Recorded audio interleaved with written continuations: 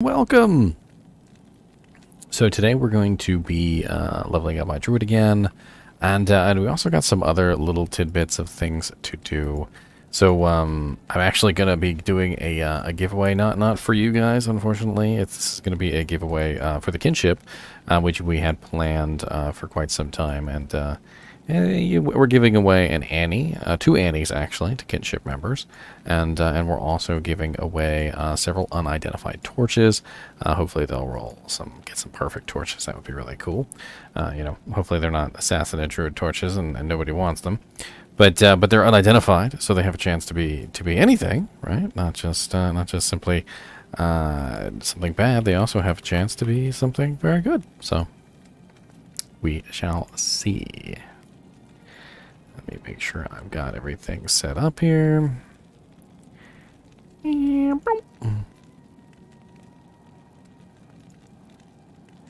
It's always fun to do these live streams. Always so much fun. Sometimes they're short, sometimes they're long, sometimes they go on for several days. Literally. I think a 17-hour stream one time. That was kind of ridiculous. It was a little much, I think. A little bit. It was on the insane side. Definitely on the insane side. Alright, so what am I gonna do? The giveaway doesn't actually end until 6 o'clock, so if you are in the kinship and you would like to put your hat into the ring, so to speak, the thing is still there for the kinship members to hit the button. And I see Jack is in here. What's up, Jack? What's up? I haven't seen you in a while.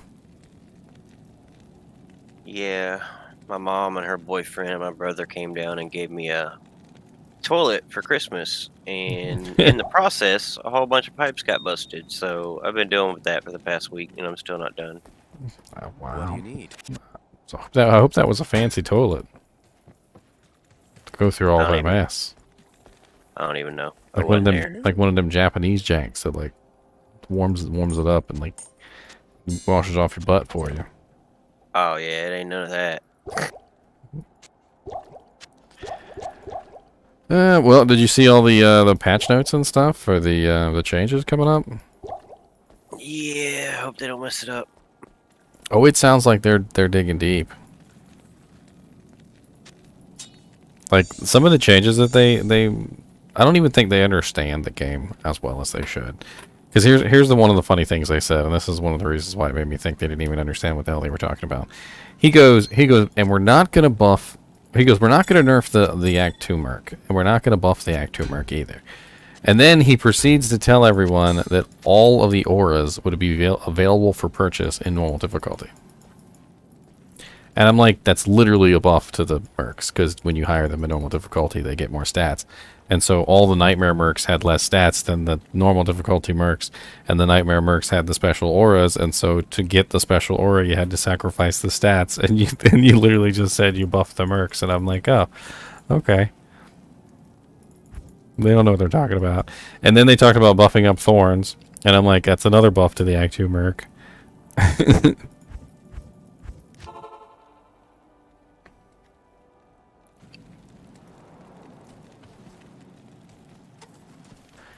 I don't know. They did say they were going to add AoE skills to the rogue, which was kind of interesting. They didn't say what they were going to add. They just kind of said AoE themed skills, which could be freezing arrow, could be exploding arrow, could be immolation arrow, could be multi shot, could be strafe. I mean, it could be any of those. They could just be simply giving the rogue pierce. I don't even know.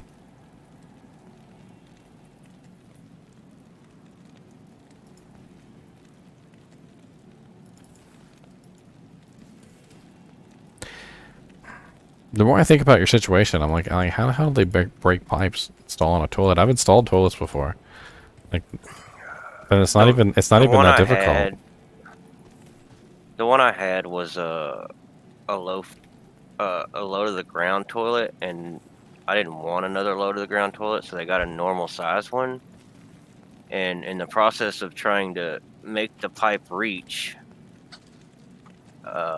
apparently all my connectors down there are so corroded that it just snapped one of the connectors. Ah, well, sometimes that happens. Usually if And you're then doing every that time kind of work, you want to have a key, like a, I don't know if they call it a city key or a water key or whatever, but you go out to the street and you turn the water off to the whole house. It's nothing special. It's kind of like, it kind of looks like a bent coat hanger, but it's made out of steel instead of you know, some cheap metal. Yeah, I've had the water off. In the process of replacing a fitting, another one would crack because they're just so old and corroded. Are you sure And you then, don't? Are you sure you don't have that recalled pipes? There was a, I can't remember the name of them right off the top of my head, but there was this type of pipe that apparently it was like recalled because it would get really brittle and it would just start cracking. Oh, it's not the pipe, it's the fittings. They're all corroded. I guess the water down here is just trash. I can't remember what it was called, but it was like there was a big lawsuit on it because apparently they sold them all over the place, and then they just started like shattering. Like the water pipes would just shatter with the slightest like jostle. But the fittings and stuff like usually go bad on the toilets. That little metal one, like that you turn the water off to the toilet, like that's on the outside, that one like always goes bad. Yeah, both of those in my house are, I guess they're stripped out or whatever when you turn them to turn the water off and on. Like, they just don't work anymore. It's just on. Like, I guess whatever it's supposed to turn in there, the little thing you turn isn't actually connected anymore due to being a plastic little piece of thing and it's stripped out. And it can't grab the bolt or whatever. But it's cool. I got it most of the way done. I got one more fitting to replace. It's just when you go under there, dude, it's like it's the little copper fittings are just so corroded and just little caked up with freaking lime and all that. Oh yeah, So, they get really nasty over time. So every time I change one, in the process of just like pulling the pipe into the next one, the first one cracks. But I'm about to the point now where there ain't but one left down there that's corroded. So once I change it, I shouldn't have any more problems. And in the process of doing it, I put a valve in so I could turn it off past certain points, and so I have hot water. I just don't have cold water. That's where one of my leaks is.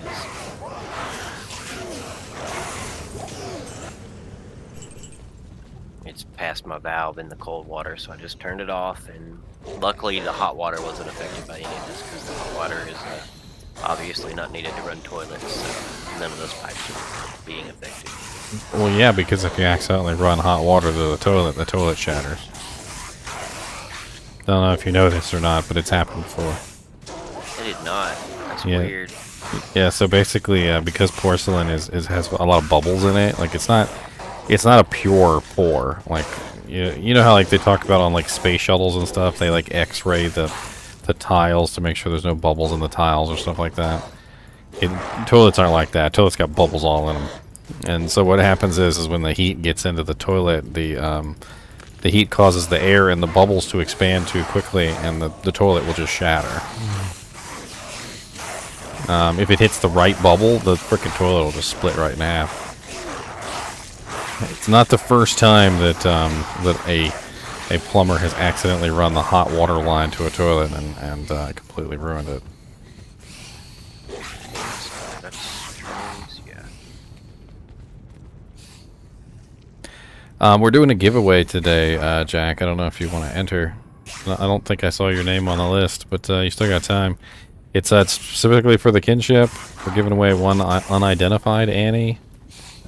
One identified Annie, which is not really the greatest, but it's still an Annie. 3 unidentified torches. And I was thinking about doing some facets too, but I don't know if anybody actually wants any facets. I definitely enter for the Annies. I'm not gonna enter for the torches. Somebody who needs a torch can enter for those.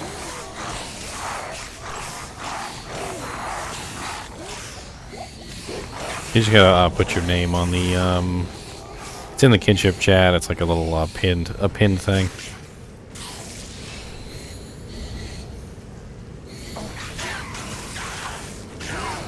It's not till 6 o'clock. We still got like 30 minutes till the contest's up.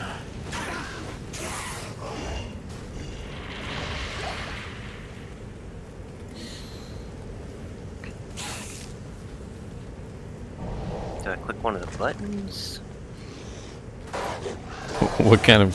the first emote, I believe. It says which one to click. Martin, I'm making a weird druid. A very weird druid. I'm basically going to be proccing tornadoes and twisters. That's my whole life. I've narrowed it down to 2 weapon choices, and I'm not sure which one I really want to use. But it's either going to be Horizon's Tornado or Windhammer Ogre Maul. I feel like the Windhammer Ogre Maul is going to be too slow, but I do like the Crushing Blow on it. 50% Crushing Blow is very nice. But the Horizon's Tornado is much, much faster. And for the purposes of what I'm trying to do, that speed may be the key.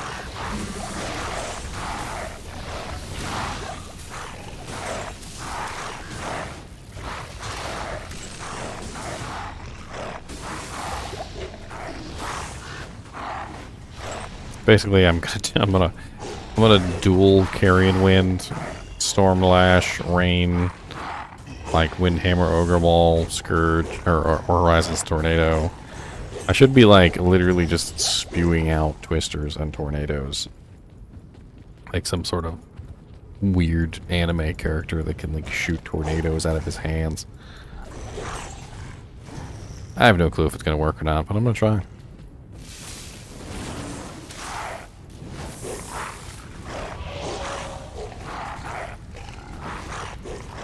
I get my hands on a Malrune.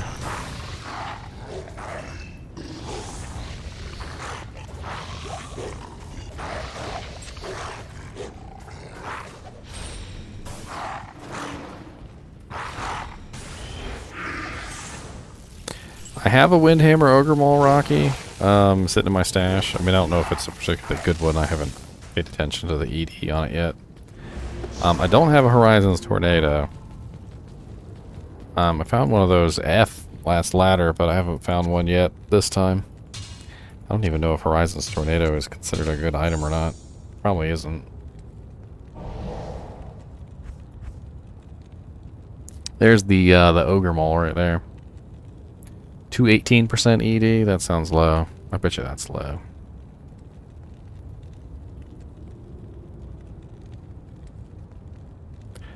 Windhammer. No, 230% is max ED on that, so that's actually not bad. That's only 12% from cap. That's actually pretty good. I mean, obviously it'd be nicer to have a 230, but 218 is not bad at all. I'm kind of impressed. I thought it was going to be junk. You might wonder why I even care about the ED, like stuff like that, when it's not even a really big deal.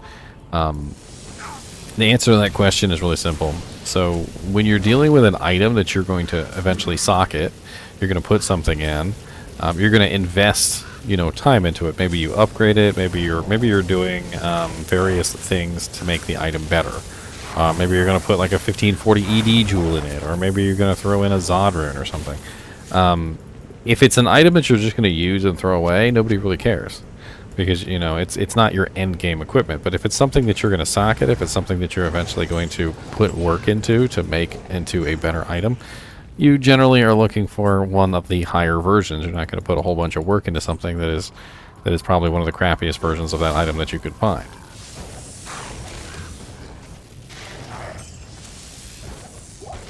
Like wasting Larsic. You don't want a Breath of the Dying Thunder Maul for that? Well, I'm specifically going for procs. Not so much the damage, but the Twister and the Tornado procs. I need as many Twister and Tornado procs as I can get. Oh, you're going to synergize them? Yeah, I'm going to synergize the procs. That's why I'm going with Rain, because Rain has I think, Twister or Tornado on it. The Carrion Winds have level 13 Twister. Ogre Mole and Horizon's Tornado both have Tornado on them, I believe, which is going to be my main source of damage. The Twisters are going to be sub damage with the stuns, which spamming the stuns is definitely going to be helpful, but it's not going to be my main source of damage. Oh yeah, the Twisters are crazy. I love the Carrion Wind on the Rifson. Yeah, Good. so I'm looking for multiple forms of spamming the Twisters. I want like as many Twisters coming out as humanly possible. And it's actually kind of cool because it's a good timing to build this character. I already planned to build it before the 2.4 notes, but they said they're going to be changing some things, like being able to cast Cyclone Armor while you're in Shape Werewolf form, which would really be nice because this build is going to have max Cyclone Armor. But Rain also has Cyclone Armor on it, and I was actually considering that as my main armor, like my end game GG armor, because between the proc for Twister and the proc for Cyclone Armor, and me having a fully synergized Cyclone Armor, it just seems like a good idea. That way, when I'm in there in combat, getting beat on, Cyclone Armor is constantly refreshing, and all the elemental damage is going to keep getting absorbed. Can Rift go in a two-hander? Because it's got like level 16 Tornado. 20%. What else does it got on it? 21 Frozen Orb. 20% attack rating. Will the Frozen Orb mess with my casting of the Twisters, though? It shouldn't. I mean, there's a cooldown on Frozen Orb, but it's minute. It's tiny. Like, your torch is going to do more damage there than your... And then the other question is, what's the attack speed on Rift? That's what I'm saying, if you can get it in a two-hander. I don't know if you can get it in a two-hander. I know you can get it really fast in one-handers. You can get really fast. I mean, I'm not opposed to using a one-handed. I feel like the Werewolf Druid... the Bear Druid is kind of terrible with shields. He has, like, horrible block chances with shields, but if I remember correctly, the Werewolf actually has fairly good block breakpoints. And since I'm not specifically dealing physical damage as my main source, I mean, I honestly, the faster attacks would probably do better because I'm going to focus on Crushing Blow along with this build. I know you can get Scepters with minus 10 base weapon speed. I don't know if you can... I don't think you can get anything faster. I don't think you can get any minus 20s. Does it have any on it at all? No. I mean, the other option is not doing a Shapeshifter Druid, but don't know if... You definitely want to shapeshift just for the health. Well, I mean, I'm just thinking about the fact that, like, if I didn't shapeshift, I could use increased attack speed items, because the Druid doesn't suffer the same penalties as the Werewolf and the Bear do. So in that case, I could use a Rift, but I would have to I'd have to stay in human form. Isn't Fury like just as, like, it's just the Druid's version of Zeal and Dragon Talon? Which is why I was going to use Fury, because it hits multiple times really quickly.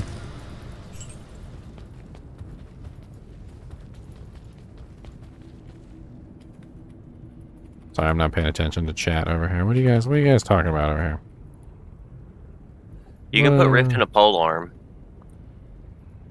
I mean, there are some incredibly fast pole arms.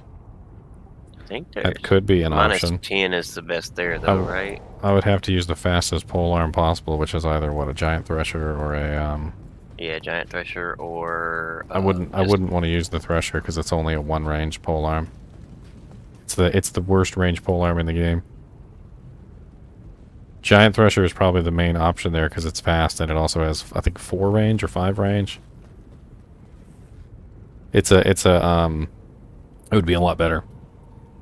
I've never understood why the Thresher has the same range as literally a hand axe. Like, it's the same range as a hand axe. The Berserker's axe has better range than the Thresher.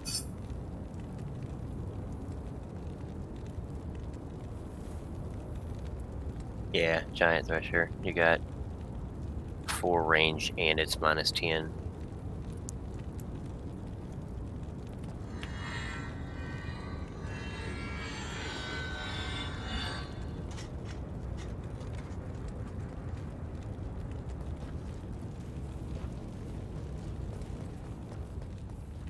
I mean, Rift does sound like a good endgame piece.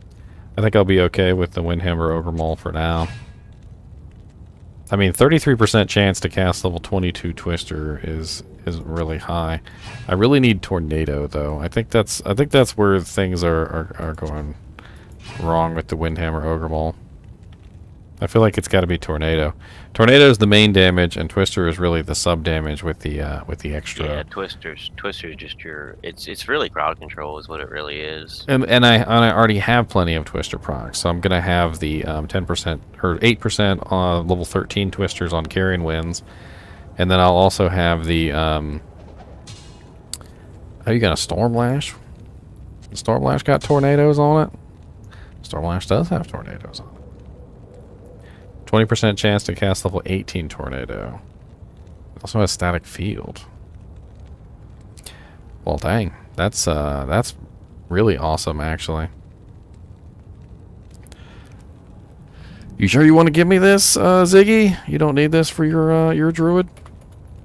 So I know that I'm pretty sure this is like one of the best GG items for a freaking a Druid that you can put on him. Oh, you've got an Eth Tomb Reaver now. Oh, so would you get a 3-socket Eth Tomb Reaver? Do you need a Zod rune for your Tomb Reaver, Ziggy? Because I've got one laying around. It was gifted to me by somebody, and it seems appropriate to gift it to someone else if you need it. Which one are you, Ziggy?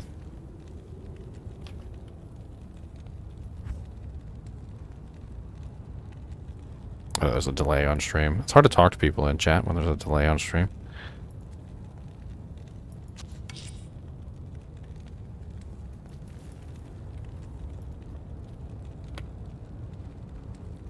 Yeah, Stormlash is crazy. I think that might be. I mean, I wasn't expecting to get a Stormlash because it's a really particularly rare item. Horizon's Tornado is much easier to come by. And so is Windhammer Ogre Maul, and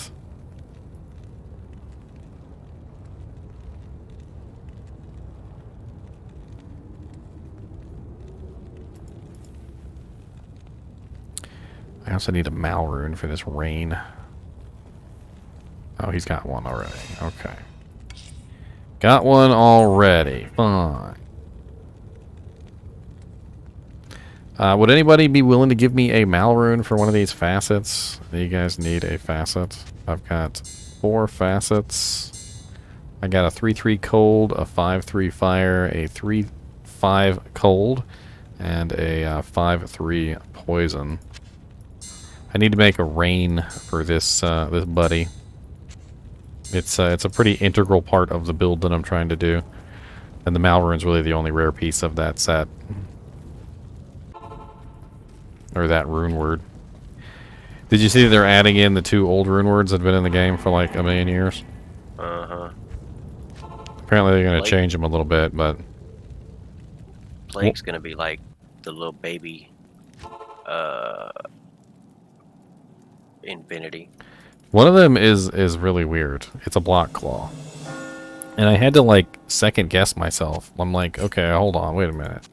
Does that mean that like you can buff up claw block? Like, because what if you just put that on with 2 claws? What is the increased blocking going to do for you? I mean, up till this point, there's never been a claw with block on it, so we wouldn't actually know. I mean, it's kind of like the 2-handed sword that Barbarian has that has blocking on it, and it's you know, it gives Barbarian blocking. But there's never been a claw with block on it, so we don't even know how that would work.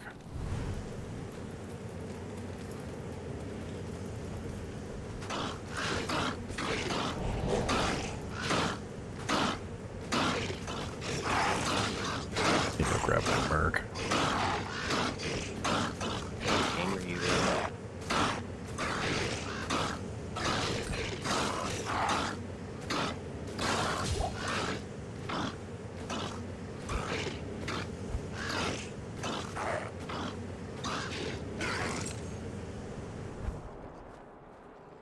Chain gloves.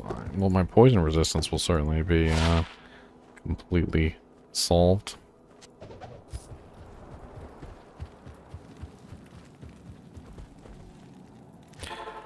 What game are you in? GGM noobs 1. Password is 16 noobs.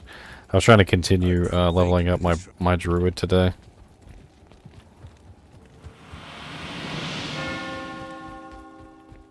I'm just bringing you a Mal. Oh, do you want one of these facets? No, I'm good. Pretty nice facets.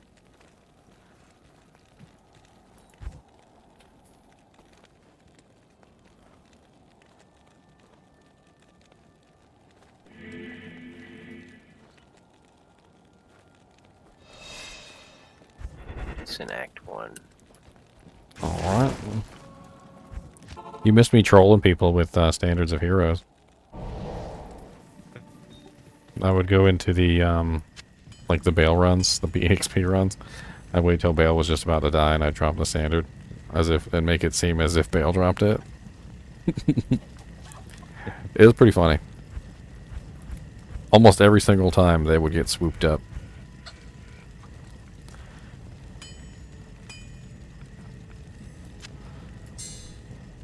I knew I had a 3-socket armor laying around somewhere. I'm gonna go find it real quick.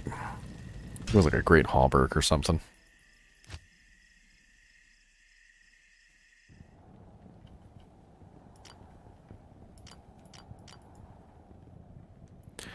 I usually hang on to 3-socket armors.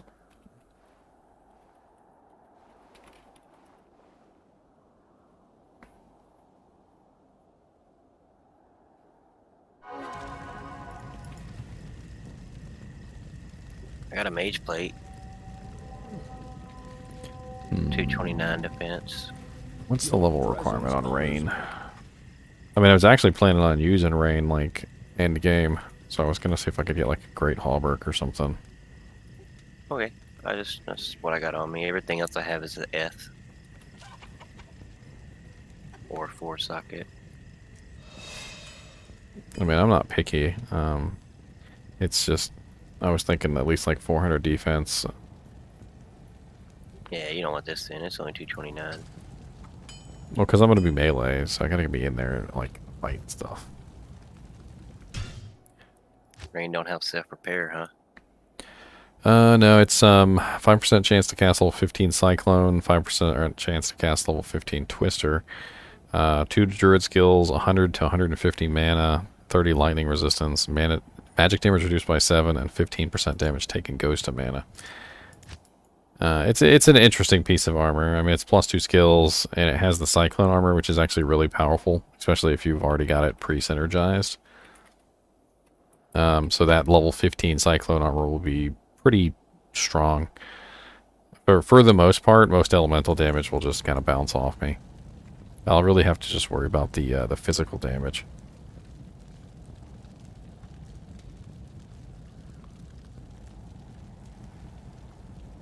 Four-socket F Great Hauberk sitting over here. I think I have a 3-socket Archon, you know? I mean, if you don't need it, I'll take it. I don't need it. If you give me 1 second, I'll track it down. That's what I'm trying to do right now, is track down, because I know I got one somewhere. I'm sitting on something. It'd be nice if I had like a little database of where I've kept all my items. Oh, how great would that be? Just a list. Even if it just kept like a little list that you browse. Or if you could just like look into your other characters' inventories, that would work too, right? Oh, Poison Dagger Necro might be a thing. Why? What's going on? Plague is a 3-socketed melee weapon. Oh yeah, when I was reading Plague, it definitely seemed like it was sort of aimed toward a poison necro. Like it really did. Like you can have a dagger with the fully synergized Poison Nova proc. The only problem with the whole poison thing is when I explored the when I was exploring the poison nova proccing, what I found out is you can really only have one poison effect up at a time. It's rather unfortunate. Oh wow, a 3-socket sacred armor, 529 defense, and a 3-socket dust shroud, 437 defense. It's too bad I don't think he's gonna have 232 strength requirement. What was the strength requirement on Stormlash? Probably not that high. A 3-socket Kraken shell. Stormlash is a Kraken shell look a hell of a lot better than a Dusk Shroud. What's the strength requirement on the Kraken shell? Like 146 or something like that? 170? 160, 170, something like that. Well, strength on Stormlash is 125, so at least I need that.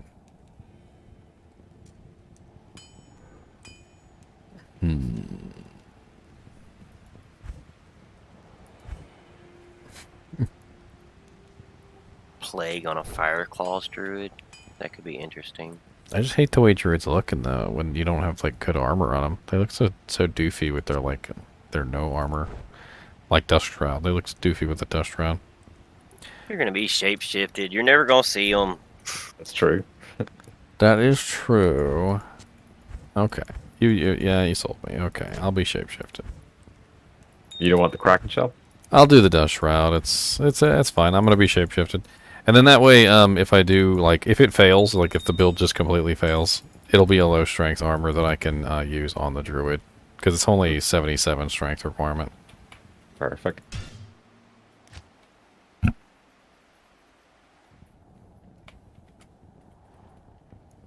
Thinking ahead, thinking ahead.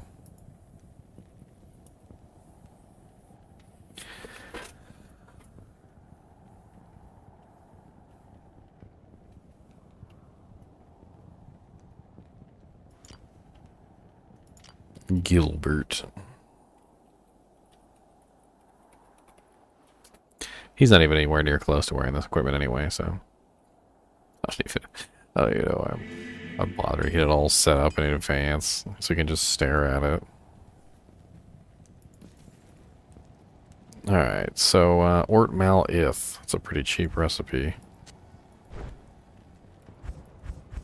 When I was going over all the 3-socket class armors, I was surprised at how cheap some of them were and how ridiculously expensive others were for no particular reason. I don't think they put a lot of thought into it.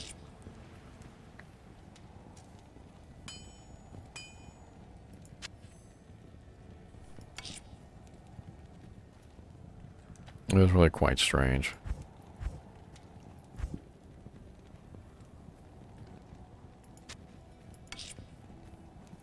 Ort Mal Ith. Okay.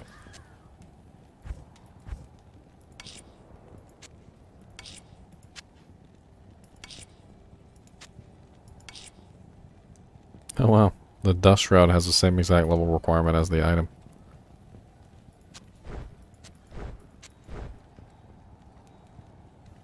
Not bad on the mana. Well, I don't know mana. I got bottom roll on the mana. Never mind. What am I talking about? It's like, not bad, bottom roll.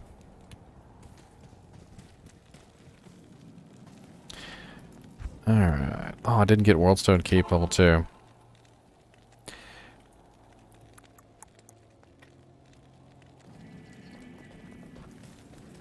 Mr. Death PK. I wonder if he's come to PK us. Oh no.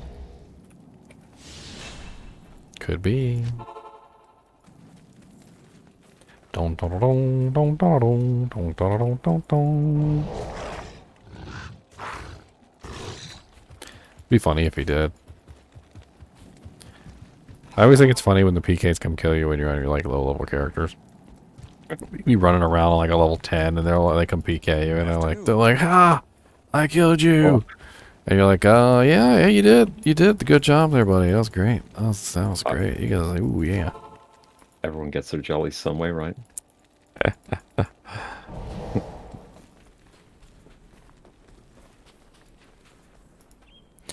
Bon bon.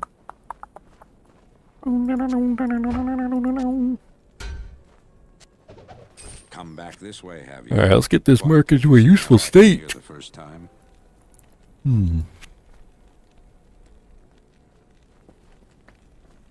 Wahid, why are you not on the list, Wahid?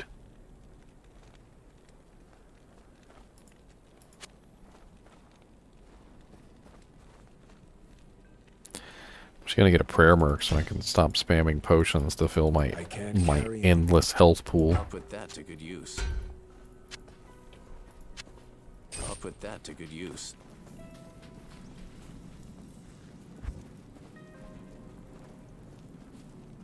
I guess I gotta get there the hard way.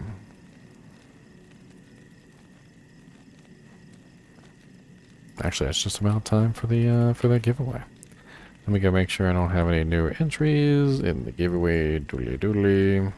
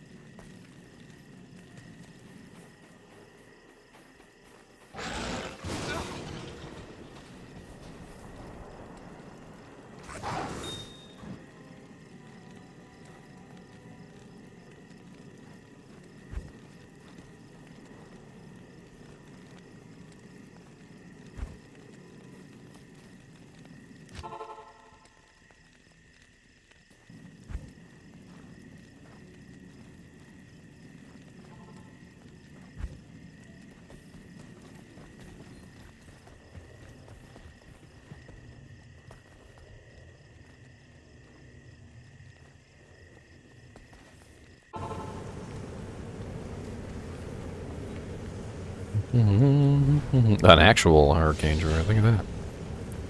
Almost as if they knew.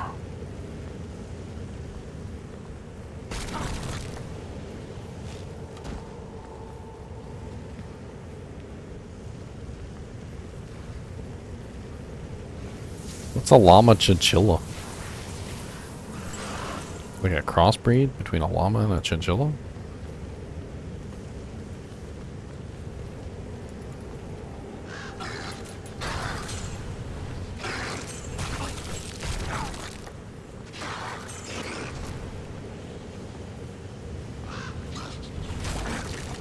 I have no idea if the synergized procking thing on Druid is even going to work. I didn't even bother to test it.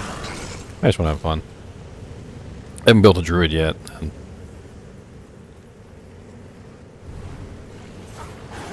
I want to build a Druid.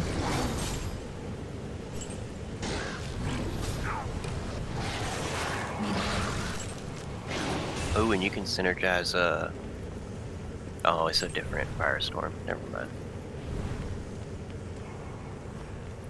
Well, I'm probably going to have... I don't know if I'm going to have extra points or not. I don't know. So I'm going to have to put...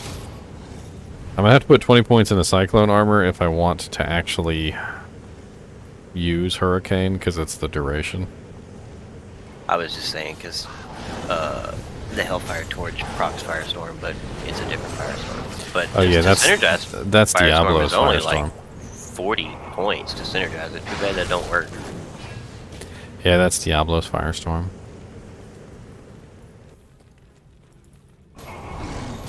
And that's a big damage boost. It's 23% per each one.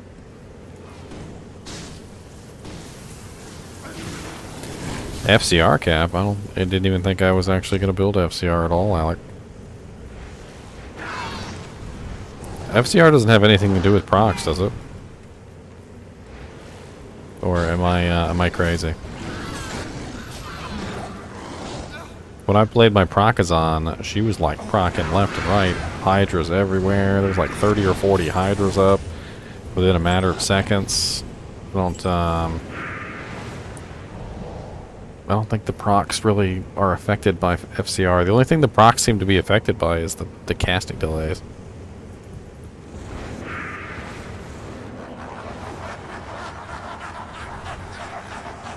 It's complicated, Alec. As long as you're not proccing things that have a delay, you don't have to worry about it. You can just... I've spammed so many twisters and novas and stuff that, yeah. I mean, that's generally the idea. Is I want to be spamming lots of twisters. I want to be spamming lots of tornadoes, and then I want to be dishing out probably like the bulk of maybe the damage to like bosses is probably going to be some form of static or crushing blow or something. I don't know. That's another plus to Rift is that the frozen orb does not require you to actually connect with your hit. Oh yeah, speaking of not connecting with your hit, they said that that's what they're going to be changing Thorns to.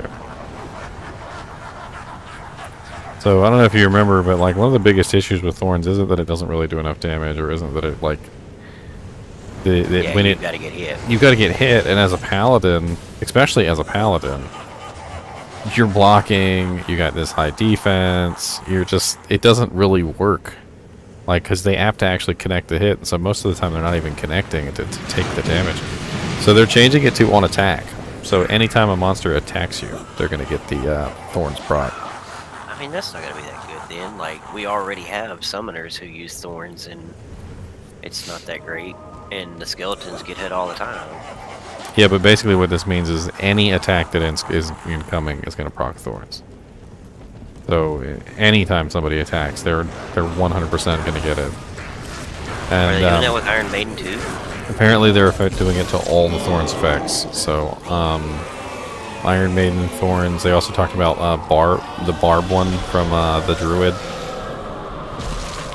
Spirit of the Barbs.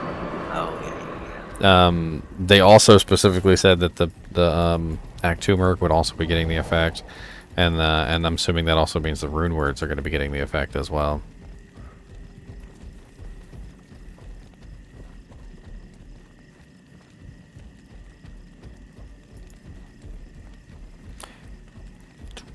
Yeah, I wonder if they're going to tweak the numbers on those then to make them. Well, they talked about two things. They talked about number one, maybe increasing or decreasing the percentage as needed. And they also talked about maybe converting it into a flat number instead, which I thought was interesting. No, don't do the flat number. PD2 did that. That's trash. Don't do the flat number. Well, the flat number has some certain advantages because I feel like because of the way that Diablo is structured, the monsters just really don't do enough damage, and it comes down to. It comes down to that as the exact problem, is that the monsters just don't do enough damage to actually make it work. So like even if you're reflecting like 1,000% back, 1,000% of what they're dealing to us is like practically nothing.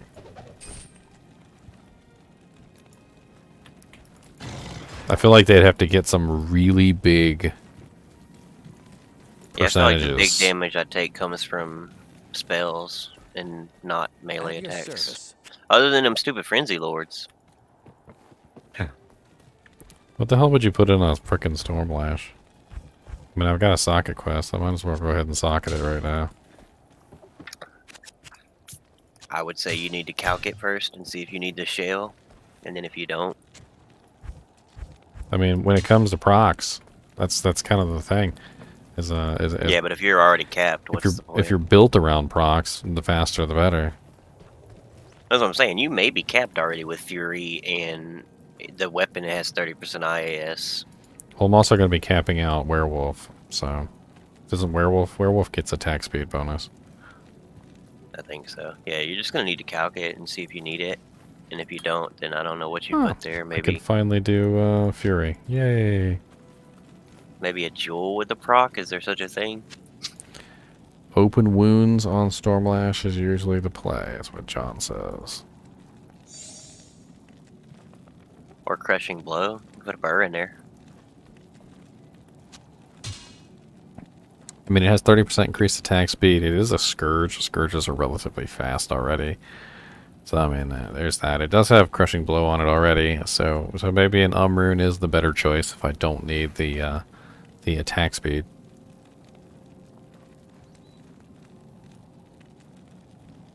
What's up, Samuel Art? Yes, it is a weird build. It's going to be a weird build. I will never deny that it is going to be a weird build. It's usually my mantra. Blind.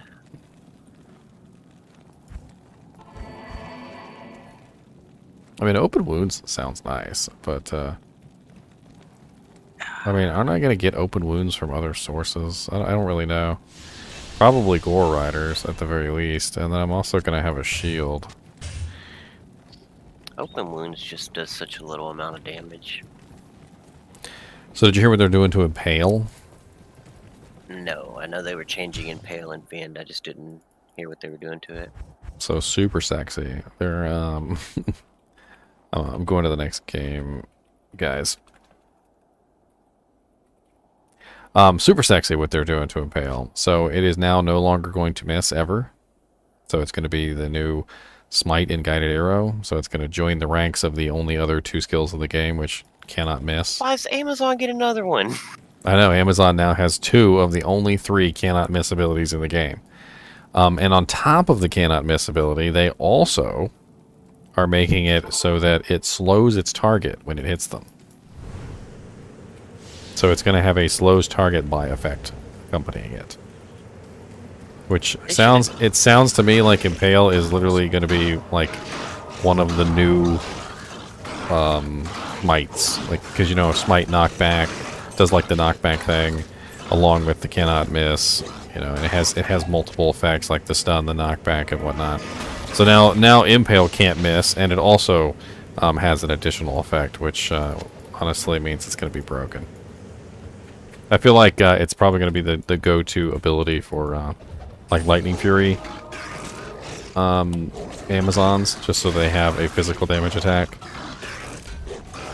Dragon Claw needs to be can't miss too. I don't know of any. I mean, they're trying to make martial arts good, right? And they're dual claw, like that seems like a fair balance. Don't put it on one of the actual kicks. Put it on the Dragon Claw. What they did with martial arts sounds like it might actually make martial arts into a very big build. You might actually be building martial arts with your kicks in now. No, I hate that gameplay. I hate build up my charges, release my charges. They changed it. Huh? So how they explained it now is that instead of releasing all of your charges upon a successful attack, you will only release 1 tier of charges on a successful attack. Which means that if you build up 3 charges, you'll have 3 successful charge attacks that you can then implement. And it goes off of the tier. So for instance, like Tiger Strike, you know, Tiger Strike has that huge damage, and then the even huger damage, and then the massive damage. So if you built up 3 charges and then you went in and did your kicks, you would literally have a massive hit, a medium hit, and a small hit from all 3 charges. And apparently all of it works this way. So they're going to change the claws, the fire claws, the ice claws, the thunder claws, and Phoenix Strike, and they're all going to function so that when you attack, you only release 1 charge instead of all of them. Which means that every time you build up 3 charges, you're going to have 3 attacks that you can implement. Which seems pretty powerful to me. Especially if you think about it from the standpoint of a boss. Like, you just go over, kick a minion or something, or maybe you're fighting Bale. You kick a tentacle 3 times, build up 3 power strikes, and then run in and kick Bale and just, like, massively rip him to shreds with 3 really powerful kicks. That's like quite good fun. Dragonflight should be fun, too. You build up 3 power strike, or tiger strikes. You could literally teleport to 3 monsters and kill 3 monsters instantaneously. As opposed to before, you can only do 1. But I would definitely see doing it with one of the ones that isn't Dragon Talon, because you probably wouldn't want the multi-kick effect, because you wouldn't want to just blow all your charges at one time. But I also don't see using. I still don't see Tiger Strike as good, because the best damage you can get is really low, because of where your damage comes from. It comes from your boot, and they're very, very small. The elemental ones though seem very nice. I see that. I see that happening. The elements maybe going dual element or something. Well, especially the CC on Ice Claw. It's like a massive freezing effect. It's almost like Glacial Spike, but way better. I didn't even build the ice one when I built my Amazon or my assassin, and I would still use Ice Claws, despite the fact that I didn't have any points into it, because it was a amazing little crowd control effect. I'd go into a group, I'd just hit that one Ice Claw off, it would like freeze everything, and I would just start going to work. That's interesting on Ice Claw specifically how that's going to work, because one charge is damage, one charge is radius, and one charge is duration. I know, it's going to be interesting to see how they make everything function. I'm also interested to know whether if you build multiple charges, will it specifically use one charge or one of each charge? So, like for instance, if you had 3 charges running, it would use 3 of the top tier. Did they say they were going to use? They were going to allow you to build multiple charges? I mean, they didn't. You can build multiple charges right now. They didn't say they were going to change it. Wait, you can build. I thought you could only have 3 charges. You can build multiple. You can build multiple charges. You can both. Believe you can build like because when I was doing it, I would have Cold, Lightning, and Phoenix Strike up at the same time, and you could build all 3. So you could have literally 333, which is 9 charges running, and then when you hit a target, you would unleash all 9. And it was a big build up to do 9 charges, but I'm hoping they also increase the duration of the charges, because the duration of the charges was a little low. It's hard to build. It's hard to build up your charges when they disappear so quickly. No, if you slam all 4 at one time, and Tiger too, all 5, you're gonna kill anything in a game. Yeah, you do that, and if it releases 1 charge from every charge skill, you're gonna kill everything. Well, my thing is they made it better by allowing you to do each individual charge. They've made it less of a time investment, because the time investment, what you're getting out of it is greater. So before you had this time investment to build 3 charges, and then it was only for one, big hurrah. But now it's a time investment to build 3 charges, which is also 3 attacks, and so it's 3 times more effective as it was before.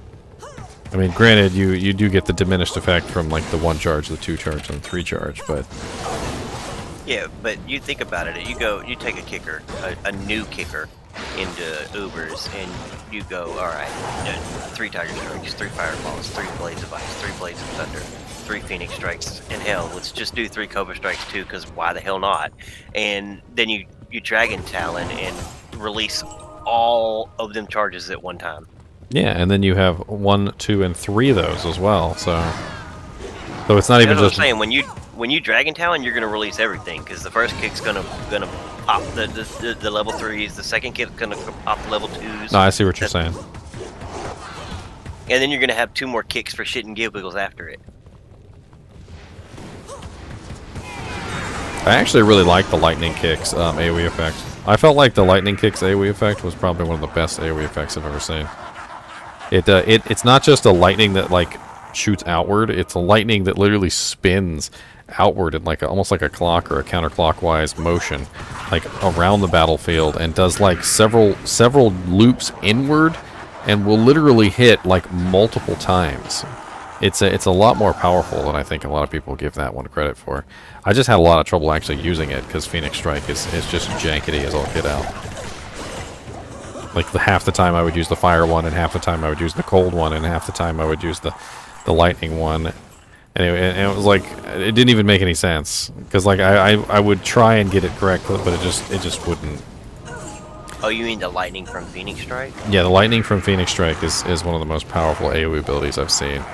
Because I'm wondering what how many charge bolts you get from the regular lightning one. Can this be the new charge strike? I don't know.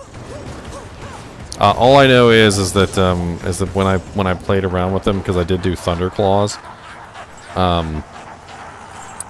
the lightning from Phoenix Strike was way superior in damage. It's not just it wasn't just about the damage that it did, it was about the way that it applied the damage. It applied the damage in a way that was just extremely effective.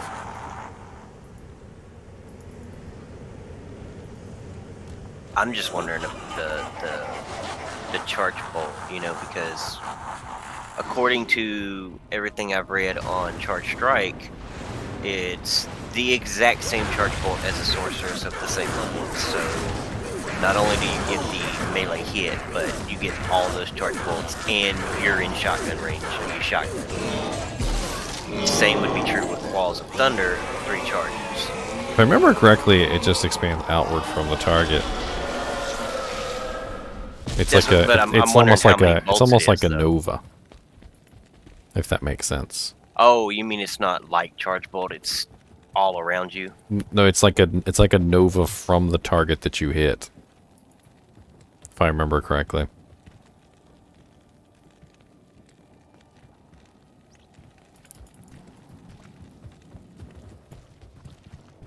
I don't really think the Thunderclaw bolts hit properly, but you do have to build Thunderclaw to beef up the lightning on Phoenix Strike. So it doesn't really matter if you're going to build Thunderclaw, you're going to build Phoenix Strike, and if you're going to build Phoenix Strike, you're going to build Thunderclaw. It's kind of like a catch-22. Afternoon.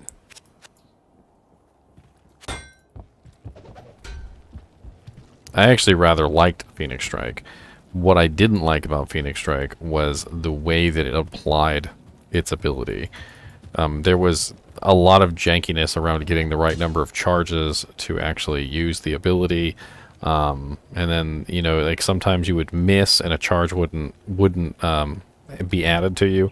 And so when you missed and the charge wouldn't be added, you'd right click because, you know, you're on a rhythm, and you would accidentally use the fire one or the cold one or something, and it wasn't as fun. And of course, if you didn't build the cold and the fire on Phoenix Strike, then anytime you used the cold and the fire on Phoenix Strike, it was a waste. So it's 14 bolts, but it's just like lightning enchanted. They come off the mob and they just radiate out. So a lot of them are going to go towards you and not do anything. None of them are going to hit the target you're actually hitting. Yeah, I wasn't particularly fond of the Thunder Claw. I mean, I used it for dramatic effect, like I would build up Thunder Claw, Phoenix Strike, and then also, what was the other thing? I was using something else at the time.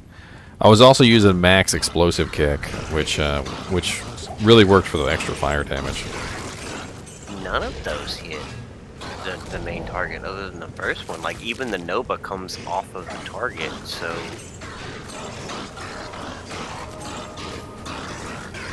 I'm telling you, the Chaos Lightning on Phoenix Strike is way, way, way better.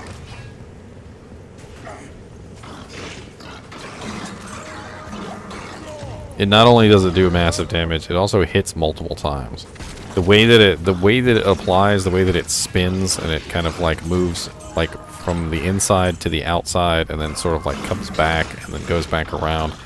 It you know, because lightning pierces, and unlike the charge bolt, the lightning effects actually pierce through the targets, and so they literally will hit the targets like 2, 3, sometimes even 4 times, depending on how they move within the zone. And I imagine with the way that they're going to change it, it'll be a lot easier to spam that too, because you can hold on to 2 charges. You could attack once, right click, attack once, right click, attack once, right click, and you could probably just spam Chaos Lightning over and over again. Whereas before you had to click, right, you know, had to click 3 times, right click, click 3 times, right click, and that was if you hit. So it's going to be a lot quicker to spam that than it was before, just in general. Obviously, Why Why are there no one-charge Phoenix Strikers, man? That could be insane. one charge what? Phoenix Strikers, that could be a really good Magic Find build. You have like Dragon Flight to teleport around, and then you just have Meteor, like a freaking. You have. Oh yeah, I was actually thinking about that when I built my martial arts assassin. That because Meteor is a one charge, that you could literally just right-click spam. So you would just click spam, click, you know, left click, right click, left click, right click, left click, right click, and you would have meteors just crashing down like crazy on the target. But you know, then you got to keep into mind all the fire immunes and stuff. So. Well, I mean, you do have Phoenix Strike when that happens. Once you've cleared all the things that aren't fire immune, and you switch to one of the other ones. But that just seems. I'm just talking about like for magic finding. Like that can do what a sorceress does easily for 40 points. Well, the really cool thing that I was thinking of is that as you're teleporting around with Dragon Talon, you know, you could stop and build 3 charges just so that you have them. That way, when you're teleporting around, it would be safer. Especially if you do like Ice Talons, because that way when you teleport to the target will either be frozen or chilled at the very least, which will make it a lot easier for you to. You think Naruto with dynamic entry, like literally, you're going to be a dynamic entry character. And if you can build up 3 charges and dynamic entry 3 times, it's going to go a lot faster. You just have to stop every now and then and build up 3 more charges. You could also do, just to make it even safer, you could teleport with a Cobra Strike up, just so you get lifesteal on each teleport.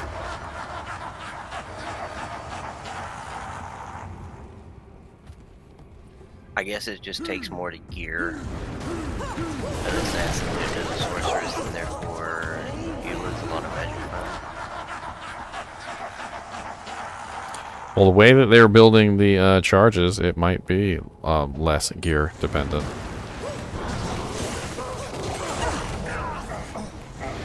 Like I wonder if like a Blades of Ice trap armors a thing.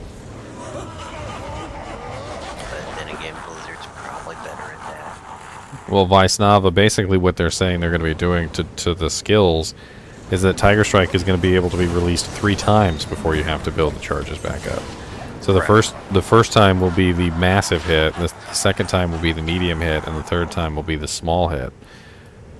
It also means that you're going to be able to keep the large hit up more.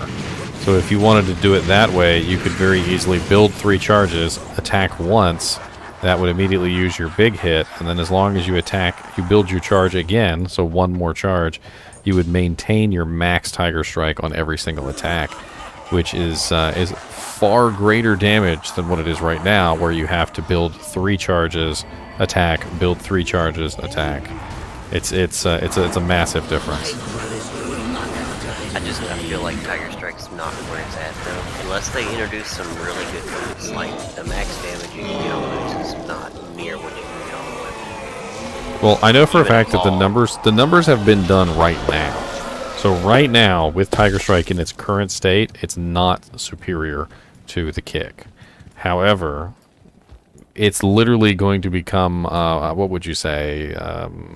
I want to say 66% more effective. It's going to become 66% more effective with this change, which means you're going to be able to spam it way more and at much higher damage than you can at this particular point. And I'd be interested to see if somebody ran the numbers with the new Tiger Strike, the way that it's going to be formed now versus the kick. It's probably going to edge out over the kick as it is now.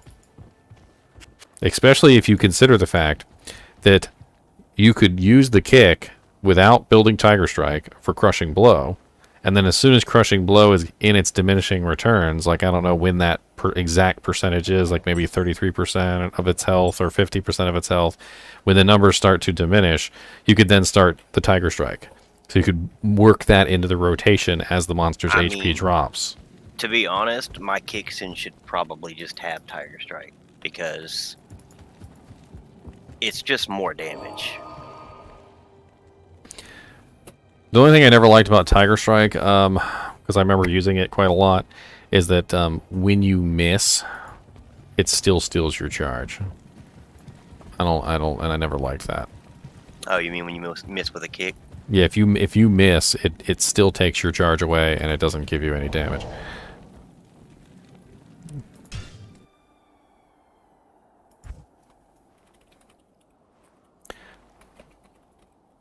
But there is also a finishing move that is not a kick. So you can still use weapons. So you could have a Tiger Striker with weapons. Could be the new Pit Zerker.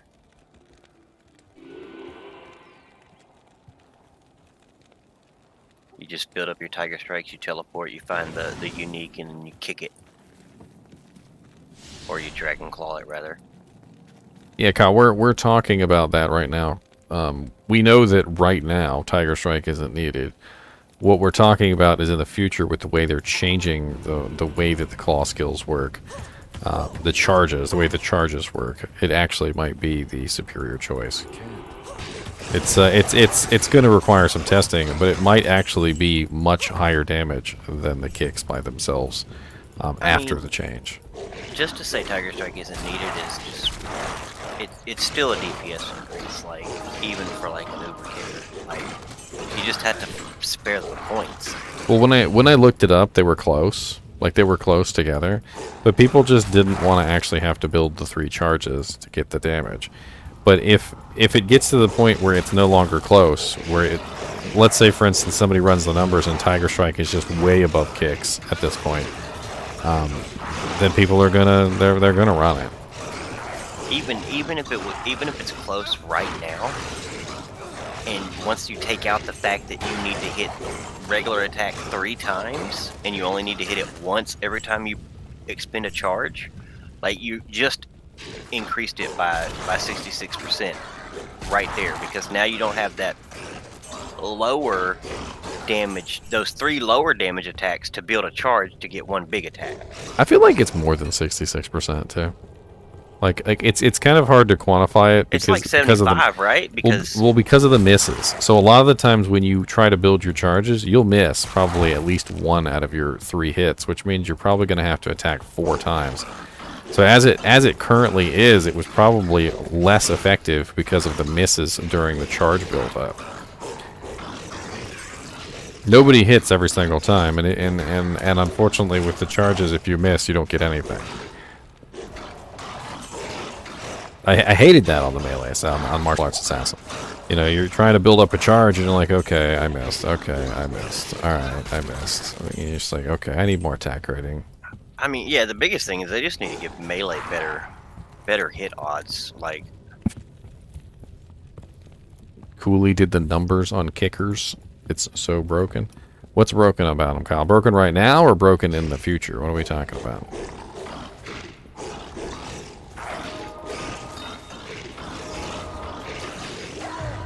I mean, they are kind of even broken right now, to be honest.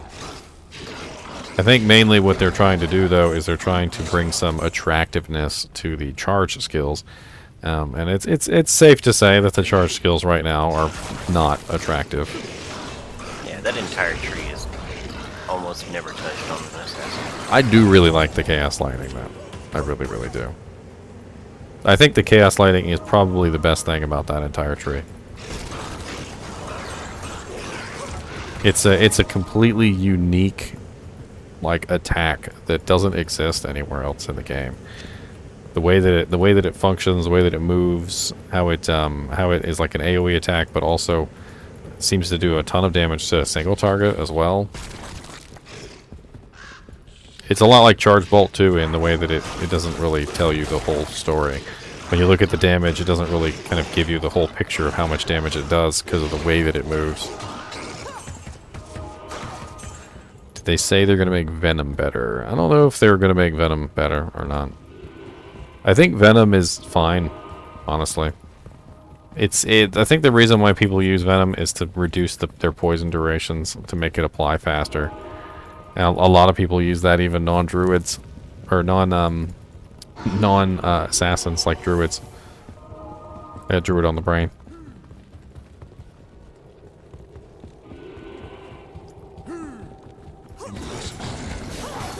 I mean, the best thing about Venom is it's prevent monster heal all in one skill. It's only like 0.4 second duration. It's a terrible. But I mean, It's a the thing terrible you're targeting duration. But like the thing is that it reduces all poison to that duration. So it doesn't matter what poison you have, it all turns into a 0.4 second poison. Right, but it mathematically calculates that. So like if you have a charm that does like 150 over 6 seconds, it does the math for you, and it turns out to be like. And it doesn't reduce the 20. damage or anything really. It's applying it in the correct duration. Yeah. But that's what people want. People want poison that's quicker. They don't want poison that takes like 60 seconds to apply. The thing about it is like the assassins that use Venom want it to be even faster, because like you want to apply it every freaking fraction of a second, not you are applying poison every fraction of a second, and to have it every half a second, you're not getting all your poison damage because you're just reapplying. When does this drop on the PTR? We haven't gotten the exact date. They definitely were talking about like next year though for ladder. They gave us a timetable. They pretty much said that balancing, proper balancing or fixes with the game, then PTR, then 2.4 PTR, and then apparently ladder comes after 2.4 PTR. So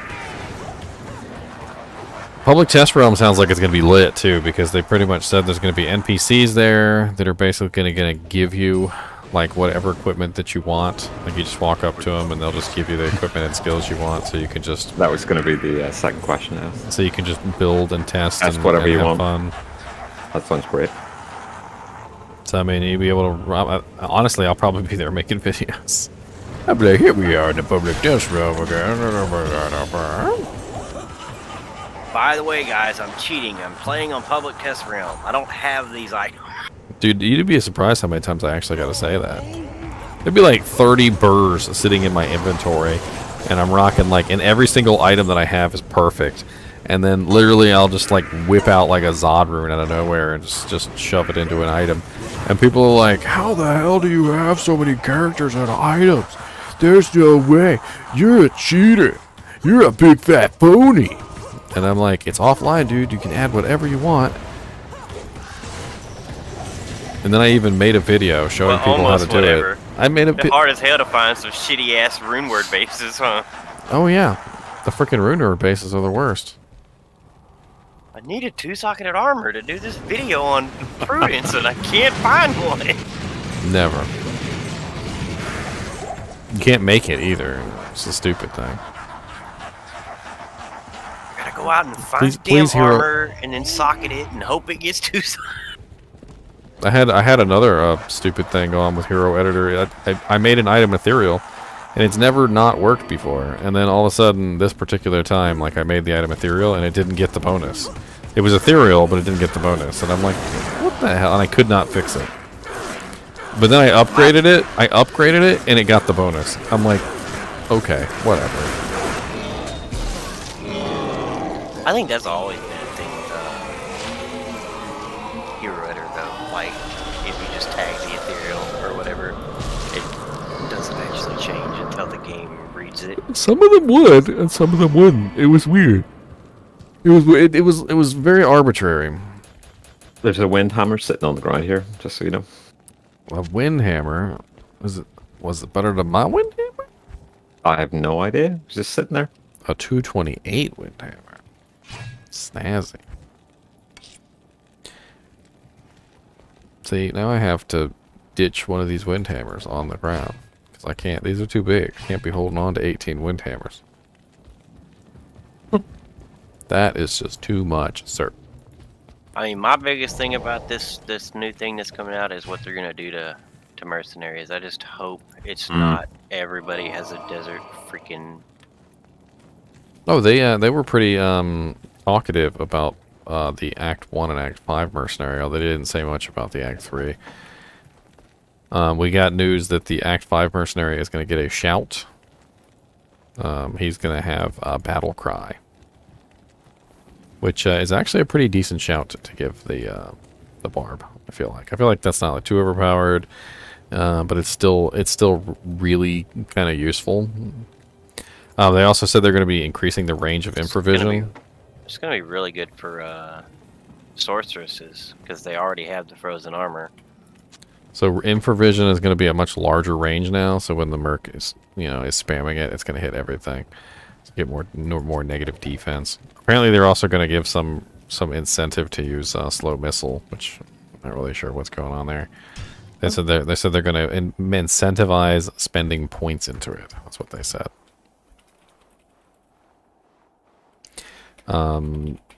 For the bow girl, they specifically said they were going to add some sort of AoE ranged ability. That's what they said.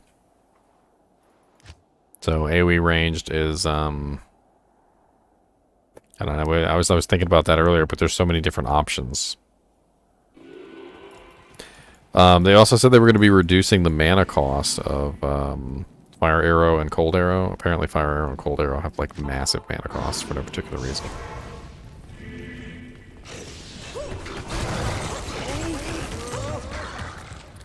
I don't know. There's a lot of stuff they were announcing that they were doing, and it all seemed rather interesting, actually. It's a lot, though. I mean, they're both just under 6 at 20, so... I mean, if they're reducing that, that's going to be kind of big. Weaken is apparently going to scale as well. I thought that was interesting. Weaken is that curse that nobody uses, because honestly, Weaken is just an inferior version of Decrepify. And apparently it's going to scale with level now. I'm not really sure how good it's going to be, but it is a direct negative damage on monsters. And it would have some nice use if it wasn't completely usurped by Decrepify.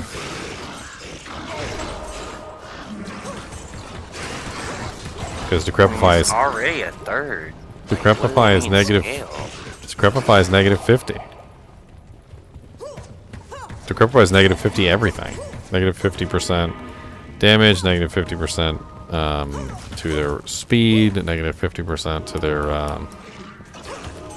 What was the other thing it does? Decrepify does 3 things. Can't even remember. Their damage, their speed, and their incoming damage. Oh yeah, the physical resistance. 50, 50, 50. I always thought Decrepify was just half of those curses mixed together.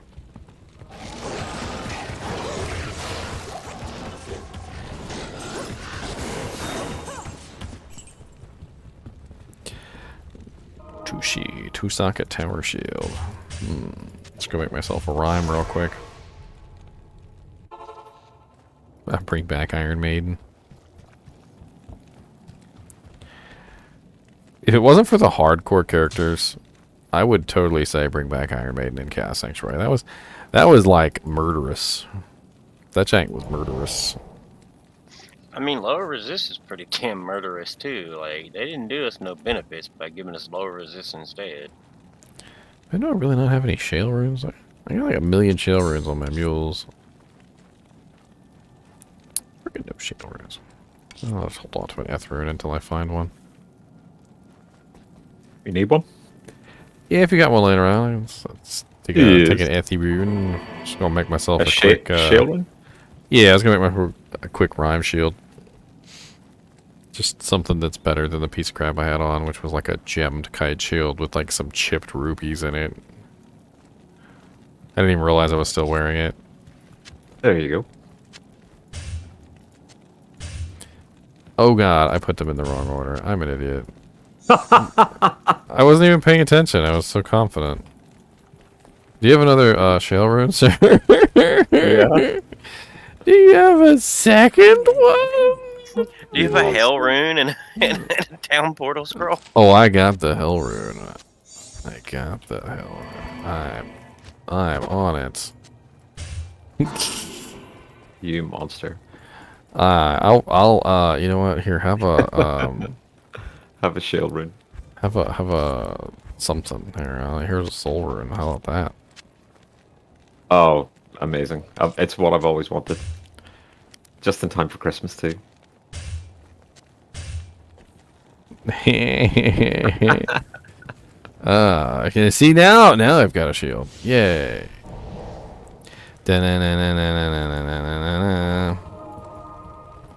My old shield, by the way, if you guys want to see this, that's my old shield. Beautiful, beautiful shield. I know you guys love it. It's impressive. Makes all of you jealous. Oh my god. Gem, too. Look at it. Gorgeous. Love it. The tier rune in there. Who doesn't like tier runes in their shield? You guys already meal-readered everything. I think it's this way.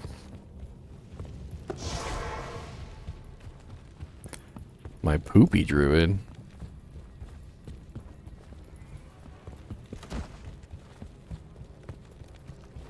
Sign it, sell it. And they're doing fire stuff with the druid, right? Oh yeah, I forgot. I gotta do this drawing. I'm being all lazy. Alright, so let me make sure. I think Luli entered the drawing. I was waiting on him to enter the drawing. That's why I was, That's why I'm slacking. Gotta make excuses. Alright, yeah, so Luli entered. Let me make sure I add him to the list.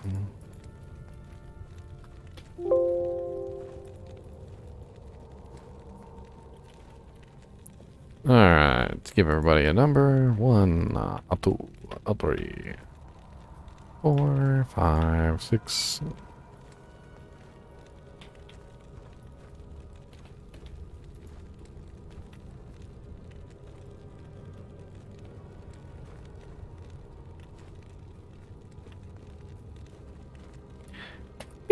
Alright, we got 15 people in the contest. Let's get this drawn real quick. Probably shouldn't stand around in Worldstone Keep and get killed by Bale. It might be a good idea.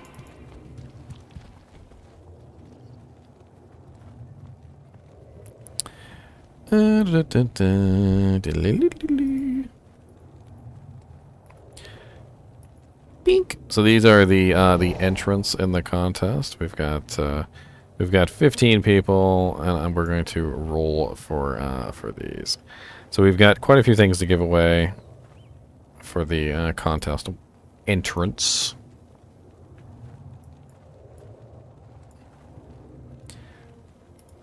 And let's get this dice on the screen.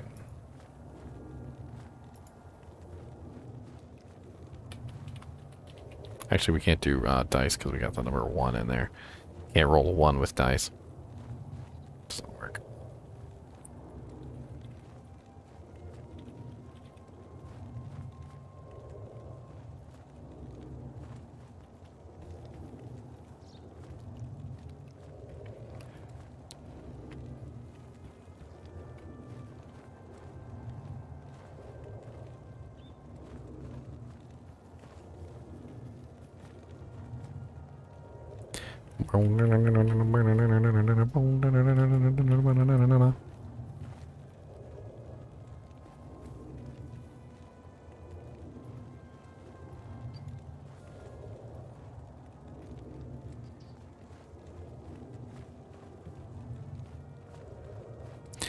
All right, here we go.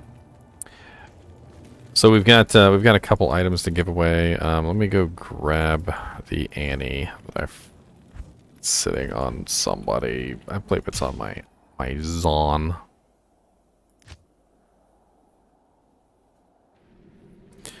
What's up, Harleytron?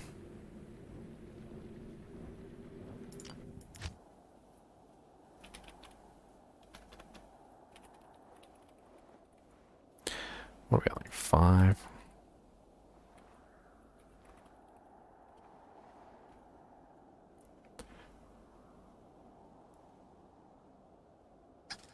If you Sean Mick, you didn't enter the contest.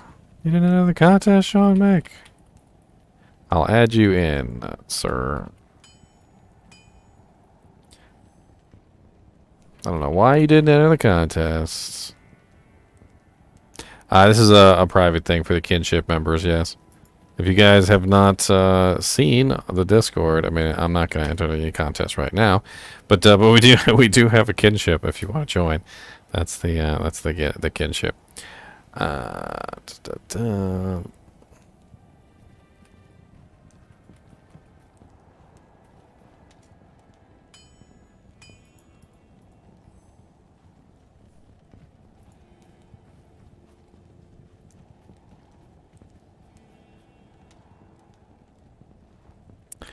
Doom, doom, doom. Alright, let me add your number into the list. Annie is not on this character. What do you do? I have to find the Annie before I can begin. I know the Annies are the items that are the most sought after.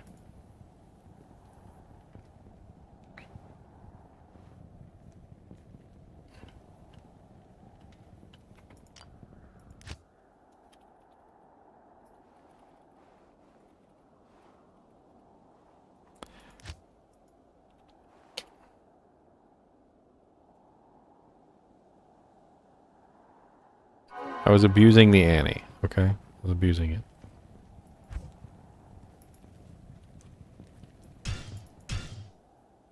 And I don't know where it is. Somewhere. It's on a character.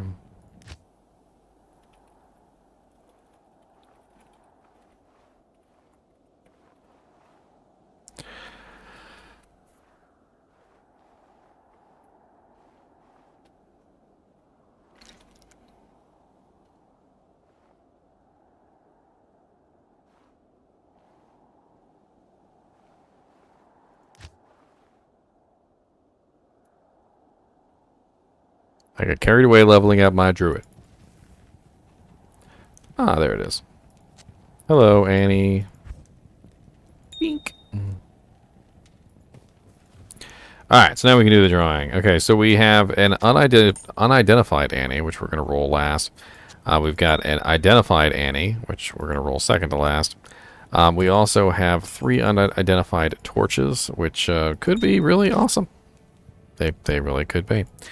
You never freaking know when it comes to an ID torches. It could be a perfect torch. So we're going to roll these torches off one at a time. So first we're going to roll off 1 torch. Let me get the cobwebs out of the dice. Cobwebby dice. Nobody likes cobweb dice. Alright, roll for the first torch. Goes to number 2, which is Deegs. Alright, so Deegs gets a torch. Doesn't even need a torch. What's that? Put rust handler here.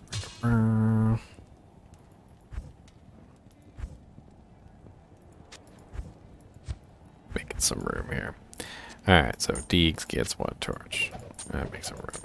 I don't need all these standards.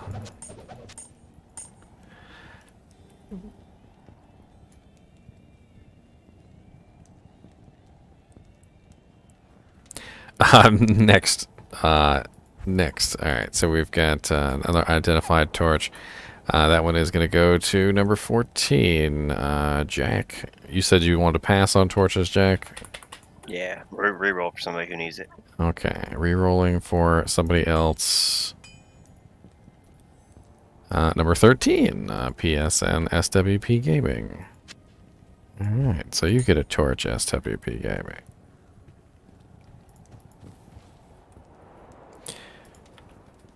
Torch. Torch. And next, third torch goes to number 7, Milo Bias.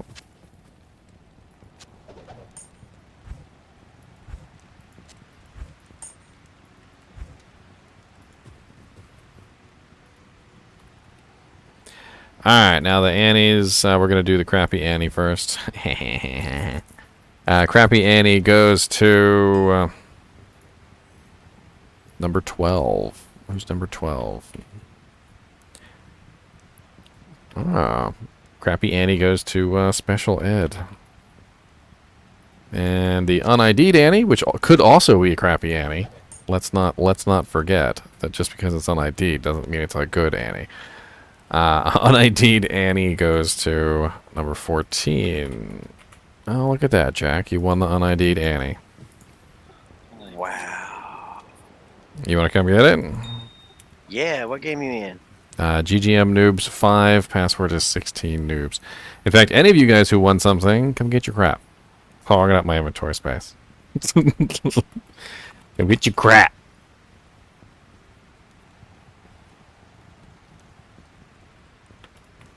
You gonna ID it on stream? If you want me to. Of course. Oh, okay.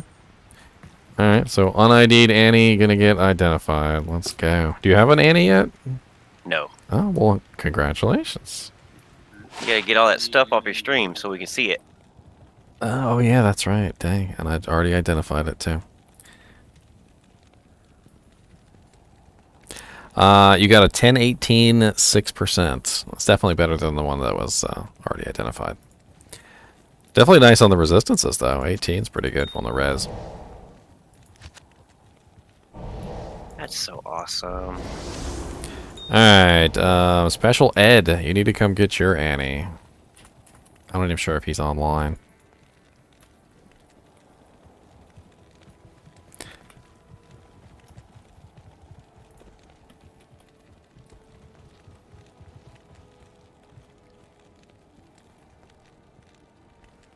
And then we also have the other two, the unidentified torches. I mean, I can give them away later as soon as they log in. It's not a big deal. Buy low bias. SWP Gaming. SWP Gaming is, are you on Nintendo Switch or one of the consoles or something? Because we might have to see if we can get it to you some way. And then Deegs. Deegs, you want a torch as well.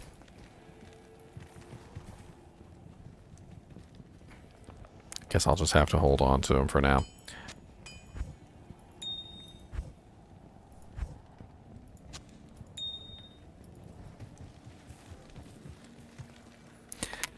And you know, the cool thing about having Annies is that once you have one, that's pretty much all you need. I mean, you don't necessarily need a perfect Annie, but the +1 to all skills and the stats and everything, you can put that on every single character you got. You just swap it back and forth. It's absolutely great. Switch and PS4. So I need to give you one of these torches then. So let me hop onto Nintendo Switch and I'll shoot you one of these torches.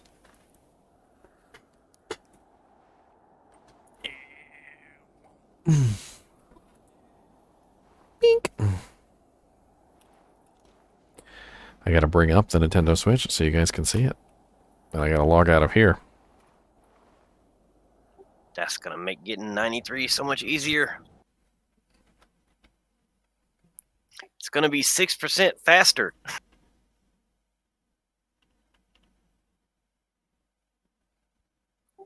Thank you, sir.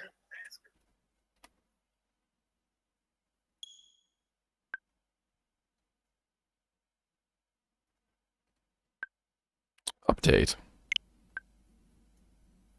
Install update and hurry up. Nintendo Switch.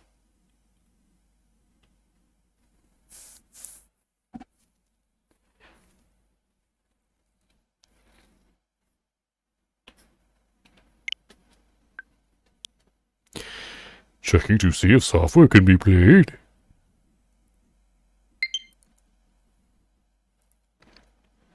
Alright, SWP, since you're the first one that actually is claiming one of these unID'd torches, I'll let you choose which one you want.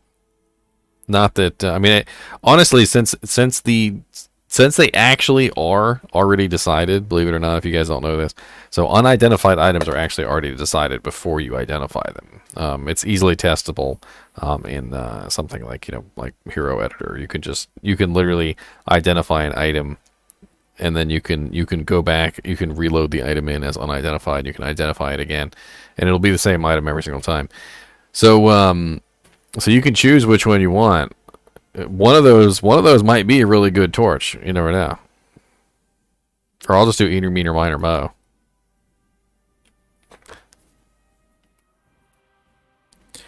Alright.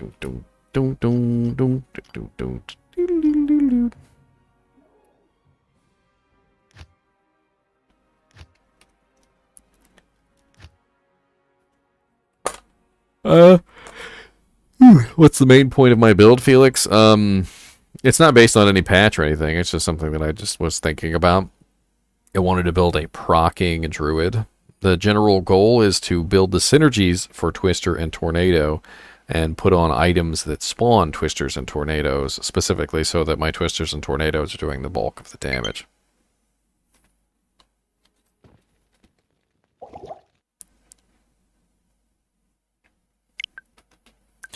The bulk of the damage. I like procs. I do like procs.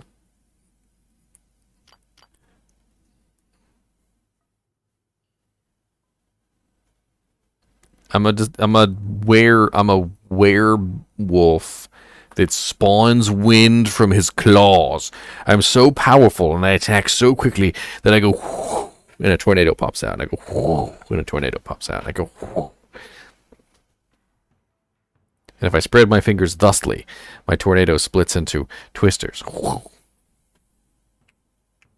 That's right. Don't judge.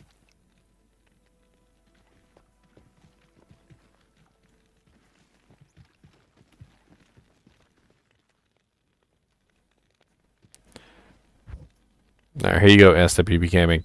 You have a choice between a horn, the one with the little thing on the top, and then the board.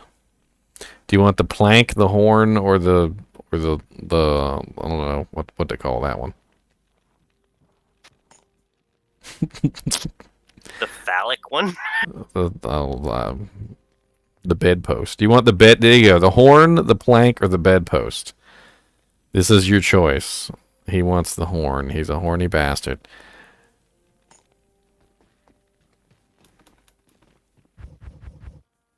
So did you get more? You got more declone kills?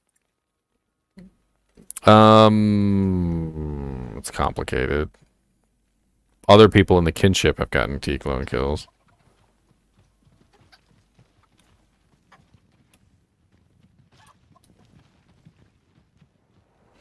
Here is your horn. The whatchamacallit to work yet? I haven't gotten it to work now. I haven't gotten a declone kill since. I also haven't really been hunting the declone. I've had too much other stuff to do.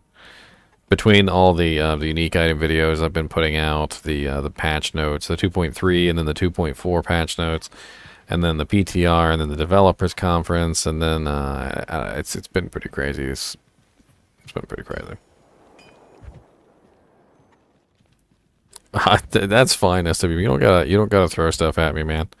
That rune, I'll probably end up putting that rune in something. I guarantee it. That weapon you were talking about.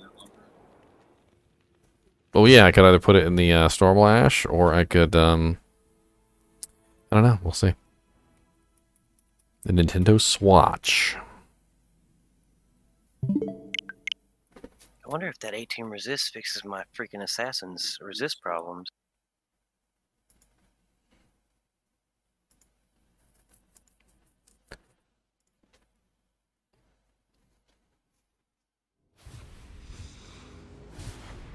Oh, I got the rain rune word, SWK Gaming. I got it. Jack gave me a mal rune for it. So now I've got the I got the rain ready. I'm gonna bring down the rain on them suckers. It's kind of a cool name for a rune word. It's kind of one of the best ones out of that set. Right, I think it's right behind treachery, in my opinion. Alright, I'm gonna go to GM Noobs 6 if you guys want to join. Nightmare difficulty this time. I don't know if I'm I don't even know if I can hang in nightmare difficulty yet, but I'll give it a try.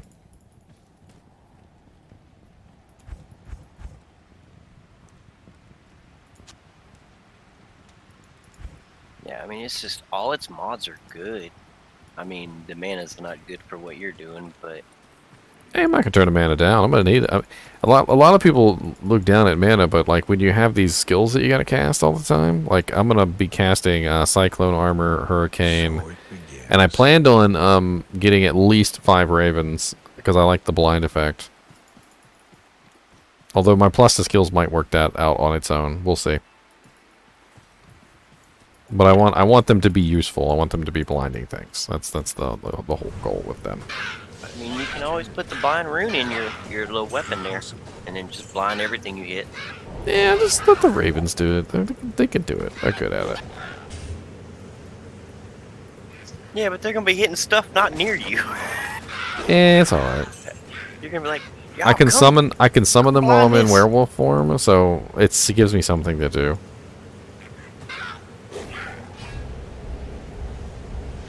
And they do cost a little bit of mana.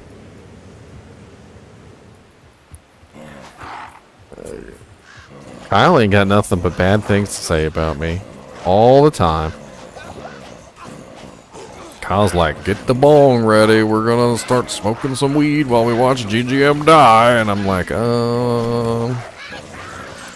you're rude, sir.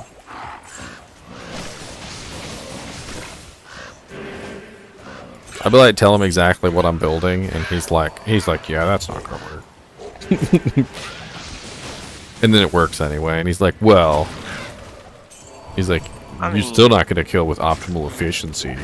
Everything works somewhere. Like, it may not be what you want to farm, but it'll do something.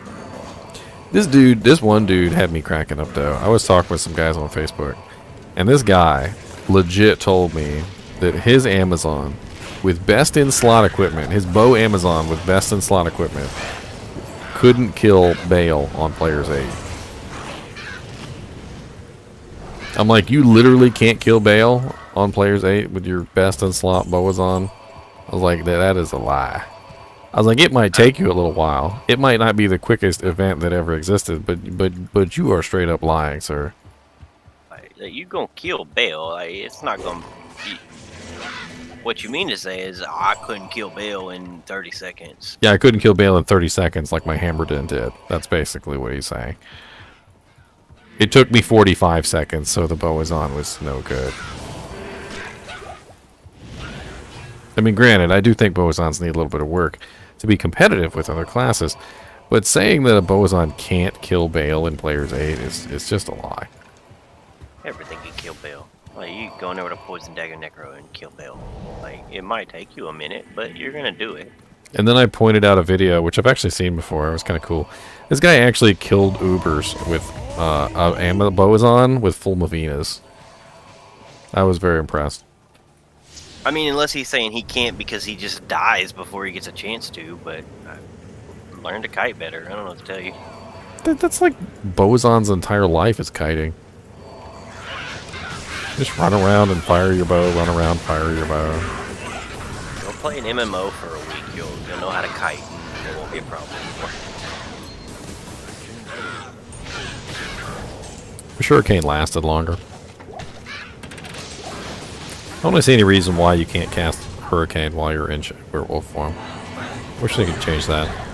It's a duration-based skill. I feel like you should. If you pump Cyclone Armor. Yeah, I mean, you gotta like swap back and forth. But I mean, like, they should just let you just cast it. I don't see any reason why not. Let there be some hybrid. Let there be some hybrid builds. It should be like enchant, and it just lasts for a long time. All that kind of stuff should just last for a long time. You can't beat cows in players 5 on your assassin. Cows are like one of the easiest monsters, though. You must be playing martial arts. Cows are rough for melee, man. Like They do a lot of damage. They beat the shit out of you. They really do. Physical damage is like the cow's one redeeming quality. They hit hard. But honestly, I think one of the main reasons people die in cows is because they run. As soon as you get into a group of cows and you try and run out of the group of cows, and 8 cows all run hit checks on you, and they all hit you at the same time because you're running, you just instant die. Now granted, I'm not saying that you're going to live standing still either, but as soon as you turn to run, it's like instant death. Gotta hit that R button before you run away.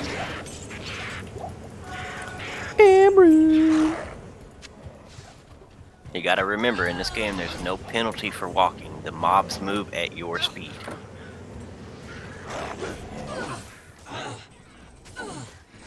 I was actually trying to figure this out one day, and I couldn't even for the life of me figure it out. Do the mercs get the run penalty? I think they only walk, dude. I don't think they run. I think the rogue can run when she's trying to really run away, but I've never seen any of the other ones like move really fast. But like, even if they could get the penalty, it would only be the defense because you know the mercs. None of the mercs can block. Not even the merc that has the shield can block. So He can't block? I was gonna say, can't the Act 3 block? no, he can't even block. It's just stupid. He's the only merc that has a shield, and he can't even block. We need an Act 4 merc. I don't know what it could be, but we need an Act 4 merc. Maybe a Druid. Druid-like.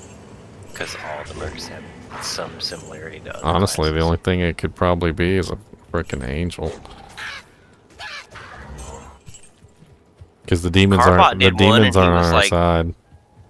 Carbot was like, you could do a quest or whatever. They could add a quest, and you go save a tortured soul, and then now you can, or you go do something, and then all the tortured souls are now mercenaries. Where they were like, kind of like Pendleskin's minions. You know what I mean? Where like they're dead, but they're fighting for good now. That's pretty interesting.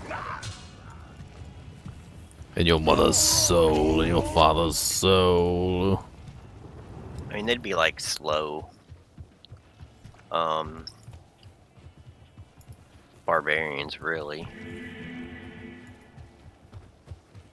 I feel like since you're in hell in Act 4, the only real option that would make any sense is it would have to be a demon. Yeah. I mean, there are demons that convert, so.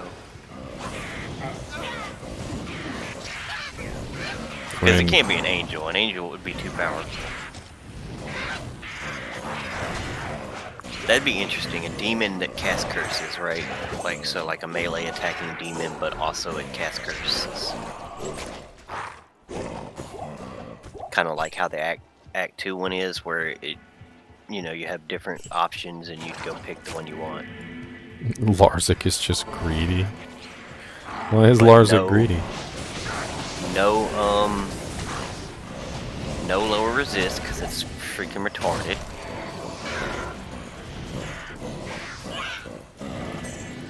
That would become the new mercenary.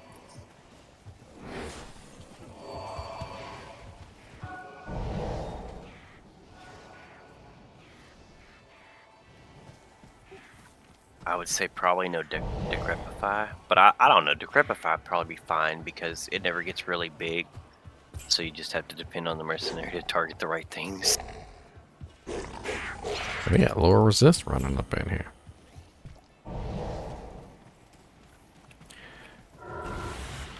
Yep, Okay, I I'd need go for these- a demon that casts curses. I need these Alder's boots like yesterday. Oh, it's so freaking slow.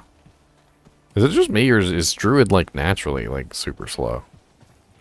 Because Everybody's slow, man. dude, it feels like Druid is like dirt slow, like way slower than most characters. Should be faster though as a wolf. Like, I know the bear is slow as crap.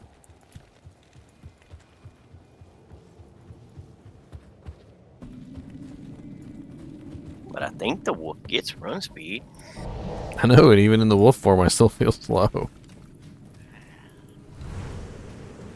It doesn't. It just, I guess the, what do you call it? The character model makes it look like they're moving faster, but it doesn't actually get any speed from Werewolf 4. I was just talking about that, Kyle, the breakpoints on Druid. It's funny because the werewolf, when you look at the werewolf's breakpoints, his breakpoints are actually really good. They really loved the werewolf. I don't know what it was about the werewolf. They were like, we're going to give him good breakpoints. And then they gave the bear dirt waypoints. And then they gave the druid dirt waypoints. The werewolf's the only one that got the good end of the stick.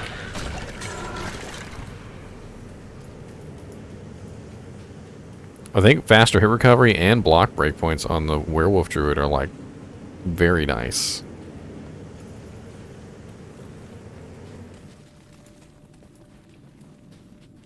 And the casting breakpoint on the druid is actually really nice too. Not that you're going to be casting very much on the werewolf. Now, the werewolf and the werebear, right? They turn, or is that just the vampire? They turn blocks to they turn it into faster hit recovery, or is that just the vampire? I don't remember. Because I know for a fact the vampire doesn't have faster block rate. Even your blocks are hit recovery.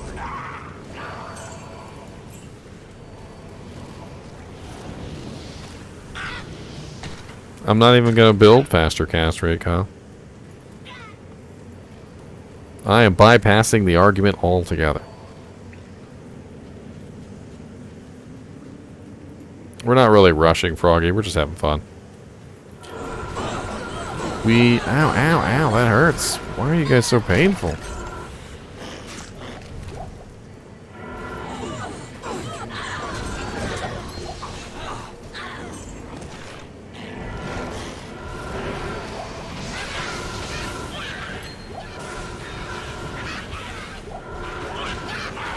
First thing I'm going to do when the set upgrades come in is I'm going to upgrade Death Sash. Death Sash, let's go. That's one of the most underrated... Oh, that's going to do a lot, dude. Just that alone is going to be a lot. That's one of the most underrated little sets in the game, I think. If you take Just being Death able to Sash upgrade sets. and Death's Gloves, Death Sash and Death's Gloves is a huge, like, really awesome set. And nobody uses it because of the stupid two bar potion slot belt. Looking like angelic. Is there a survivability bonus to walking while teleporting? Yes. If you toggle walk while you're teleporting, then you won't run when you teleport. And since your movement is going to be really fast because you're teleporting, you won't lose your defense and your block chance while you're teleporting. It's actually a pretty common thing.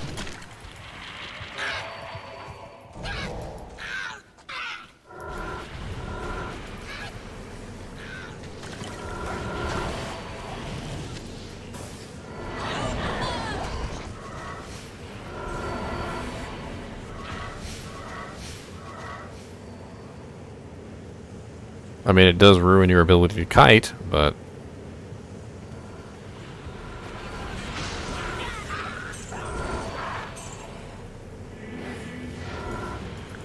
Yeah, it looks like you're putting a shell in that thing. The other interesting thing is that all the sets that have weapons in them have now become viable. So Angelic, Tankreds, all those sets can actually have upgraded weapons, and that was one of the big problems with those sets is that they would lose their usefulness really quickly, just simply because hey, you can't actually upgrade the weapon. So as soon as the weapon became useless, you drop the set.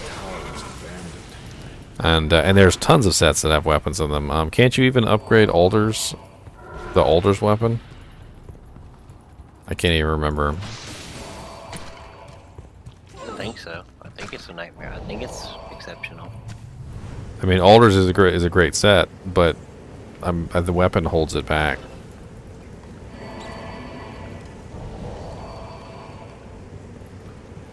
Yeah, you're gonna put a shell in your weapon, man, because like your base frames. Oh wait, hold on. I forgot about Fury, and you're gonna have. What level you think your werewolf's gonna be? I'm probably gonna cap him. Because this is going to be more a melee build than it is a an elemental build. So I'm going to need werewolf capped. I mean, when you say cap, what do you mean? Like, you're gonna be like around 30, maybe? I mean, I need the attack rating, so I was probably just gonna max it out. How many points am I looking at here to actually max this? So 20, 40, 60, 80, 100, 115. So I might have to skimp on werewolf a little bit. We'll see. And you're gonna run Fury, right? Yeah. It looks like I might have 15 points to spare after everything's leveled. 15, and you're gonna run a torch and an 80, so that's 19. You're probably gonna have some summon skillers, or are you gonna have some other skillers? Or not summon, shapeshift. It's probably, well, since the skillers don't do anything for the elemental tree synergies, then it's probably going to be shapeshifting, yeah. So you're probably gonna be sitting at about like what, 25 werewolf conservatively? Yeah, something like that. 15 hard points into werewolf probably, or maybe a little bit less. Let's say 10. Let's just say 10. Okay, 10, and then so you're probably gonna be sitting around 20 then, huh? Yeah. With a torch and an 80 and some skillers, Yeah, something like that. and your plus skills, yeah. I'm also going to be using rain, so that's +2. I'm definitely going to be using rain end game. I don't see any reason why not to. The cyclone armor spam is going to be extremely helpful. Okay, so at that, it would level 20 werewolf, using Fury, you're gonna be capped before you do anything to any of your other gear just based off of the Scourge. So I don't need shale, or I do need shale? You don't. Not with 20 werewolf. Okay. And I'm sure you're gonna hit 20. That's super easy with just 10.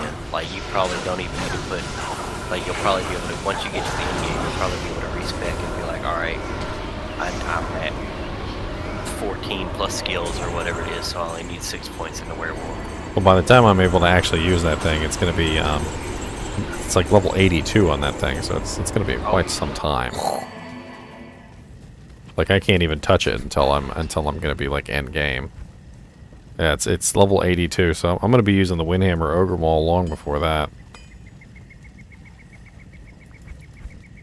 Yeah, even at 15 werewolf, you're capped. You can use Johnless Main soon. So I'll bring that out. What kind of dex do I need to use Stormlash? 77. I need more life right now, though.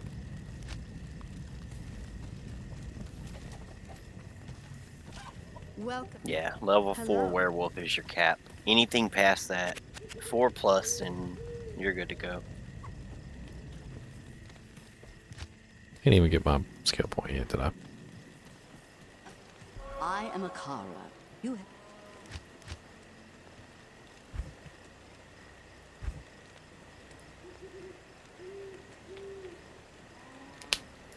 Now, if you're decrepified or holy freezed, you're gonna need some more attack speed, but every other time you'll be fine. That is the only way I can get attack speed, so... What do you mean, you can't wear gloves? No, Shapeshifter Druids don't get any attack speed from any other sources, really. Oh, It's only weapon.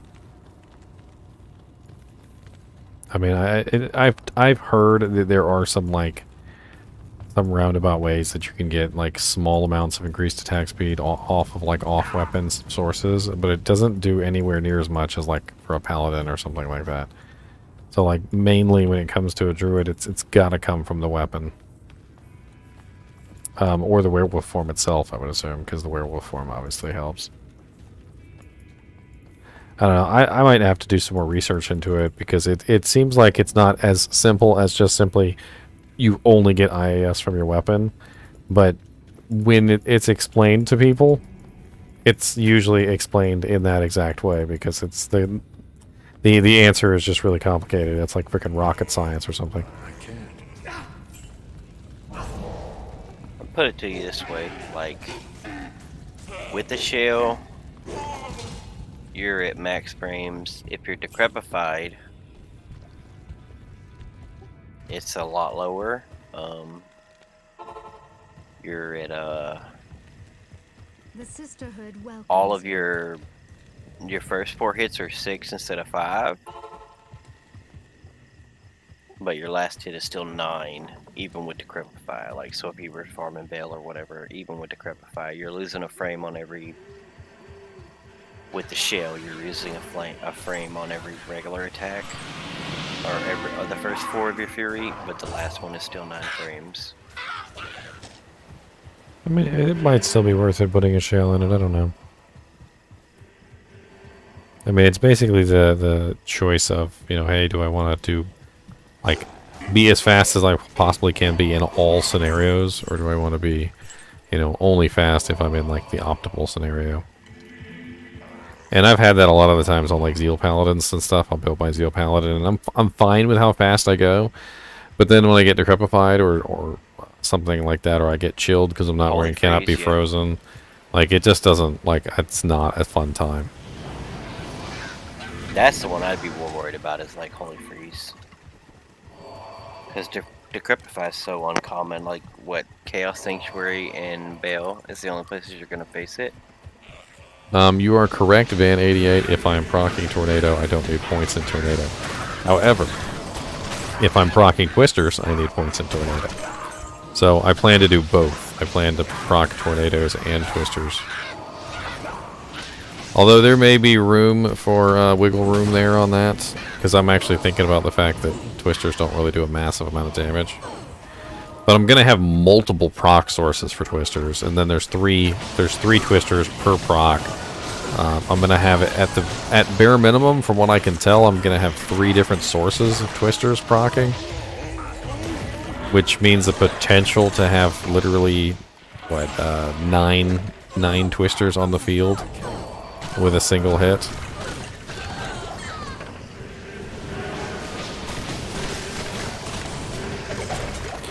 I was also thinking about the fact that I'm going to be building pretty much everything else in this tree, and why not have max hurricane as well? You know, duration. And tornado beefs up hurricane, so it just doesn't make any sense to even build that tree unless I'm just going to do the entire tree and then focus on the procs. I don't know. If I was building the character, I'd probably go with the shell, just because I know with the kicks and I know how annoying. I mean, shales are well, I don't have any shales at the moment. But, I know with the kicks and how annoying Holy Freeze and, well, especially when you consider that you do a lot of fighting in Bale's Throne Room. And Bale spams to Decrepify. It's like his favorite thing to are do. just super annoying when you're trying to maximize procs. That's his favorite thing to do. Bale just loves to spam to Decrepify. Hell, I'd rather him spam freaking Iron Maiden, to be honest. I hate that curse so much. I can't stand it. I know if I played casters, I wouldn't care, but That's one thing they need to fix, actually. I feel like the slows target not affecting casters is stupid. oh god, Decrepify would be broken at that point. People would be bitching about that, like they bitched about Iron Maiden back in the day. If 100% of the characters were affected by Decrepify the way 100% of melee is, people are like, this is just not fair, I can't kill anything.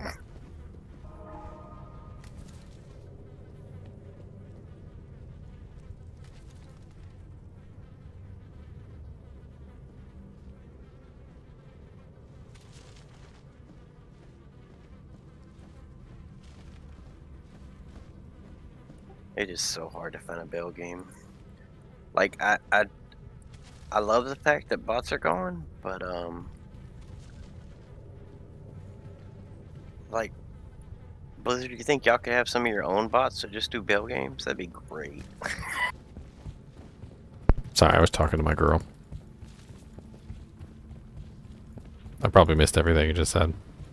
Oh, I was just saying, I love the fact that bots aren't really a thing, but like I really miss bail games. I don't really miss them at all. I think it's more fun when the build games are done by people.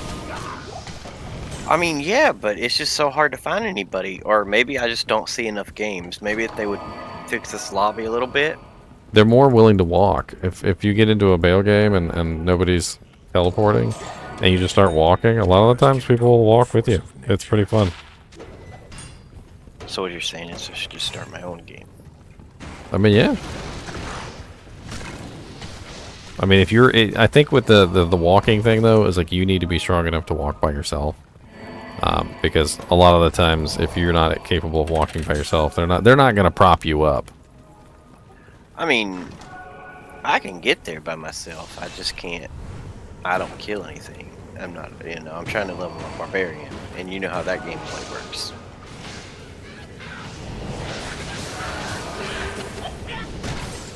I mean, in that case, you might have a little bit of trouble. You can always just leap there. Yeah, that's what I'm saying. I can leap there, no problem, because I have so much life I don't care. But I don't kill anything. Because if I were to clear a path, then it would take forever, because my brain doesn't clear it. Oh yeah, they're fixing the stupid Berserk synergy. I literally called it out in one of my videos before this all happened, and I was like, if they're gonna fix Barbarian, they really need to do something about his stupid synergies that don't make any sense. And you know the Berserk takes away your defense, and it synergizes with Shout, which gives you defense. And I was like, that is one of the stupidest synergies. It's like, here, let me beef up your defense just so I can take it away. Oh yeah, that's real dumb. And they said they're going to be removing that one. They also said they're going to be adding the stamina thing as a synergy for something. Which, like, they know that people don't build the stamina passive, but they want people to build the stamina passive, so they're going to add it as a synergy for something. They added it as synergy. Depends on what they added as a synergy for. I mean, people build Vigor on Paladin just to get the extra damage on Blessed Hammer. But at least with Vigor, like when you're in town, you can just turn Vigor on and you can look. Oh yeah, they said it was a synergy for Frenzy. I mean, it kind of makes sense. Much more sense than Shout on Berserk. What are they taking away from Frenzy? Double Swing, Taunt, or Berserk? Oh yeah, their throwing is gonna have its own what do they call it? It's gonna have its own damage now. You know how throwing the throwing skill never had its own damage? Like it just you had to build double swing to get the damage for throwing. And they're also going to make throwing pierce now, apparently. I think it might scale with level or something like that, like a piercing effect that scales with level. That's going to make throwing barbs pretty much legit. I mean, throwing barbs are already pretty good. The only problem with them is they burn through quantity really fast. Like, faster than a javelin's on. Yeah, I mean, I feel like a lot of their choices need more, like, higher stack sizes and things like that. Yeah, they don't have the Titans to go to. If they had a Titans to go to, they'd probably be pretty good. But like even with like the Lacerator, which I think has replenished quantity, right? Yeah, but everybody wants the ethereal version, and they can't repair it. Takes a long time. It takes a long time for the auto repair to do its thing. That's what I'm saying. With like the Jabazon, like I've been playing the Jabazon with the Titans, and I have the non-eth one, and I don't never have to repair. Like, it's fine. Like, so I would love an eth one because it's fine. It just lasts, you know. Whereas with the Lacerator, you only have like 50 or something, somewhere around there. No, Throw Barbarian does not have any AoE Sephiroth, but if they add the Pierce, then technically they will. The new maggot layer armor. By the way, Throwing Barbarians did have Pierce, but it was like in kind of like an odd form. There was one particular unique throwing item that had pierce on it, and they also could obviously use razor tail, which was 33% pierce. So if they used razor tail and the God, I can't remember the name of it. It's like a throwing knife. It's like a hell difficulty throwing knife. Oh, I know what you're talking about. It's also a theory one. It's like replenish quantity. It also has pierce on it. So you could already, as a barbarian, use that knife with the razor tail, and you'd have a pretty high pierce. But now you can have even higher pierce. So with a different weapon. What's up, NZ09? How's it going, man?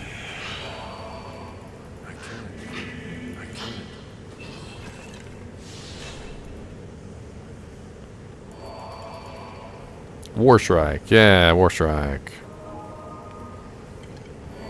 It's like Jeopardy on this game. Yeah, it's say random items, and like, this item is the only throwing item to contain the effect Pierce. Like somebody's like, what is War Strike? Congratulations. That seems like the weapon of choice for a throwing barb. Because like it has pierce. And 50% pierce, by the way. Like, yeah, it's a lot. and you combine that with razor tail, and you're running some pretty decent numbers. Yeah, it's got an attack speed, which kind of is a negative. One thing I would like to see them do with the throwing items, which I might have to suggest when they start doing like the PTR, because apparently they're going to be looking at feedback. They need to go further. The throwing items do not go far enough. They peter out really quickly compared to like a boson. Like when a boson fires her bow, those arrows go like forever. And the throwing barbarians, throwing weapons, they only go like, I swear it's only like 13 yards. Maybe even less, I'm not even sure.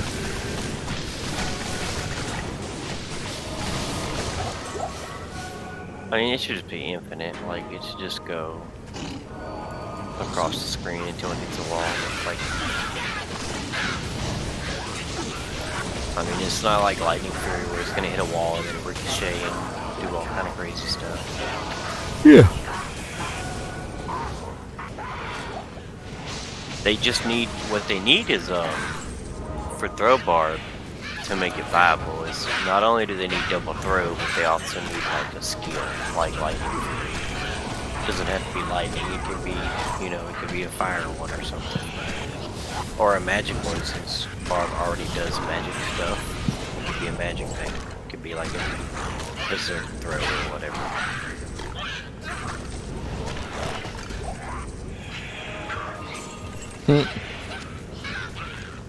Could go right there below frenzy. Double berserk throw or some shit.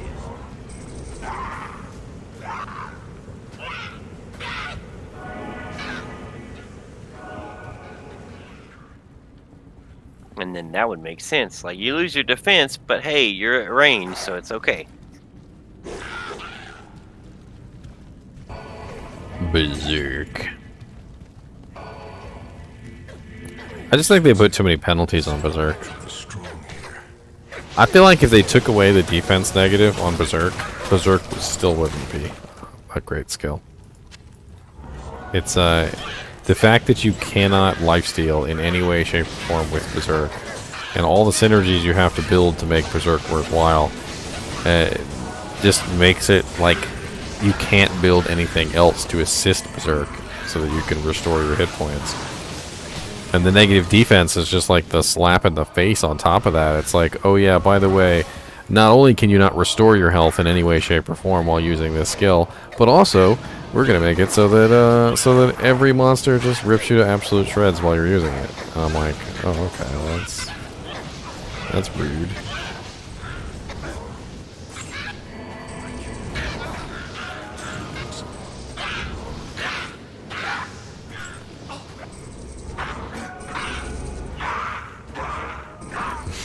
I can't kill the champion dark shamans, but I'm killing the dark ones.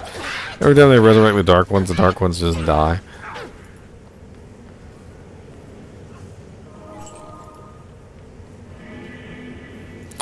No, life tap does not work with Berserk because life tap is physical damage only. Life Tap is special, and Life Tap does work with a lot of skills that do not work with Lifesteal. But because Berserk is entirely magic damage, it does not work with Life Tap.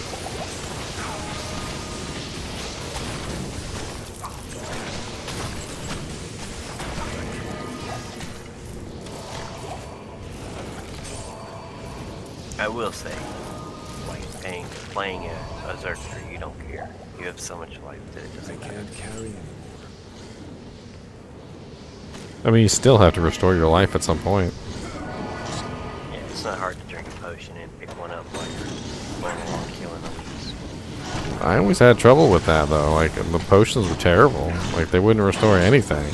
Yeah, sometimes you gotta click it a couple times to get a crit, but that requires you to have a higher vitality total.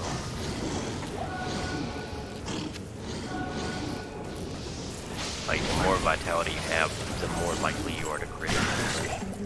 I mean, I've played around with some pretty crazy characters, and I just pick up somebody's gold. Oh, yes, I did. There's a dead body right there.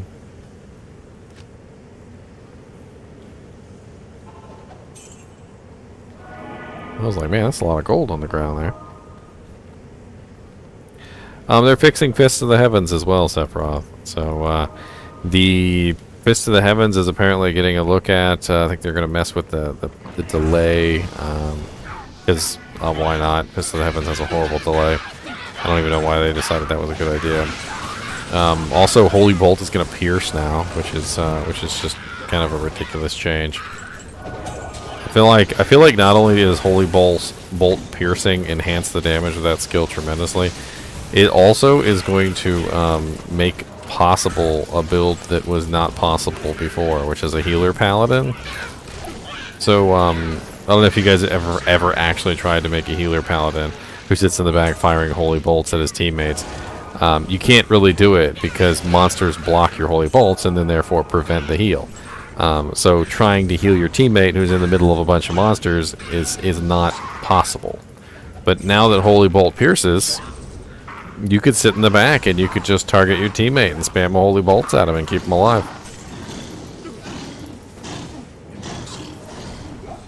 And not only that, do pretty massive amounts of damage to the undead that are nearby as well, so it's kind of cool. Might actually have to make a healer pally. Could be fun.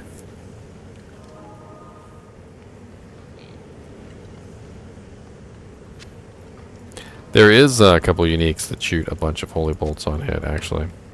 The Paladin specific rune word armor actually has a 100% chance to cast Holy Bolt. You also got the Laying of Hands has a Holy Bolt spam on it, and several other things.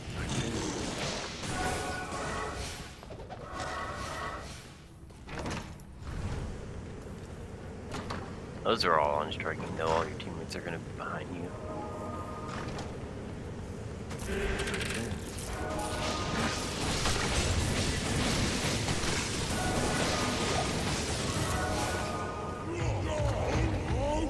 Would need to bounce until it finds a player character.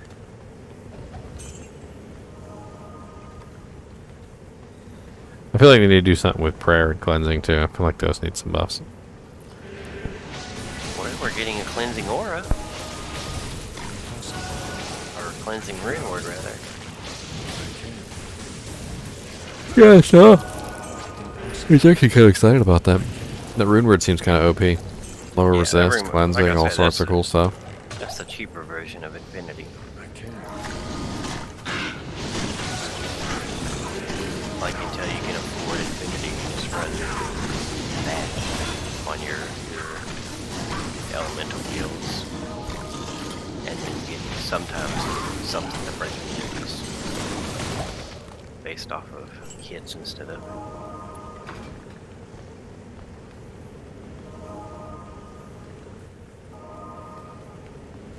John said a lot of people also don't know that Sanctuary Aura makes undead take like 1000% holy damage from their Holy Bolt on top of removing their physical immunity. I knew it removed their physical immunity, I didn't know that it increased the Holy Bolt damage.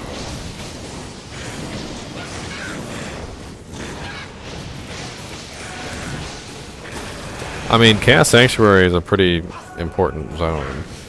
And like 90% of the monsters in Chaos Sanctuary are undead. So, I mean, I could honestly see, like, a character specifically built around just ripping Chaos Sanctuary to shreds.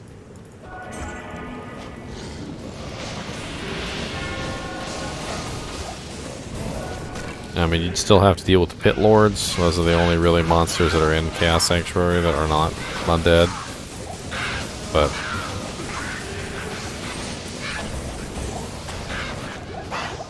I mean, you'd be talking about massive damage to the Finger Mages, massive damage to the Knights, massive damage to the Oblivion Knights.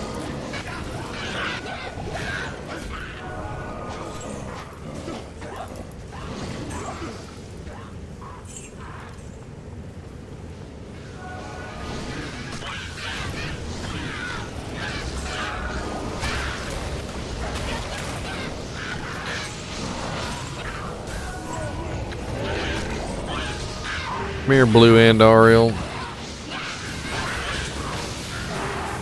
Your boobies are showing.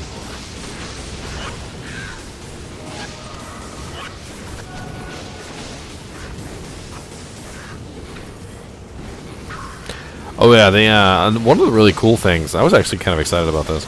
They said they were going to make a lot more zones level 85. So they're gonna like go through the zones and kind of like pick out like underused zones that that probably need some more love, and they're going to raise the area level of them to level 85, which sounds really freaking awesome. I mean, having more places to farm, more you know, variety in your magic finding zones is definitely not a bad thing.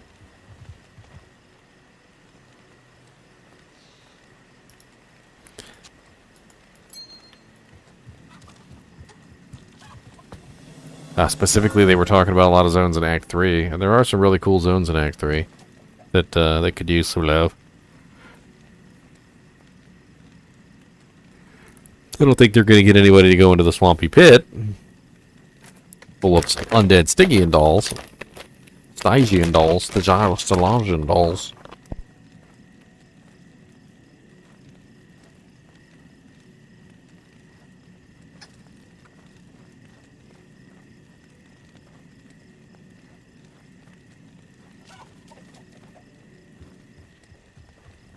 Good evening.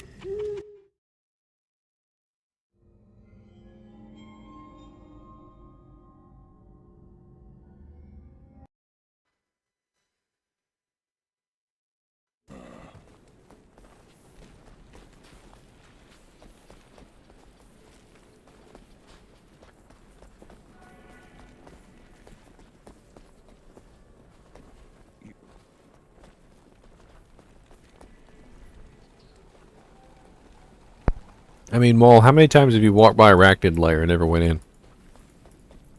People don't go into Arachnid Lair. I bet You know why? Because you don't need to go in there. Even if you're going for the eye, Who goes there? you go to Spider Cavern. So, beefing up Arachnid Lair's level a little bit higher is honestly a good thing in my eyes.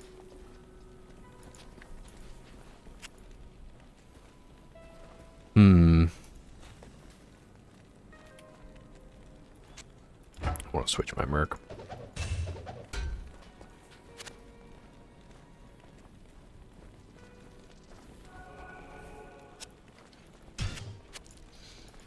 Let's go, Wahid. I'll put that to good use. I am overburdened. I'll put that to good use. You farm Arachnid Lair.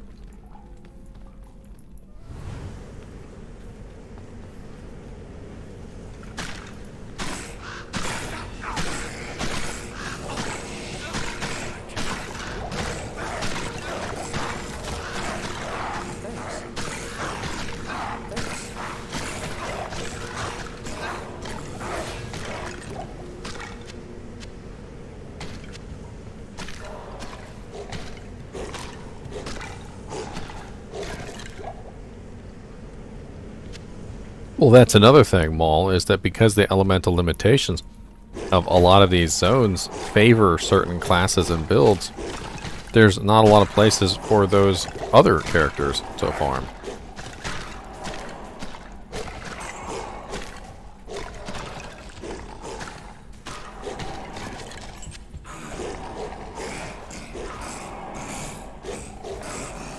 Not enough money.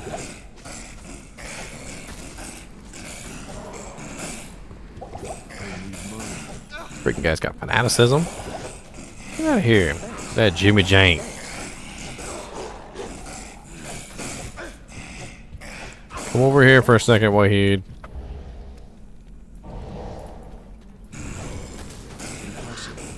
There we go. Get some nice hurricane in there. That'll make things nice and good.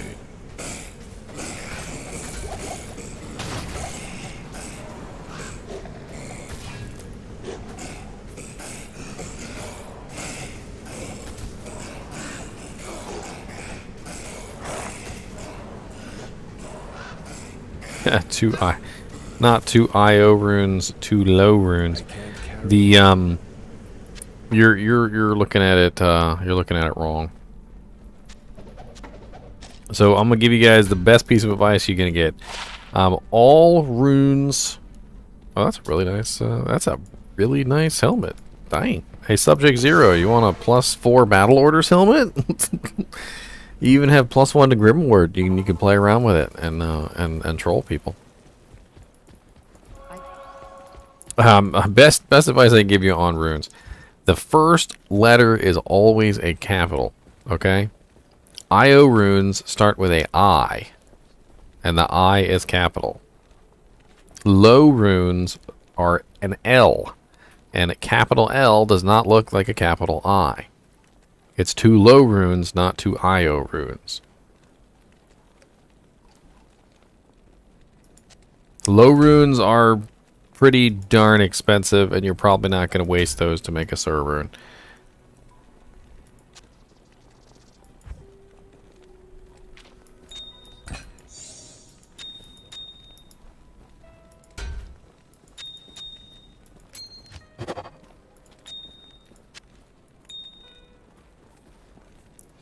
Pretty darn expensive.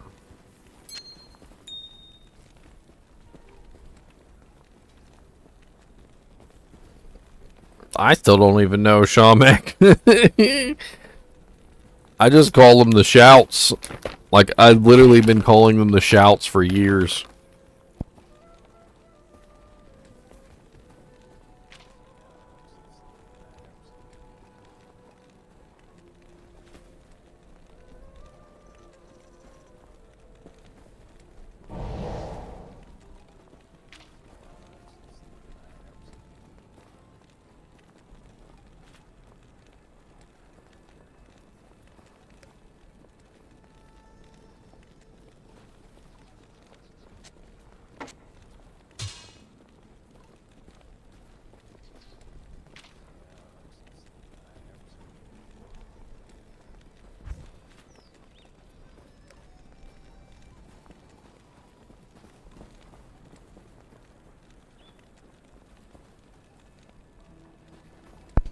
Why not both Crushing Blow and Critical Strike?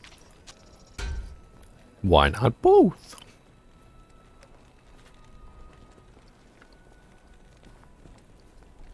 Like, literally, why not both?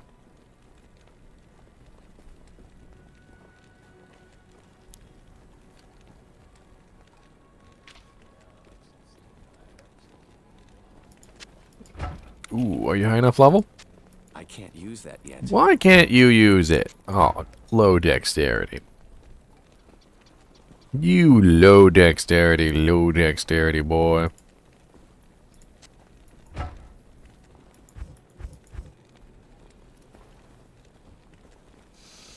Well, I can use Shaft Stop. Do I want to use Shaft Stop? Can you use Shaft Stop? I'll put that to good use. I'll put that to good use. Yes, you can.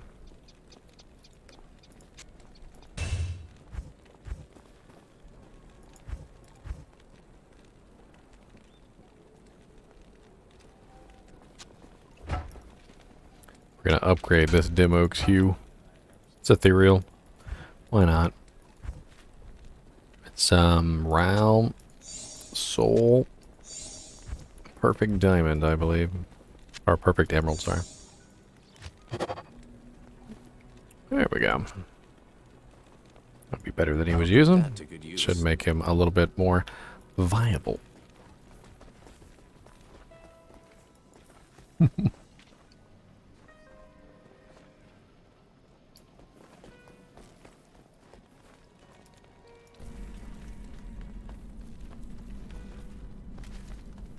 Alright, let's give this another try.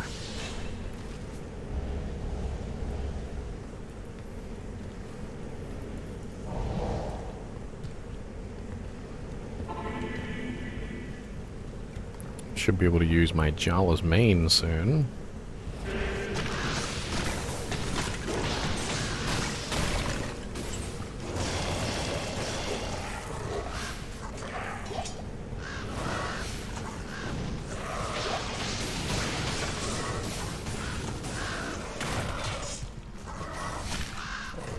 Yeah, well, they are changing the Summoning Druid Mall. They're going to be doing some pretty interesting things.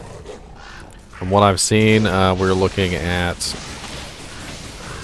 some very powerful summons. They talked about specifically making the Spirit Wolves do cold damage instead of physical, which means they're going to be a viable alternative to physical immunes.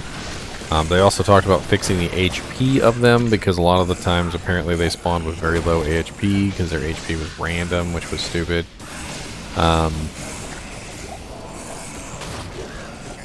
Apparently sometimes you would pull the runt of the litter to the front of the pack, which was just silly. I don't even understand what that was about.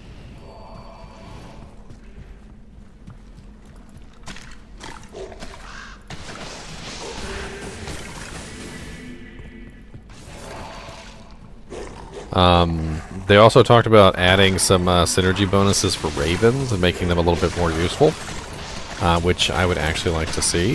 The ravens are particularly powerful in what they are for, and if you can give them another use besides just simply being there to blind things, I feel like they could be pretty handy. Instead of blind, you know what I'd like to see from the ravens? Like a random curse. That would be cool. Just a random curse. Maybe confuse, maybe weaken, maybe decrepify, maybe amp damage. Just give the ravens an ability to just randomly apply a curse of some type. And make them sort of like almost like a gambling effect, where, you know, like some people are like, oh yeah, I hate the ravens, they keep overwriting my amplify damage, or another guy, he's like, I love the ravens, they're always rolling amp damage for me all the time, or, you know, something silly like that.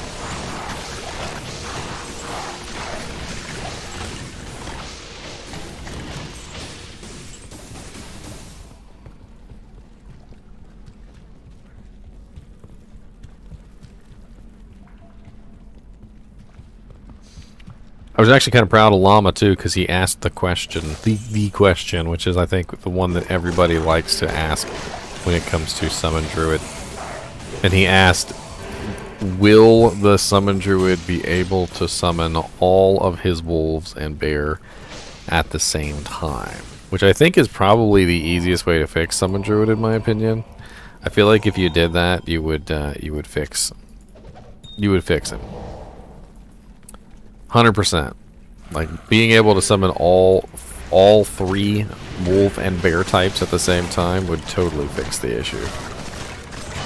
And that poison is rancid. I'm over here just dying from rancid gonorrhea.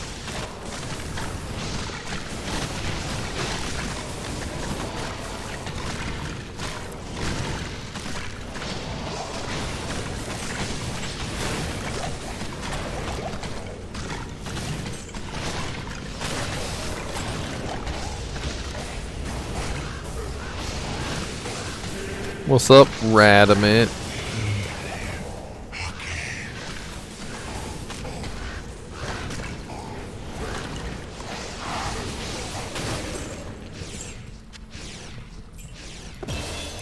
Well, they definitely don't attack fast. Revenant, return to It definitely don't.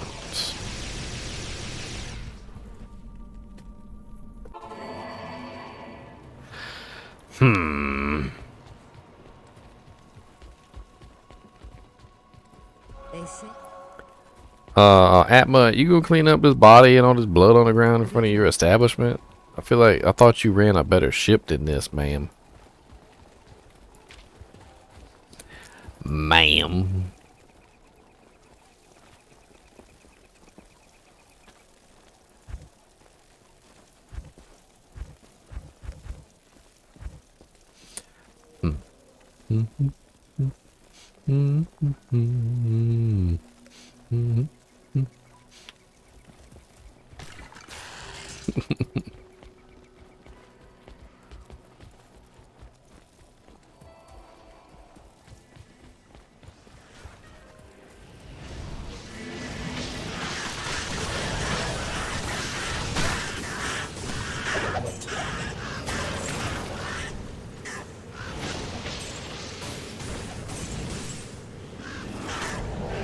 Oh yeah, they talked about that too.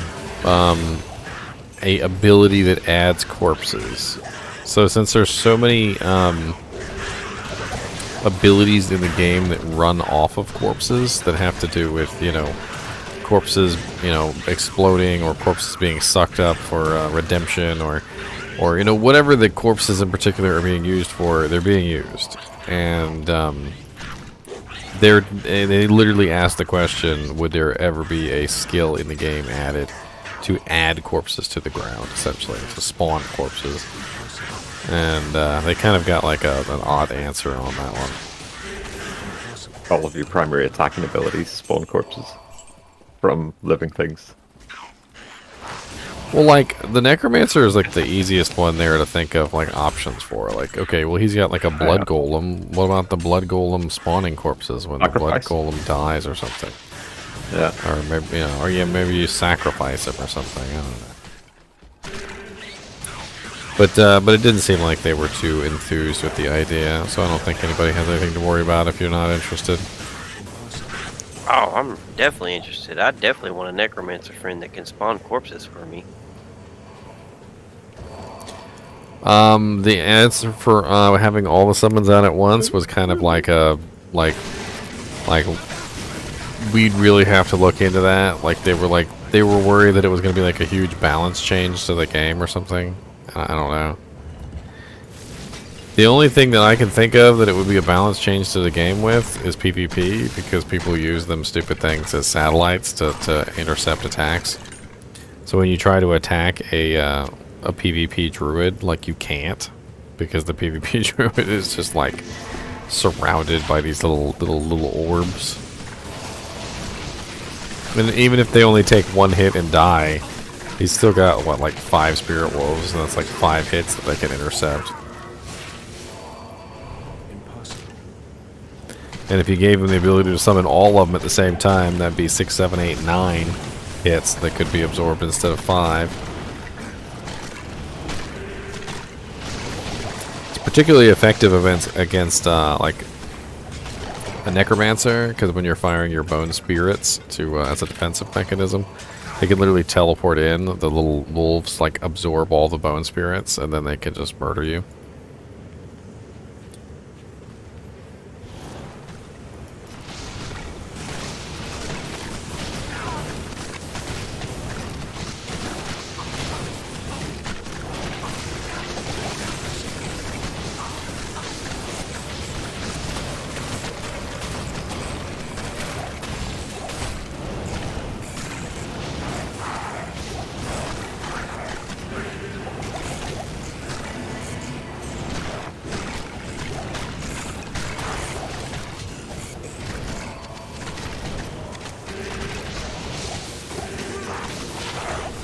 Oh no, my Merculurk. Mercs never seem to do well here. There's not a lot of lifesteal opportunities, even if you do have lifesteal on them. Skeletons just rip him a new one.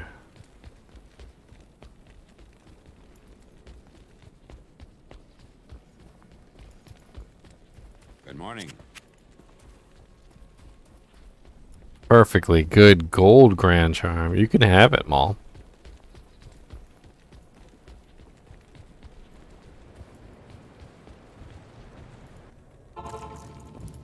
The bronze grand charm of greed. What, 40%ers? You guys want 40%er gold fine grand charms?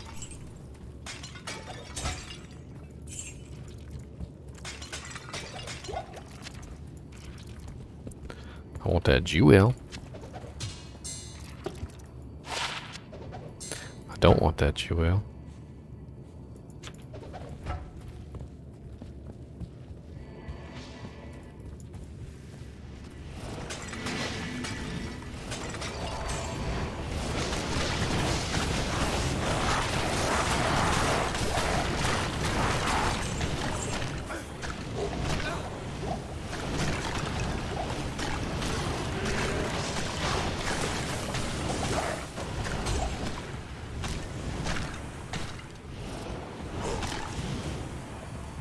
Werewolf in London.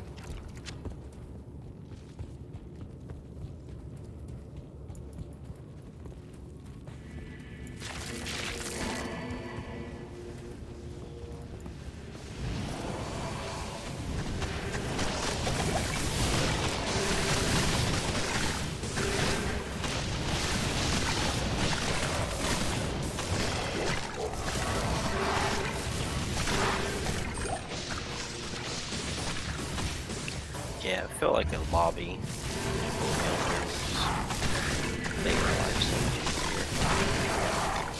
You're really low, Jack. What's going on? I was saying I feel like just having a filter in the lobby would make my life so much easier. Just to type some things in and things that match that pop up.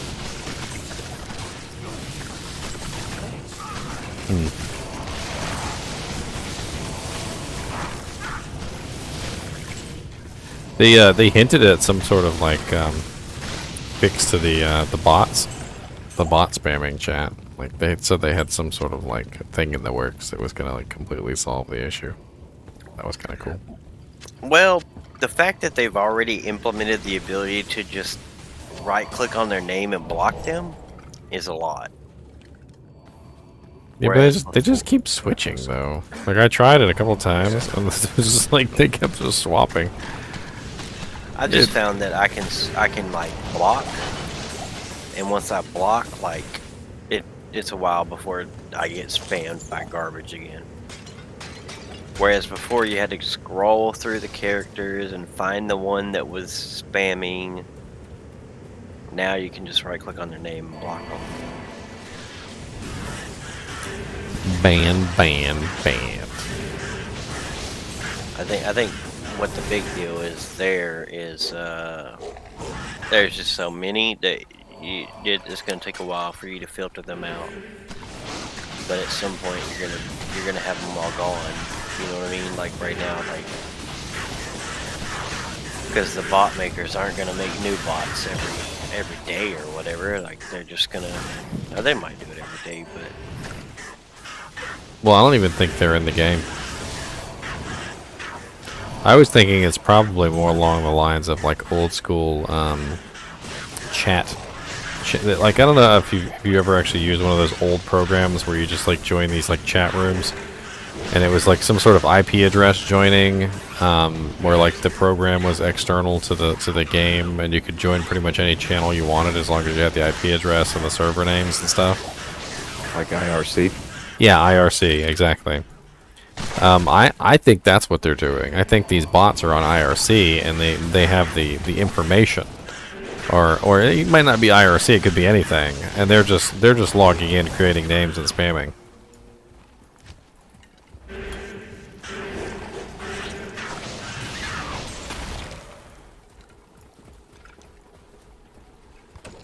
I'm glad somebody remembered the name of that program.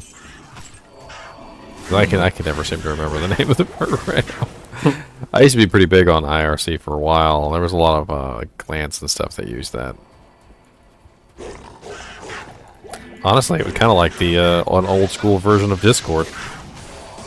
Old school version of Facebook? That too. Bulletin boards in IRC. Yeah.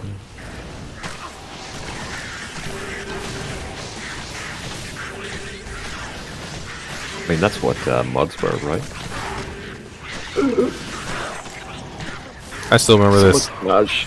I still remember this time that this hacker like attacked this server on IRC, and the mods were there, and they tried their damnedest to ban this guy, and they could not ban this guy. Like they banned entire like internet service provider lists to try and get rid of this guy, and he would just swap to a new VPN and be back in like 10 seconds.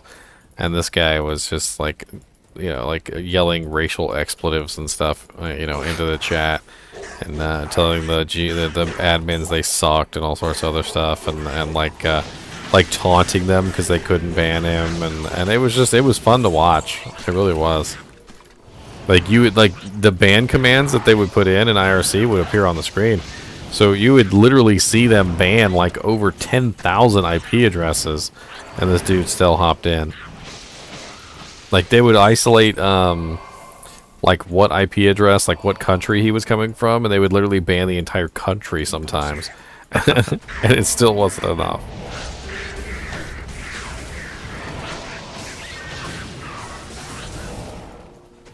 Which makes me think it's got to be difficult to actually ban these guys if they're utilizing this kind of technology. Oh, no doubt it's all scripted.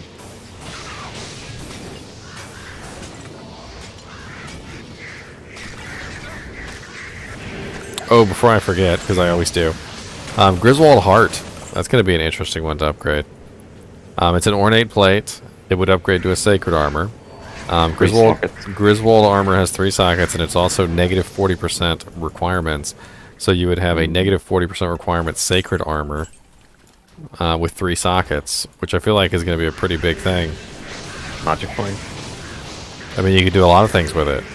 But with that negative 40% requirements on there, it's going to bring their strength requirement way down. I think it was what is 232 minus 40%?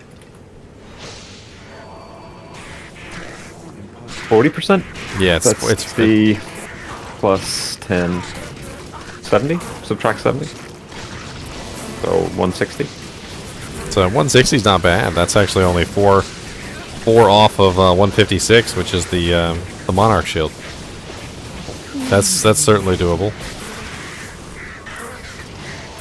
Well, nice little 20% IAS gloves. If anybody wants them. It's actually 92. 92. Oh yeah, 92. Yeah, because it's 40 plus 40 times 2 plus 10. Yeah. Which puts it below Monarch at 140. That's actually a pretty decent choice. The defense will go up. I don't know.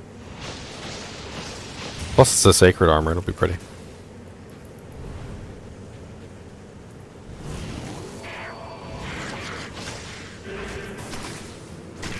I feel like anything with like a really heavy negative requirements is going to be a prime example for like a 3-tier upgrade.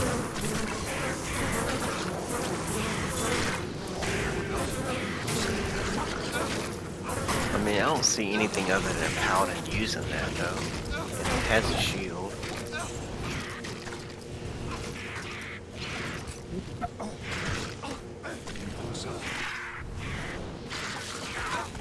It's the weird that the shield is freaking elite, but the armor is exceptional.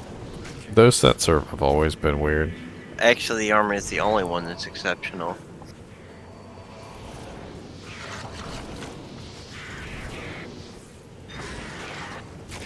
I mean, in the ornate's plates defense, the ornate plate is the one exceptional plate that actually doesn't have halfway bad defense.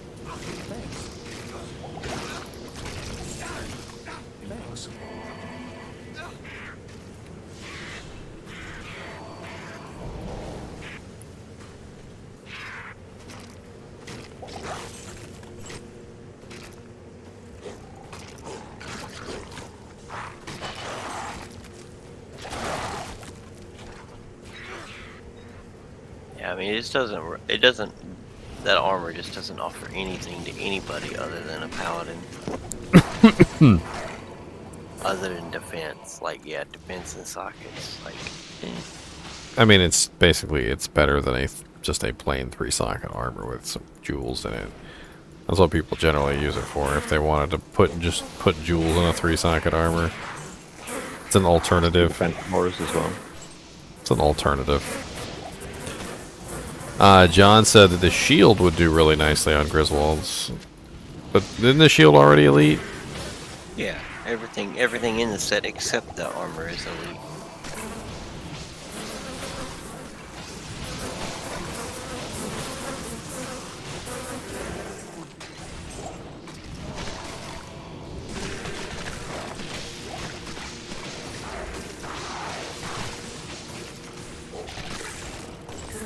I'm stupid excited for like just upgrading Death's Sash and Death's Gloves.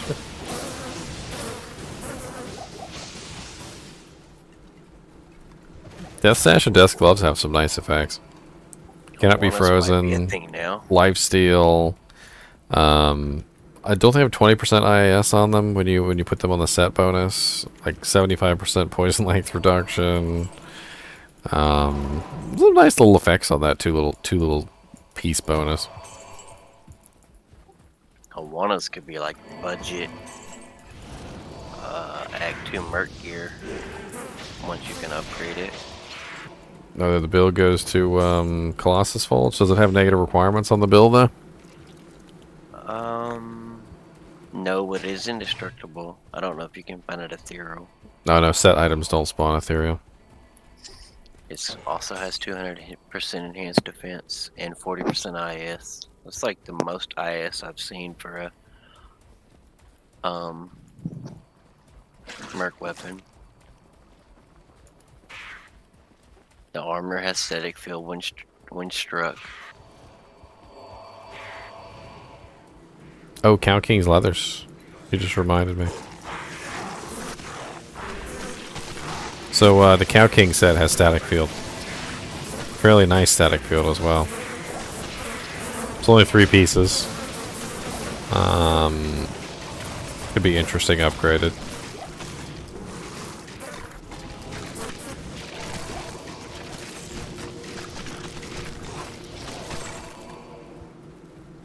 Still only have 1 piece of the Cow King set too. I want to get a full set of that, but I have not found any other pieces.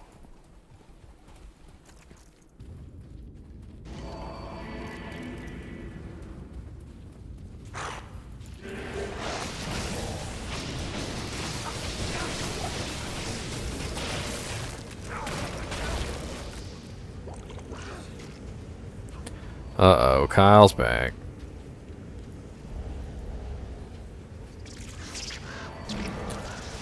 You better hide your kids, you better hide your wife, you better hide your kids, you better hide your wife.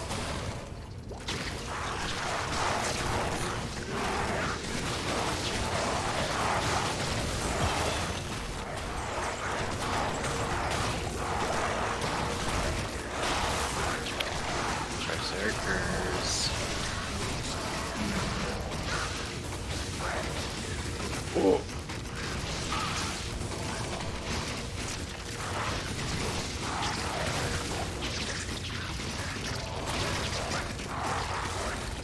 +8 per character level to attack rating.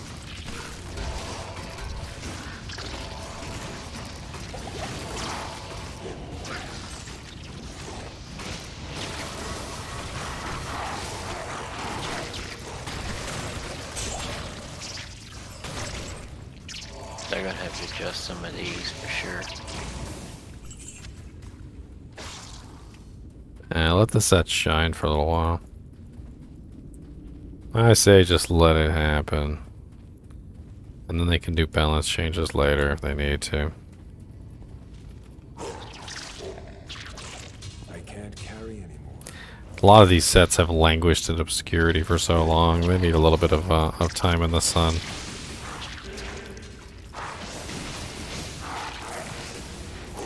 I mean, like, who has ever really used Tancred set? And even if you have used Tancred set, how long did you use it before you took it off? Tankard set needs a little bit of love. Let it get some upgrades. Look at Infernal, dude. Like, the weapon has plus 10 per character level to attack rating, and plus 2 per character level to defense on the helm. Motherfucker's gonna run around with a damn... a barbarian with the freaking Infernal set on, cause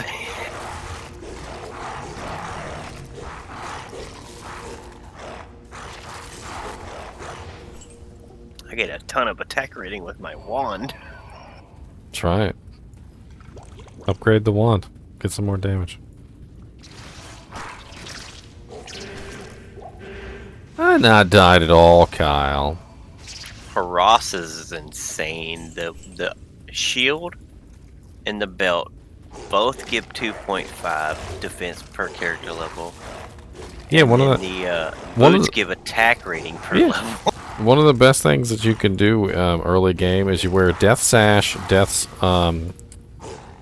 gloves, then you wear Hasura's shield and Hasura's boots. You combine those two sets together, and then you can even wear another set in the other slots. It works out. Like you can do complete Berserker's bonus helmet, gives you- can't be Berserker's armor, and frozen. Berserker's weapon. So you can literally wear 3 different sets at the same time. Right, and you can drop the death belt for the Harass's belt at some point because the 3-piece Harass gives you can't be frozen. I mean, I do like the increased attack speed and the lifesteal though on the deaths.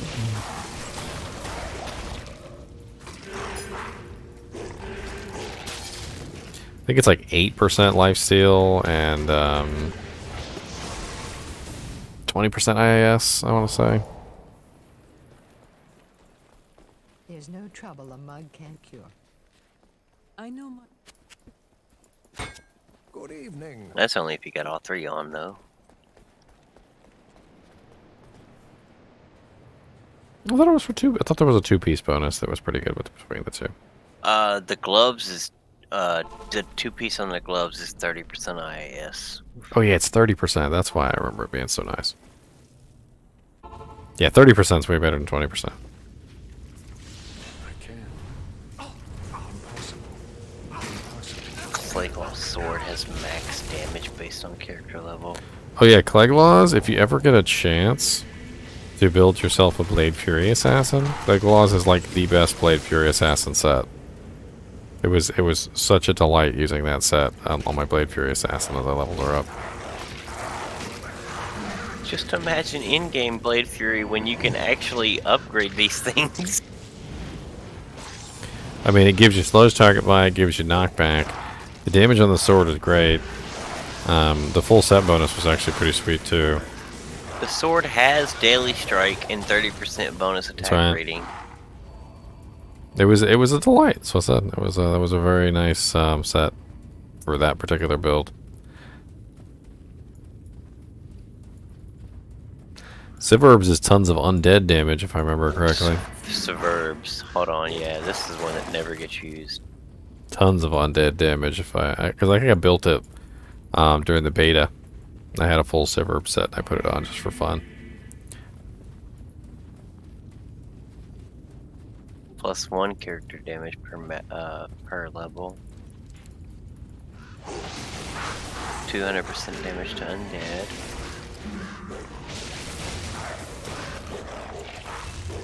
Meh. It's meh. Most people use the weapon because it scales. Yeah, max damage per character was pretty good. If I remember correctly, people would often pair it with the amulet. Although I don't remember what the bonus is between the amulet and the weapon. You get 15% fire res for having 2 pieces on, and the amulet gives you another 25% cold res for having 2 pieces on.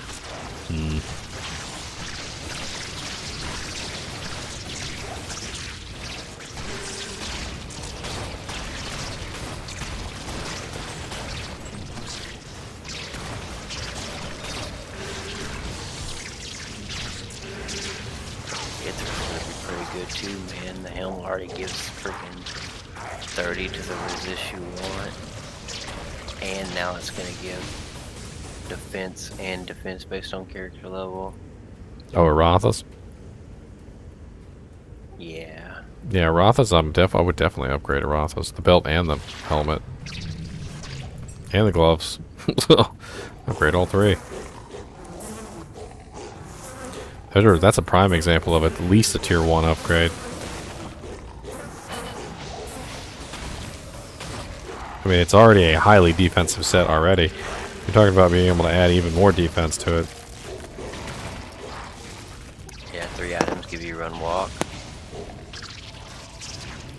And that's you get all the bonuses on the items themselves because they only require 2.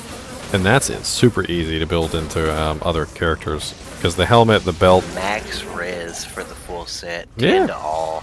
15 all res, or 10, yeah, 10 all res, and then you also get 65 all res from the set.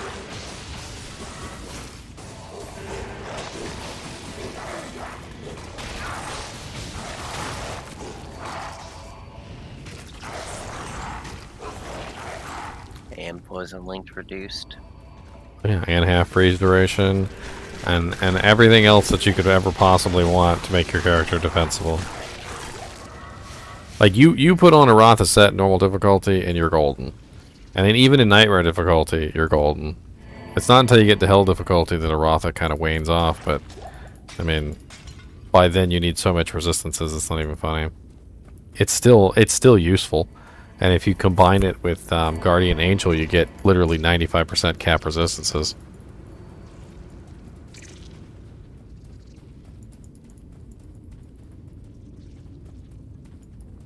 Shit, Guardian Angel's overkill. You only need 10 more.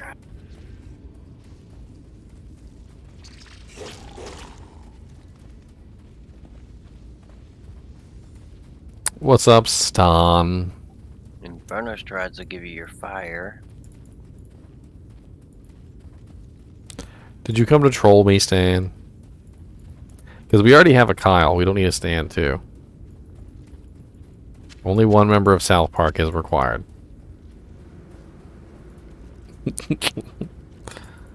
Just be glad you're not Kenny. I can't. Milberger's still gonna be meh.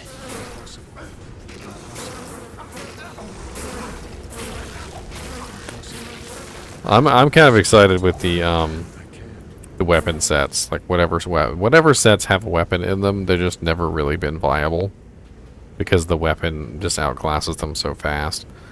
All the weapon sets might actually get another shot at actually being useful.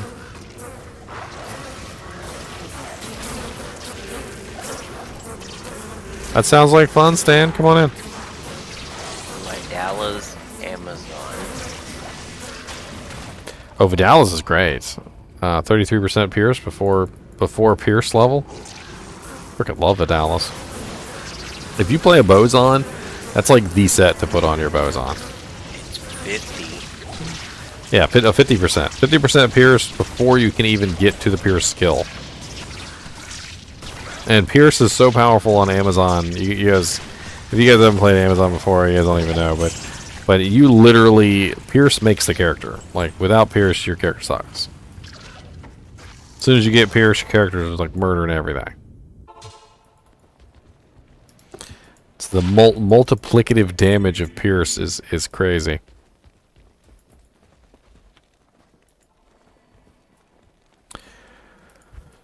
Multiplicative. Like a multative. Not mine enough for Duriel The Shield. Volcatos they're already elites, aren't they? I think so. Unfortunately, Bulkathos is never going to be good because that knockback is there. That's the real issue with that set.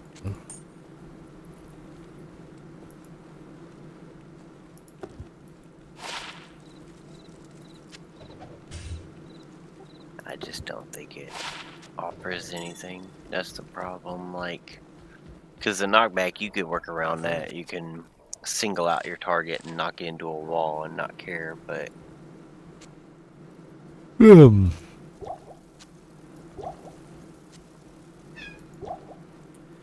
we have so many mana potions? And you can also run Berserk and offhand the charge. That way you don't get the knockback.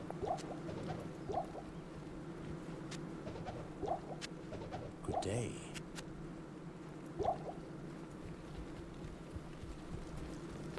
What is Looks the like a best items that sacrifice. I have, Stan? Why is this a competition, Stan? Why Cow is... King doesn't have any set bonuses on the items themselves. Thus, I don't think so. I don't know. No, Oh. I'm looking at it. There's not like a 2-piece bonus on each item, you know.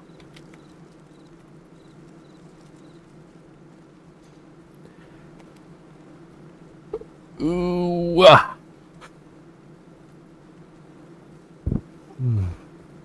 The laying of hands set. Is that gonna be nice? I mean, the Dusk Shroud, if I remember correctly, has a pretty large amount of defense. Yeah, it goes up to 882 already. So, I As a mean, dusk. upgrading it... It's gonna get real close to a fortitude. Well, is Dusk... No, Dusk is elite, isn't it? Or is it... Ghost Armor is the Oh exceptional. no, Dusk is elite. Dusk is elite. It's the boots and the glove, and I think the belt. I mean, are people are exceptional. probably going to upgrade to Bramble Mitts. People use them Bramble Mitts all the time. Stan, this isn't a contest of who has the most money. I hate to tell you this, but I'm not going to go through all my characters and show you all my awesome loot and be like, look at all this amazing stuff I have, guys. I got a gold-plated Bentley, and I got a diamond-studded necklace that goes around 8 times. You can upgrade Amazon armor to elite now. If you want to see what kind of equipment I have tons of videos up, like literally tons of videos up on YouTube. You can see it all. Blessings to you. There you go. Go take a look.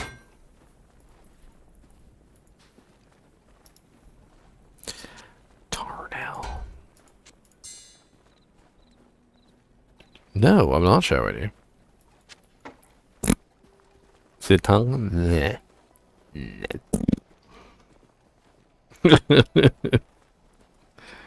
Erothas. I'm trying to say, I got anything laying around I can throw on this game.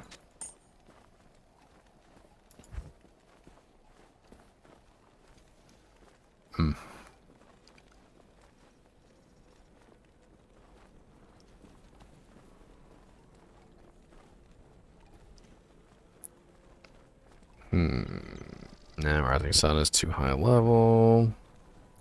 I thought I had a Druid Shapeshifter charm. I do got some Shapeshifter charms. Aha! I knew there was something I was forgetting.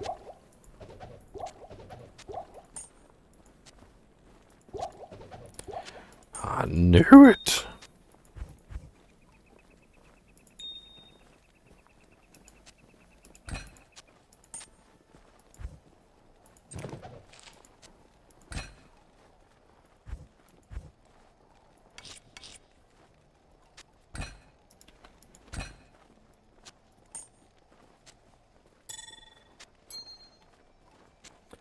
Good, the Carrion Winds are level 60. Not too far away from those. Maintain... Hey, Kyle, do me a favor and troll Stan. You come from the same universe of South Park, so, you know, I'm sure you'll have fun with that. Your gold Bentley has 4 sockets, Ziggy? Dang. My gold Bentley only has 3 sockets. You got lucky on that roll.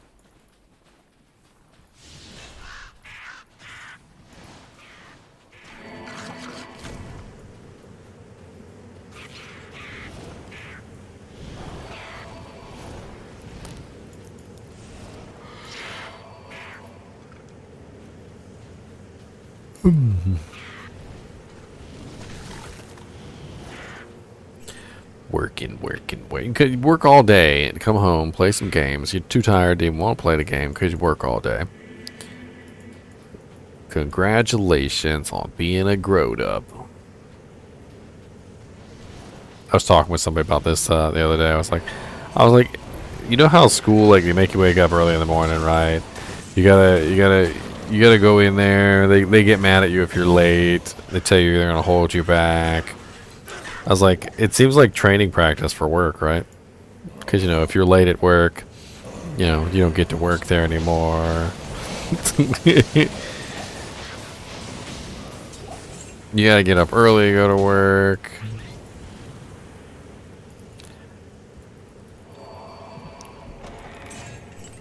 And then the reward for working your whole life, you get to stay at home and play games all day. Yeah. Mm-hmm. Feels like that's the wrong way around. Impossible. I need a key. I can't. Impossible. Impossible. I can't.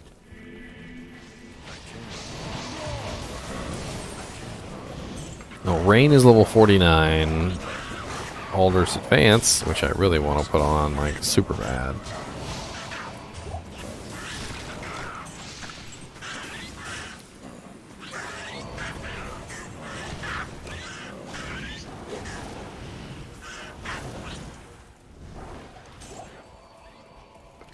Yeah, Nightbot, you tell him.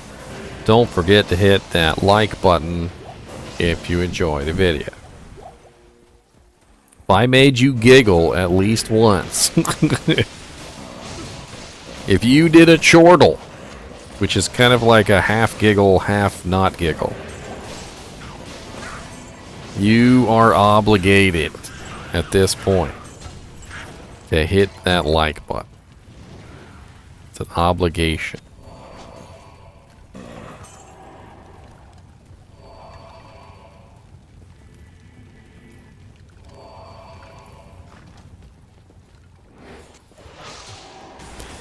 Four socket partisan. Anybody want to make an insight? Four socket. It's not ethereal, but it's a partisan. Last thing I need on this character is an insight.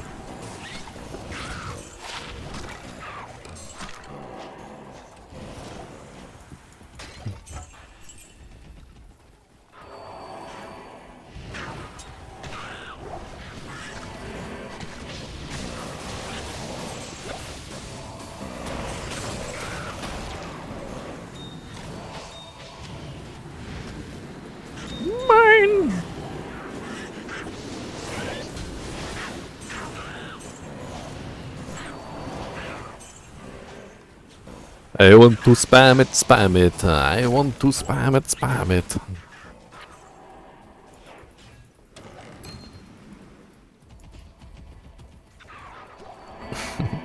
You know, with 3 different procking twisters, I hope this is just the most ridiculous number of twisters that ever came out of anybody.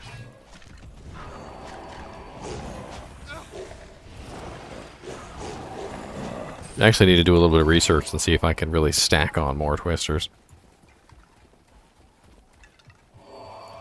It's probably more.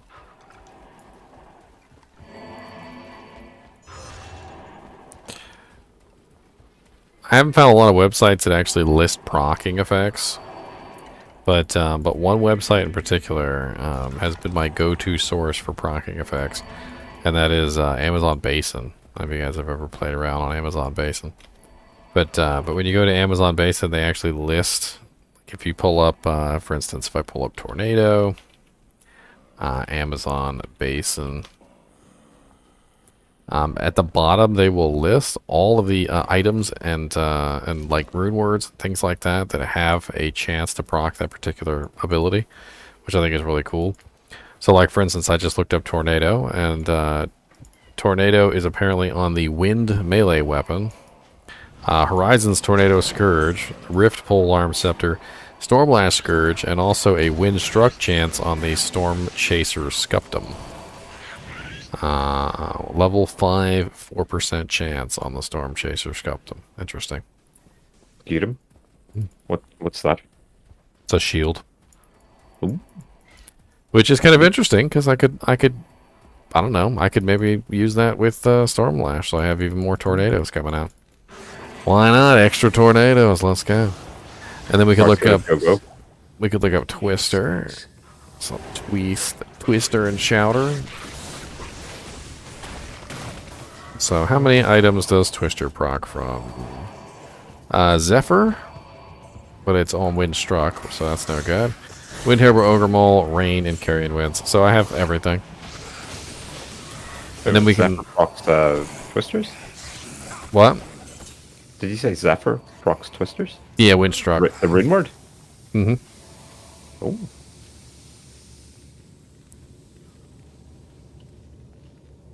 And then I we did can, not know that. Then we can look up Shower.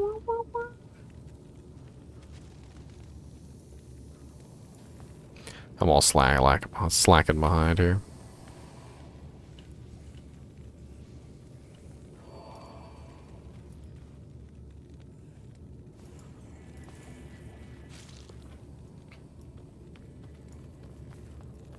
So there's only 2 sources of cyclone armor. Rain, which is the one that I'm using. And apparently Infinity Polearm also has cyclone armor on it. But it's charges, so it doesn't really help me very much anyway. And I doubt there's anything that spawns Hurricane, so we can probably just not even search for that.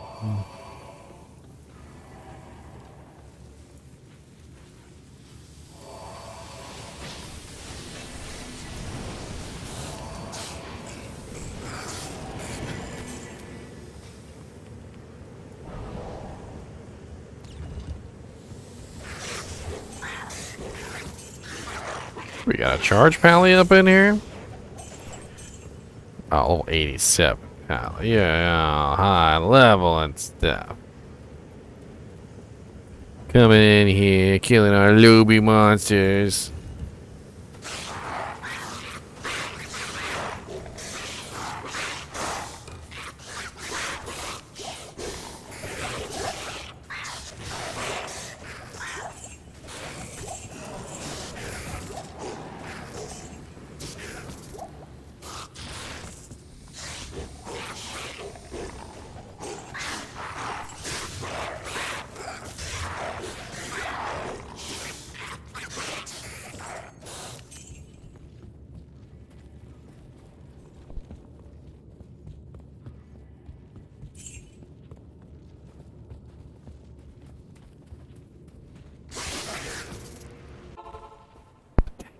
Portal right when you walk through the door.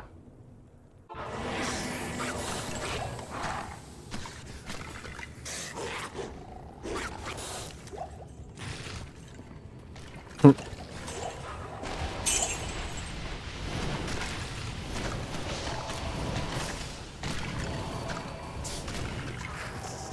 yes. The sun warms the world once more.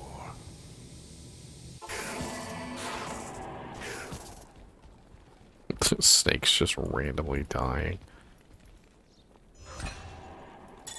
I always thought that was one of the biggest laughs of frickin' Diablo 2. Is you got this necromancer, he summons all these undead.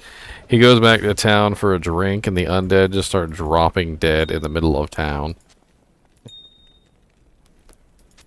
I think if I was a townkeeper, I'd be like, look, necromancer, I think you're gonna have to clean these up. Alright, we're not, that's bad. Bad.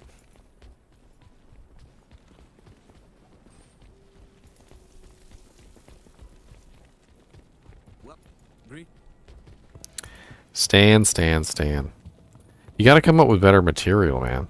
Like, your jokes, you're trolling, sorry, you're trying not to even call them jokes, because calling them jokes would be like, you know, a compliment. They're not really jokes. They're really bad. So, your trolling is very weak. You would come up with some better trolls, sir. Come up with some more powerful trolls. Go seek advice from your troll mentors. That's right, ginger troll mentor. Ah, yes. I even mentor in the art of trolling.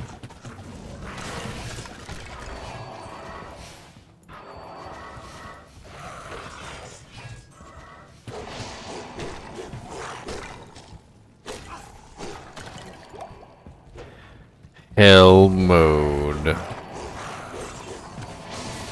Nobody likes my builds. They're always like, oh look, his build's gonna suffer horribly.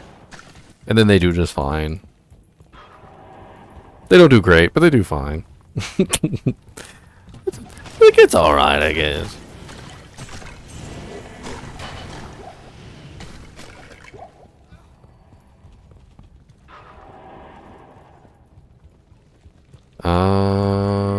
Well, you know, Nightbot will also take you out.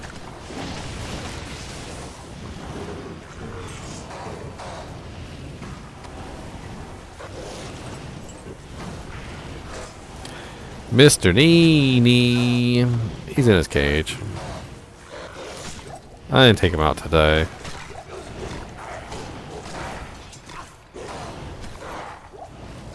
As I was talking to you guys about before, we had 2 dogs. We had 2 dogs. They both died. It was really sudden and not fun. But you know, one of the things that I don't know if you guys know this about animals is that animals, you know, tend to have fleas. Both dogs and cats just tend to have fleas. You keep it under control. You use medicine on them and stuff like that. But one of the things that I don't think a lot of people know is that when the dog dies or when the cat dies, the fleas have nowhere to go, and they are suddenly homeless. And homeless fleas are not nice fleas. Okay. They pack up their little flea bags and they come a knocking. And it's rude. So anyway, I sprayed some stuff to try and get rid of the fleas. I don't want to take NiNi out of his cage right now. That's what I was getting at. Last thing I want is for him to run around the house licking things. I joke, but you know, chinchillas chew on everything, so.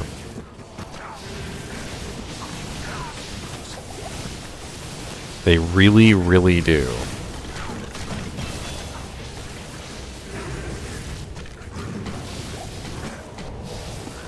They chew on me.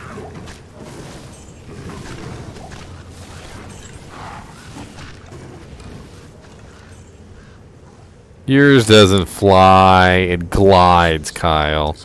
You have a gliding rat. It's not the same.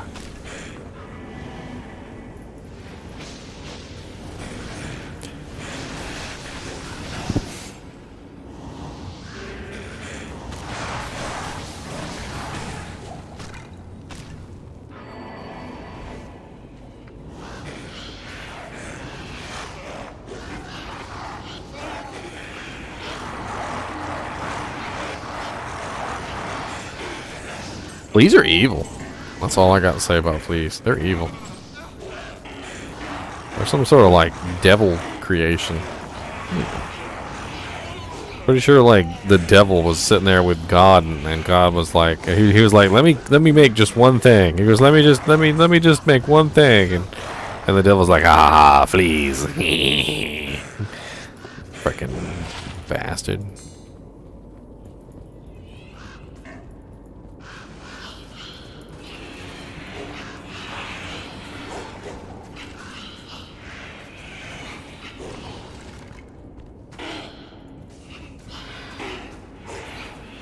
There's actually a cute version of them in the wild that isn't parasitic, called a scorpion fly.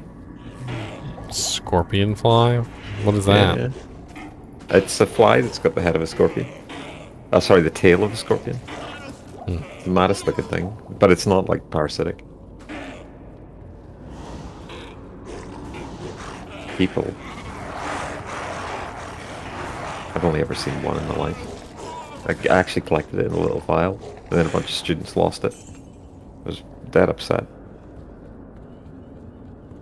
They sound rude. Yeah. So the moral of the story is, if you ever find one, don't let students look at it. They will lose it.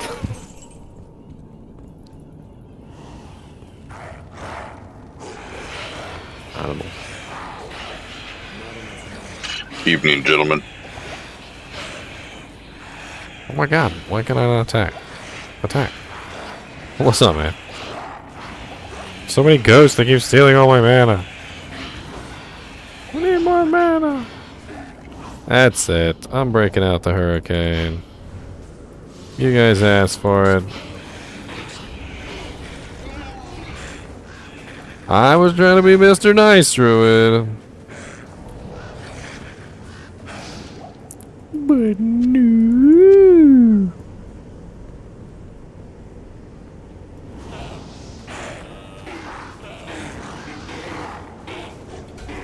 I have it on the list, John, Rune Master.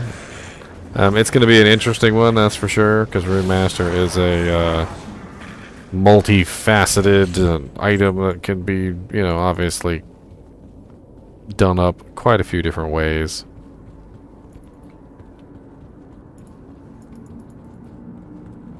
You can do all sorts of cool things with Rune Master.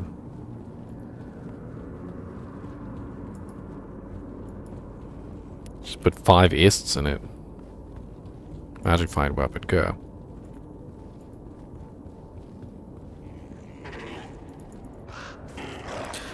The main problem that I usually have with Rune Master, honestly, is I usually just don't have the stuff to put in it. That's kind of the main thing about that weapon, is you need the stuff to put in it to make it worthwhile. And if you don't have the stuff to put in it, then it's not worthwhile. Tell me your troubles. And I feel like a lot of the times, by the time you actually have the stuff to put in it,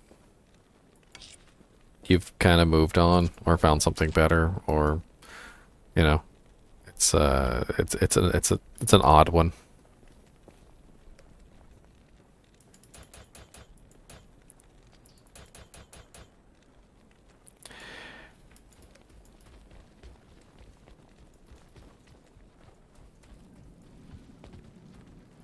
In time, John, I do work a 40-hour job, unfortunately. If I didn't work a 40-hour job, I would totally be making videos like every day, though.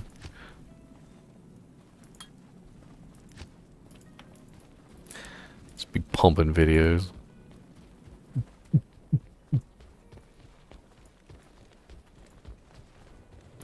Be crying at me to stop. Be like, stop, please, no more. No more. I do play at work, actually. I have my Nintendo Switch so that I can where is I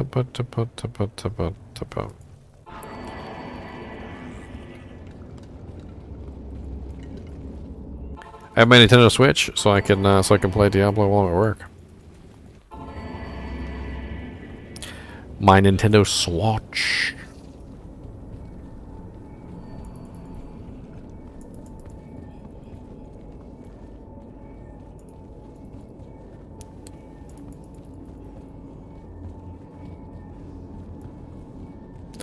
You're getting a Steam Deck, Kyle? I think I did the reservation on that thing. I really want to grab a Steam Deck. I want to do videos on it, actually. I heard it got delayed, though. Didn't it get delayed? Or am I misremembering? Yeah, it was supposed to be out just after Christmas, but they sent a wee message through saying it was going to be set back.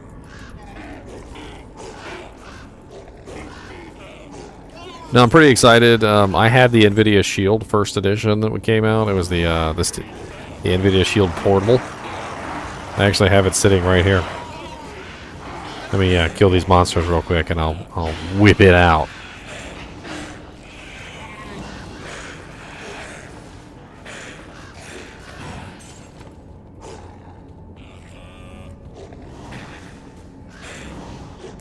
I don't want the small edition though. The small edition does not look like a good edition to me.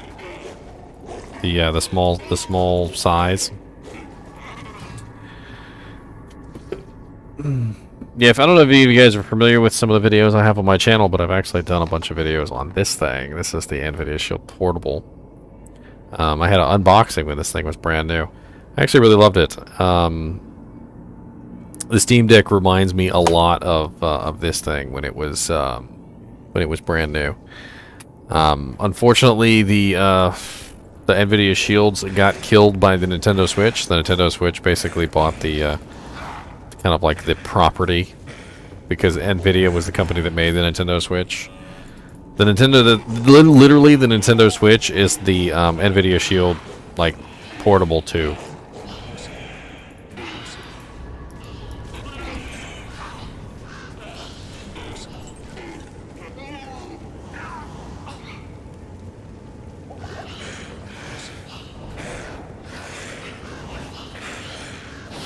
Die.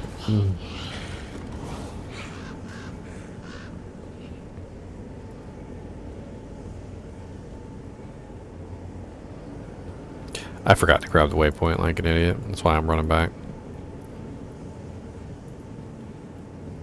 'Cause I'm a big dummy.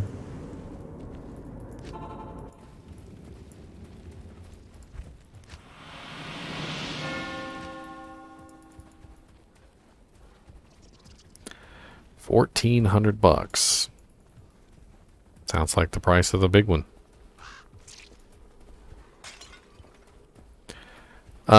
They did not confirm that, DV Hunter. That was not confirmed.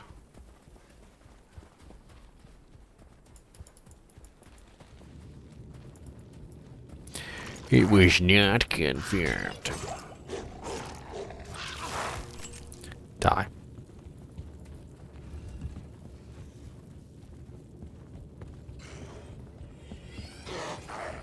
Oh god, that's a lot.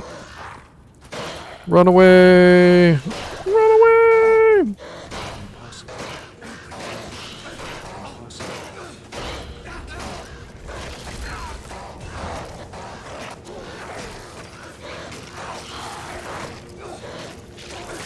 Brave braves are Robin. Brave braves are Robin. He bravely ran away. He bravely ran away.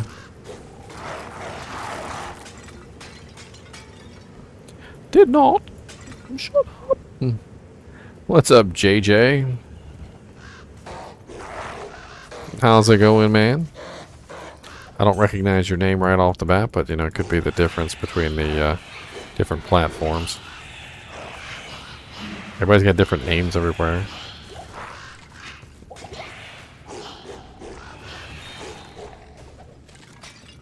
Oh no, somebody died. Yeah, I got trapped there. That was brutal. I got ganged. Help is on the way! What level are you right now? 44. Act 2 Nightmare. Wow. Feel free to pick up all the gold. It's kind of dangerous. It's kind of dangerous in there. Yeah, just a bit. You want me to come in? I have an enchantress and make the game easy for you. Enchantress. I'm a very weird character. I don't know, it may or may not help. It probably always helps. I don't know, maybe. Let's succeed Maul the Hunter. Scrub.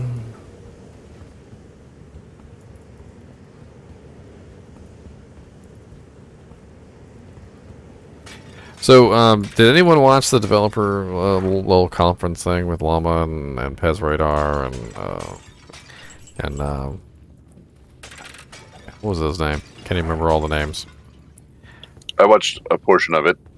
So, did anyone else think it was kind of odd that both Adam Fletcher and which is Pez Radar, by the way, and the other guy, Caterquist, they were there the entire conference, but like rarely ever talked.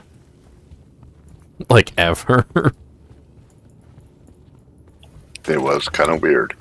Like, can you imagine being in a conference like that and you just don't say anything the entire time? They were just listening. They don't even know. That's an interesting little small charm I just found. 3% faster run walk, +1 max damage, 11 to attack rating. I'll hold on to that. That's nice. I like it.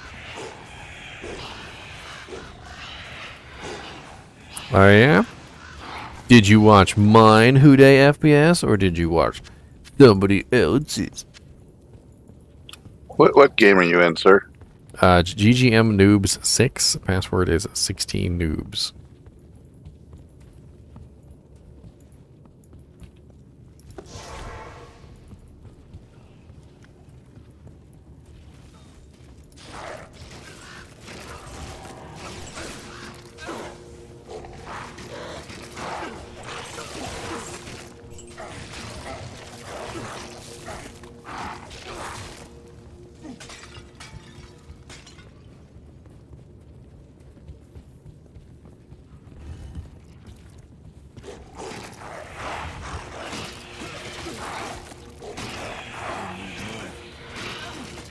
I need level 49 already so I can use my freaking rain armor.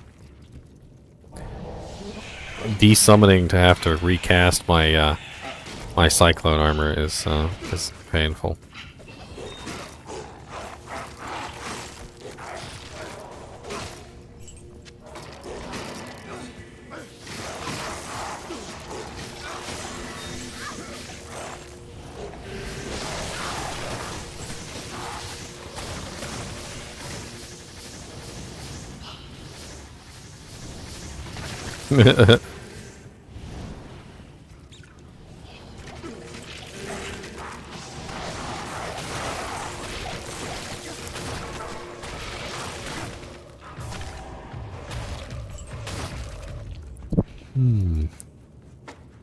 Well, my thing is that it was obvious that they all knew the answers to all the questions the llama was saying.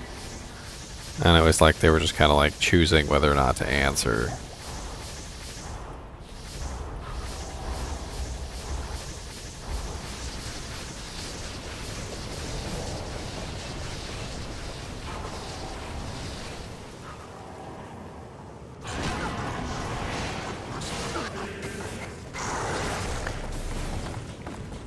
Scroll of Town Portal, Greater Healing Potion, Scroll of Town Portal, Scroll of Town Portal.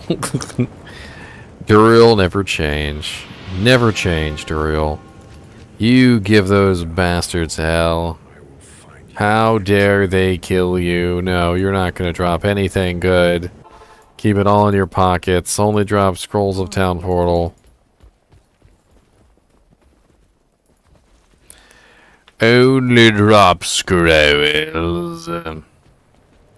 Scrolls.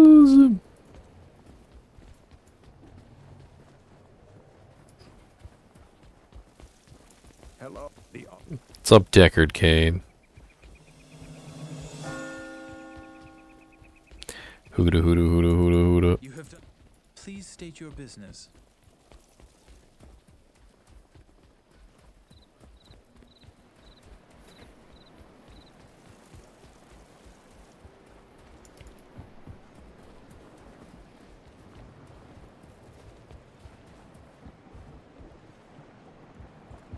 Greetings. I'm Mashif Gerentum. Hello. I was actually kind of weirded out by his frog metaphor. Did you guys hear his frog metaphor thing? I didn't. So I don't know if you guys have ever heard the story of the frog. Let me pull it up so I can get it correct here, because I don't want to mess up this story.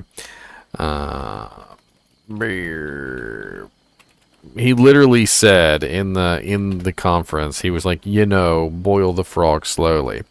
And if you guys have never heard the story of the boiled frog, basically how it goes is the boiling frog is an apologue describing a frog being slowly boiled alive. The premise is that if the frog is put suddenly into the boiling water, it will jump out.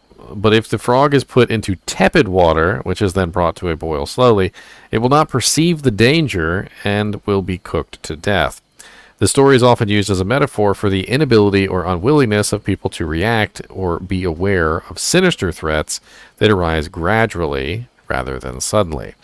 And he literally said, like, for the changes, he was like, you know, we're going to go slow. So, you know, like, boil the frog slowly. And I'm like, wait a minute. Doesn't the frog always have a sad ending? I'm like, I don't want to have a dead frog. Why do we got a dead frog? I can't use that yet. Because basically what it means is at the very end of the journey, things go badly. Like whether the water was boiling hot or whether it was raised over a long period of time, the end result would be that the frog is supposed to die because you're cooking the frog. I don't want Diablo to get cooked. Don't cook Diablo. I hear ya.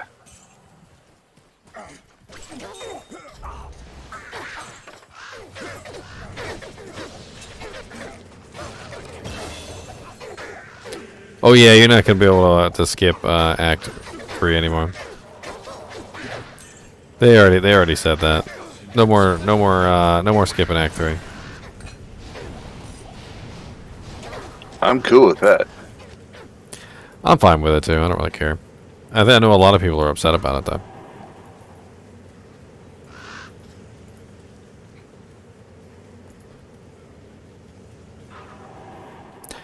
I mean, Kyle, I don't see microtransactions as the devil, but I do see them as hugely bad. It's like it's an interesting scenario of if they're done properly, they're usually all right, but they're almost never done properly. So they get too greedy. That's what it is.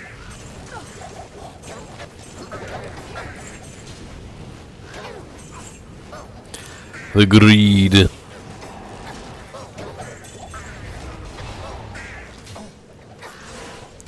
greed.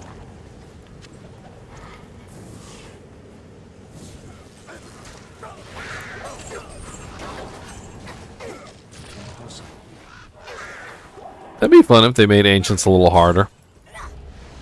I'd enjoy that. A little more difficulty on the Ancients.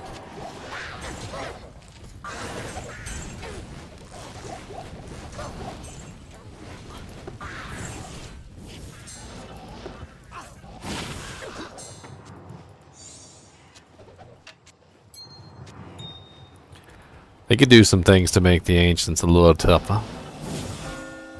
A little tough. Give them shouts. Give each one of them one of the shouts, like the shout, the battle command, the battle orders. Give each one a shout, and they can cast it on each other.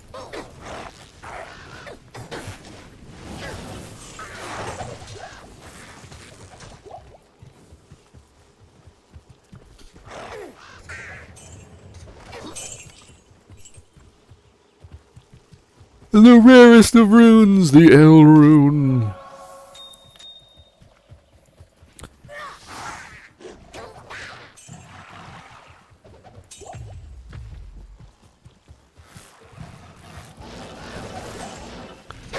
I'm so close to my reign.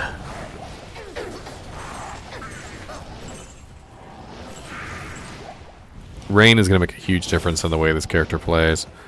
And honestly, it's going to be a really big defensive bonus, plus the skills, the twister spam. It's going to be big. It's going to be big.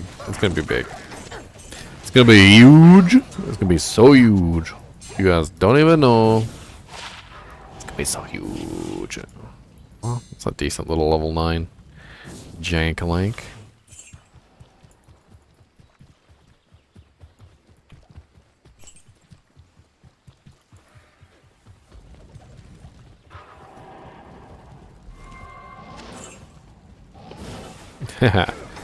Mana potions not to be sold till nightmare. Brutal. Brutal. +2 martial arts gloves. Nothing really that great on them besides MA.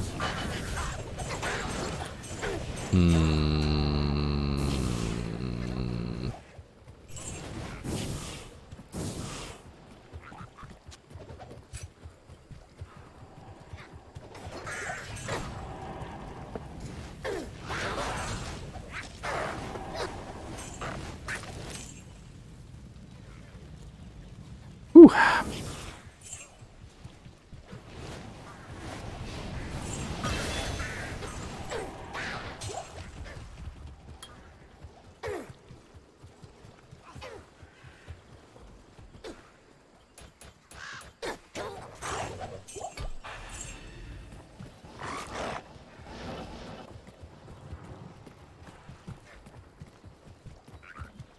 Yeah, they're definitely doing some interesting things with the shapeshifter skills.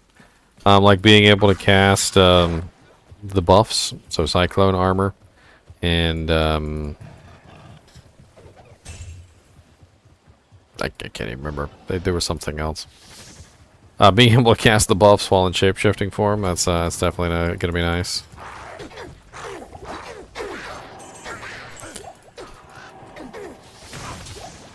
I just don't ever see any reason why you couldn't cast cyclone armor. It doesn't make any sense. Cyclone armor is a nice little buff. It's good to be able to cast it.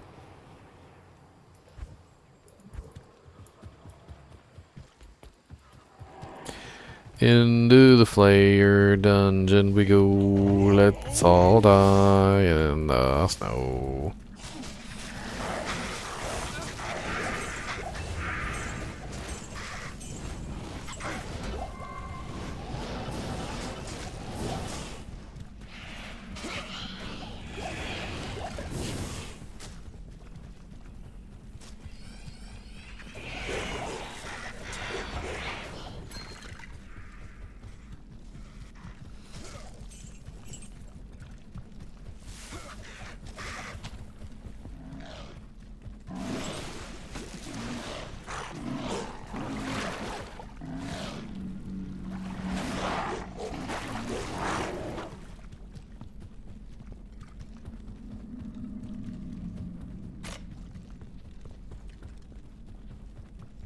So many.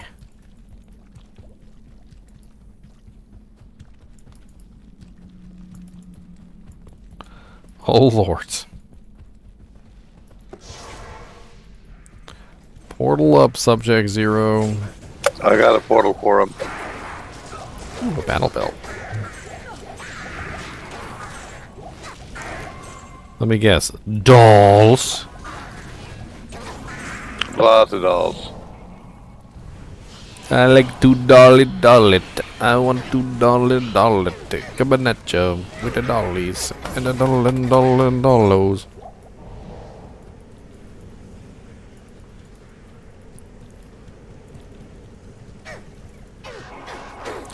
Brings a whole new meaning to the words, I play with dolls.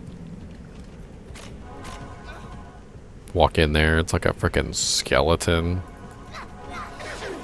That's not a doll!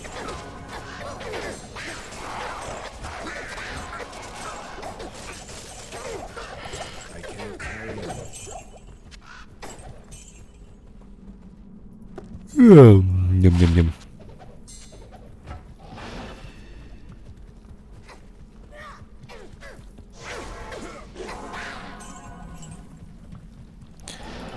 Yeah, my nephew, he was really big into the Druid.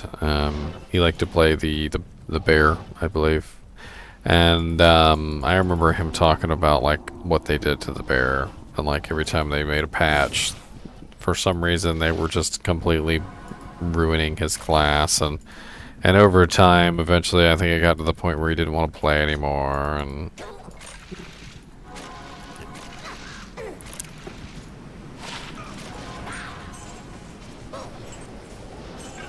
I mean, they did the same thing to my captain in Lord of the Rings Online. The captain was an amazing class, and eventually they just broke him.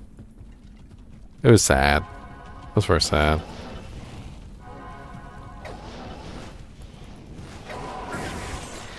The captain was a jack-of-all-trades character, and he was the first jack-of-all-trades character that I actually saw that did pretty well.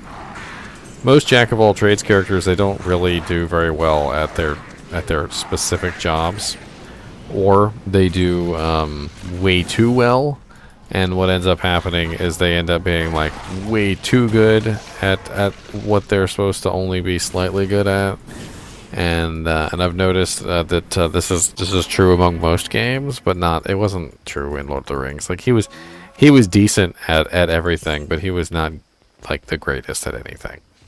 And it was pretty nice playing him. And they just like completely broke him. Like he was no longer, he was a shell of his former self.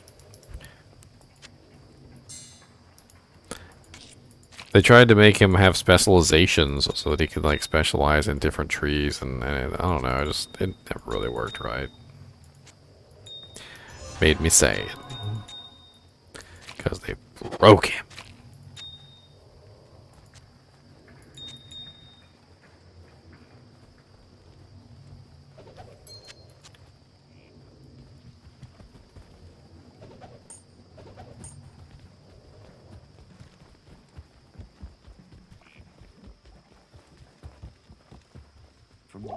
Good day. It's funny, there was only one time they buffed the captain. Accidentally. It was like an exploit. And I remember because it was it was just so much fun for that short period of time. It wasn't even that big of a frickin' buff. It was just like a little tiny buff that actually kind of helped out the paladin, or the captain. And I had fun with it, but they took it away like a day later. They was not having it.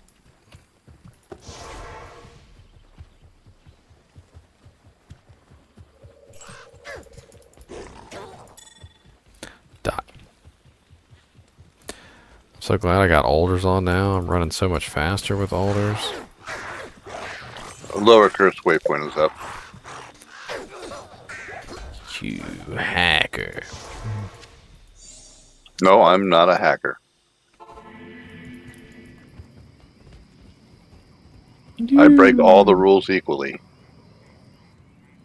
Why do that? Well, they're there to be broken. Rules are not made to be broken.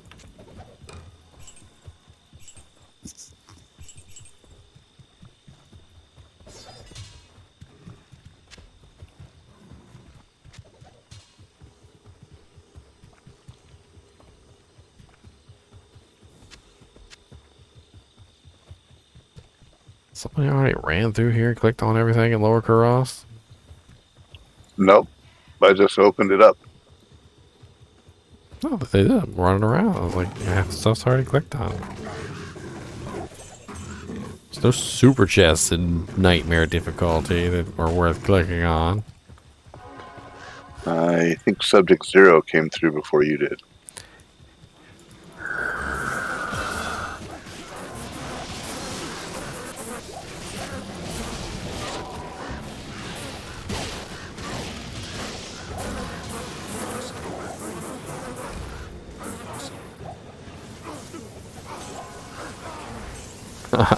What is the weird druid all about? The weird druid is all about rocking Twister and Tornado. That's what the weird druid is about. I'm going to proc Twister and Tornado. My life.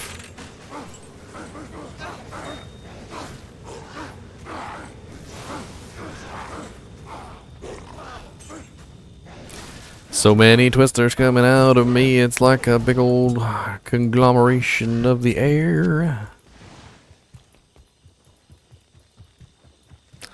I honestly can't imagine like an actual like person or even a wolf, it doesn't even matter. Just like shooting tornadoes at you. So it's a little much. I think I'd just give up that fight. He'd be like, you wanna fight? I'd be like, yeah, let's fight. And he just like shoots a tornado at me and he'd be like, alright, I give up.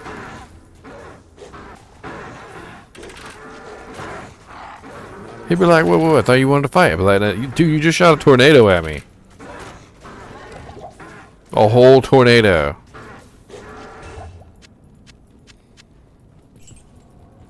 He'd be like, yeah, so?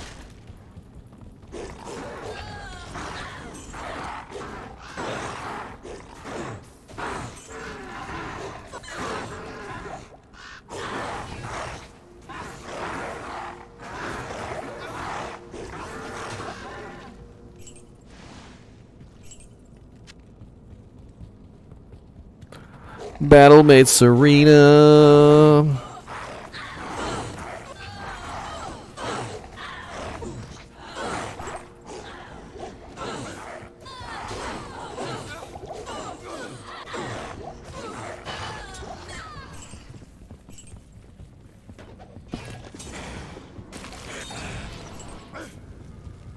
Llama Sims Tome, you have found the book.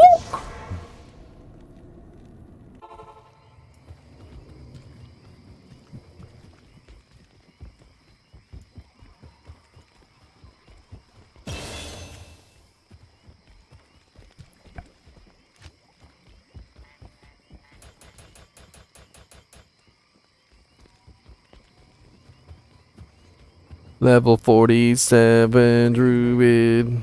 Gonna wear my Gotta put this in there and then we're gonna put it on to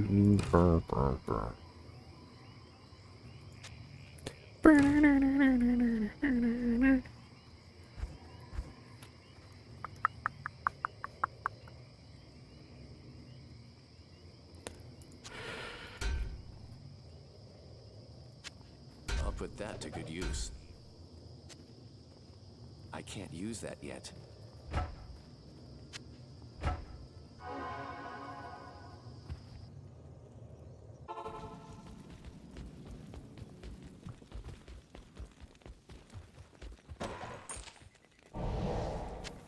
Small Jimmy, Jimmy, Jimmy, Jim, Jim, Jim, Jim. It's go small Jimmy, Jimmy, Jimmy, Jim, Jim, Jim, Jim.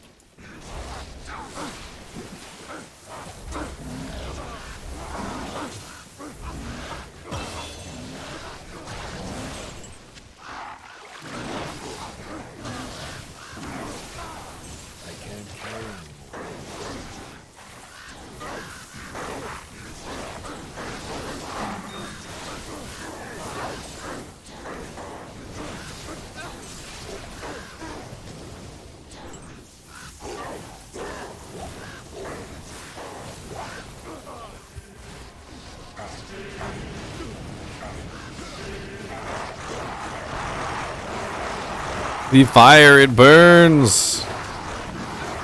It's hot. It's dead hot, hot fire coming at ya left and right. Hot, hot fire coming at ya. Oh my god. Kill my merc with your stupid little fire explosion. Y'all's Ruade.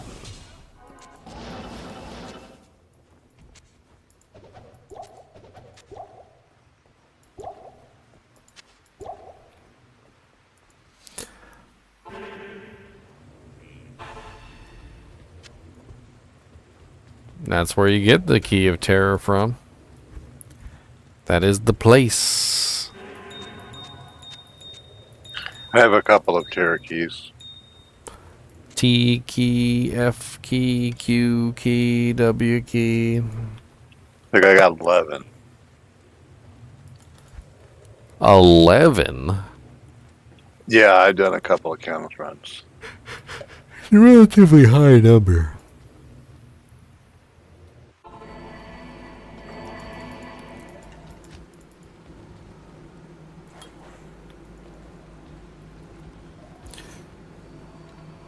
Hell difficulty's gonna be a beast. What do we need? Do we need the heart still? Is that what's going on?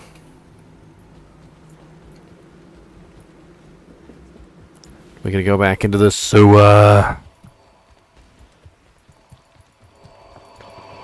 I never got the eye, by the way. I don't know if anybody got the eye, but I did not. How many characters do I have at the moment, Stoner? Quite a few, actually. I'd have to actually count them. I've got the Conviction Paladin, that's 1. I've got the Valkazon, that's 2. The Boazon, that's 3. The Spearazon, that's 4. Firewall Sorceress, that's 5. The Druid that I'm making right now is 6. We've got the Barbarian, who's a Whirlwind Shield Barbarian, that's 7. I know I'm missing somebody. Necromancer? Ah, yes, my Necromancer, the Naked Mancer, that's 8. My Blade Fury Assassin, that's 9.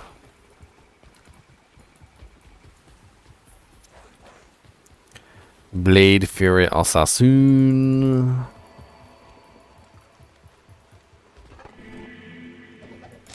Oh, somebody must have just broken the thing, because I see you guys in level 1.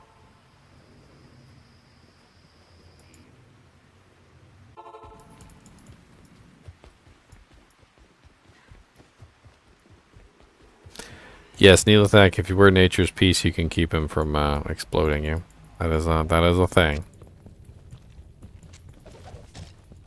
I use that method. Also, Tyrael's Might, if you happen to have one of those. That's a little harder to come by.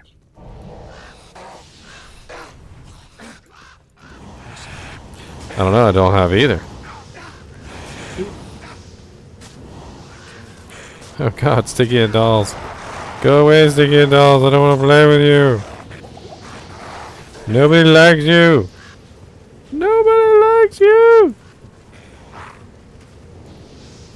Nobody likes you.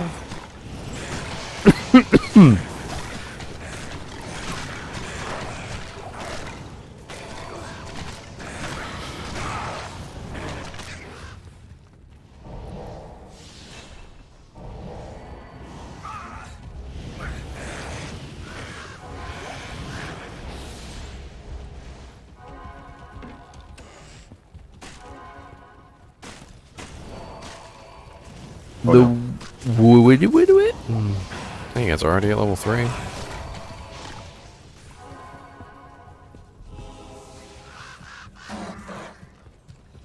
I'm not even trying to make it that much easier for you guys. It's locked.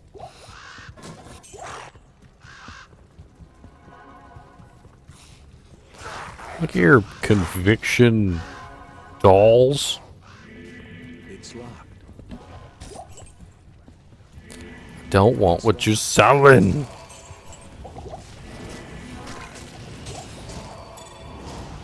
I don't want it.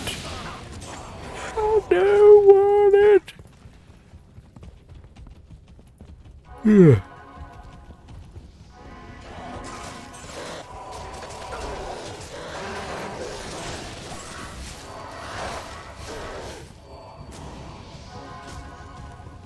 It totally looked like it would have been the entrance.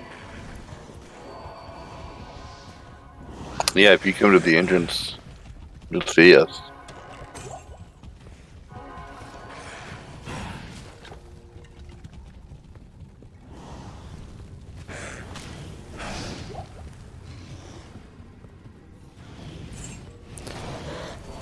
Die, Erdars. Nature's peace. We got rain, 1 level, 1 little blip, 1 little pip, 1 little blip, blip, blip, blip, pip. Come here, Erdar, give me some EXP so I can level up. And then it is time. It is time. And now, with Nature's Peace, we are swimming in the damage resorption.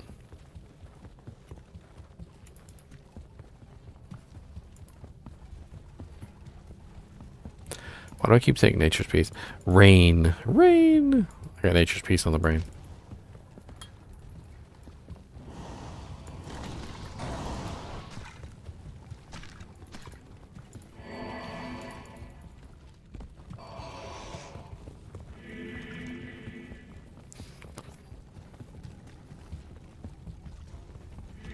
Oh yeah, Necros do just fine killing the other thing. I've never had any trouble.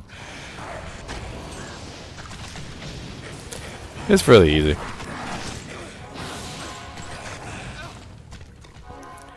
I should practically always have Cyclone armor up at this point.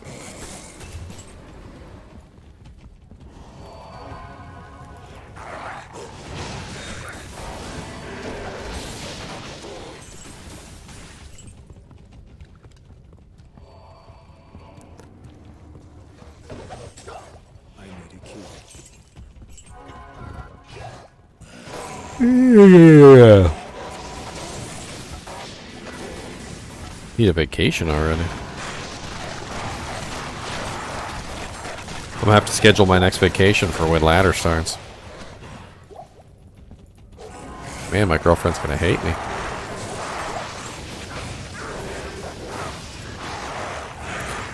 Hate, hate, hate, hate, hate, hate, hate. Hatefulness. Small Jimmy!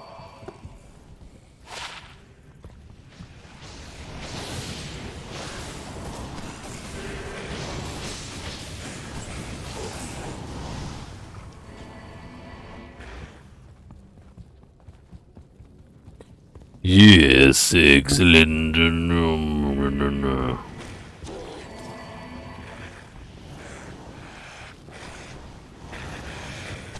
They're buffing Cyclone Armor and Bone Armor, both. They're buffing both.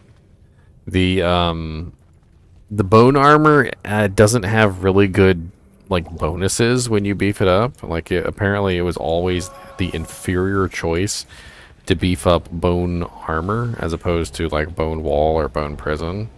So they're increasing the, like, native, like, buff to Bone Armor so that Bone Armor actually is built. So instead of actually putting points into Bone Wall instead, you put points into Bone Armor itself. And then Cyclone Armor, they said they were buffing it in the way that allows shapeshifting characters to cast it while shapeshifted.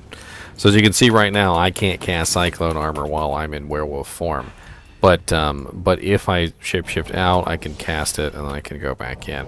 They're going to make it so that the werewolf and the bear can cast Cyclone Armor without having to leave the mode. So that's the buff that they're giving to Cyclone Armor.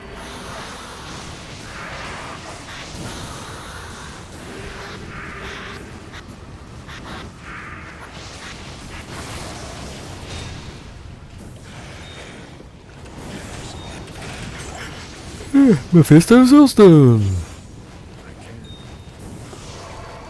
Mephisto's hatred was a poisonous void.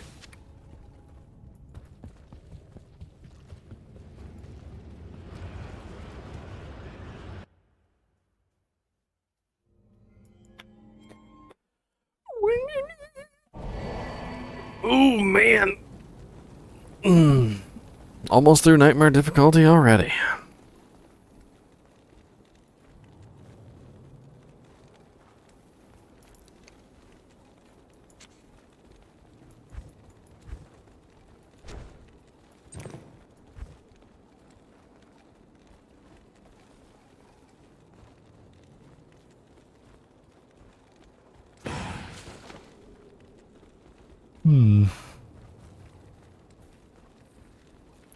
Jaw's main is just so broken.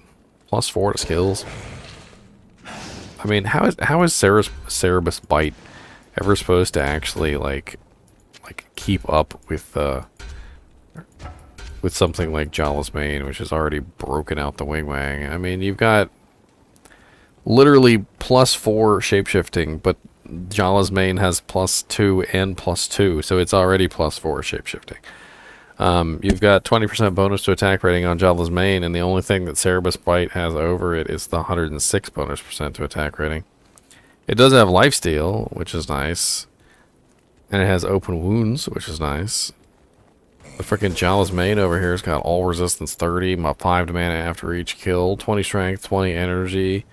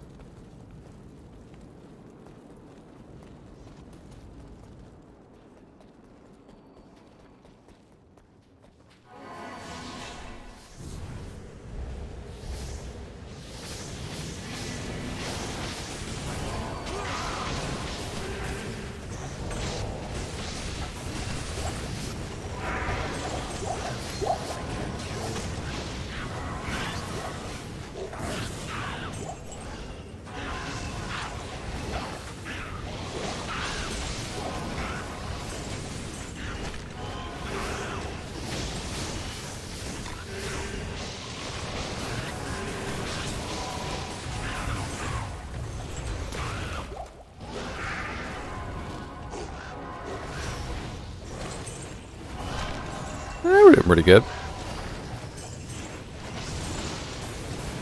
Ah, my little twisters. Go little twisters. My little twisters. Ooh, little twisters. I need my little twisty and twisty sounds. It's always fun to see little procs come out. I kind of, honestly, I kind of think that the new twisters look a little muted. And the old twisters look a little bit better. They stand out a little bit better, I think. Easier to see, easier to know when they're occurring. Versus, I think the new ones are a little lackluster.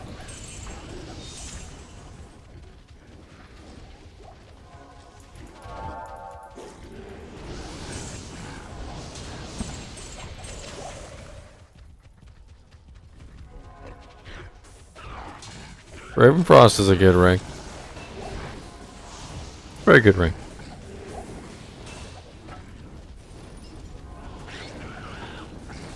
I wear 2.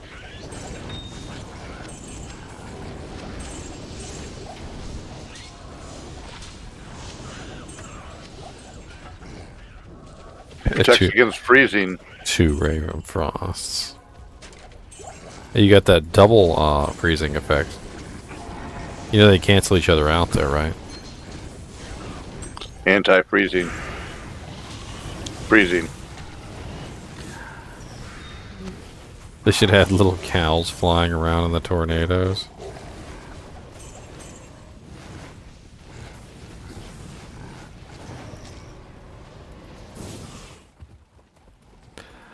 Little cow.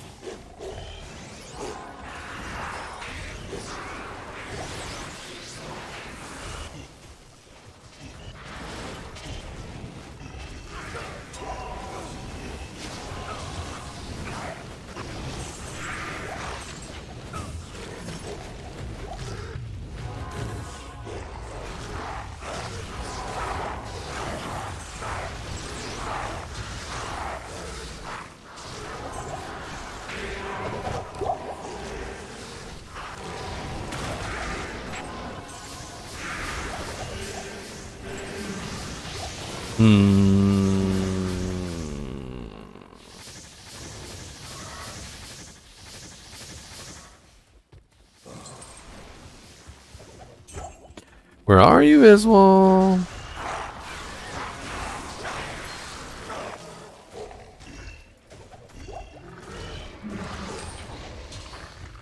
Where are you, Izzy Busy?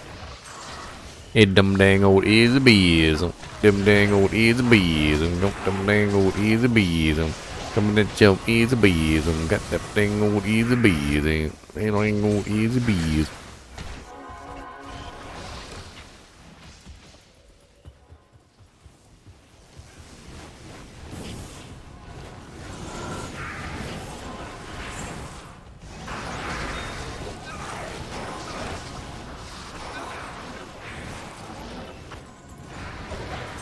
There you are, Izzy Busy.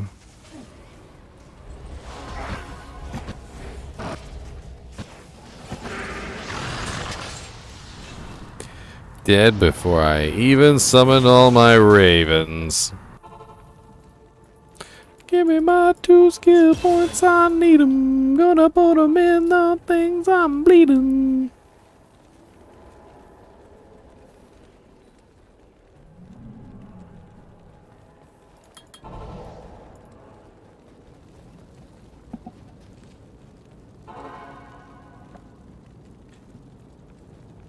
Ooh.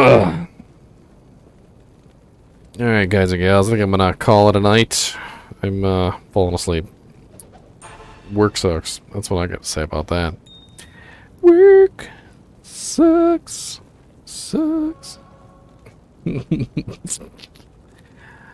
Pretty soon, though, I'm going to have my studio set up. I've got a little studio that I'm setting up for my YouTube channel. And hopefully I'll have a little bit easier time when, you know, all this is finished. Because when I got home, first thing I did was go frickin' put together my desk. I got like a new desk to put all my crap on. And I'm going to have some fun setting up, you know, the studio. I'm going to have like the green screen. And I got like all my old game boxes. Like I was going through my old game boxes and I had, I found my Kingpin box. I don't know if you guys ever played Kingpin back in the day. That was pretty cool.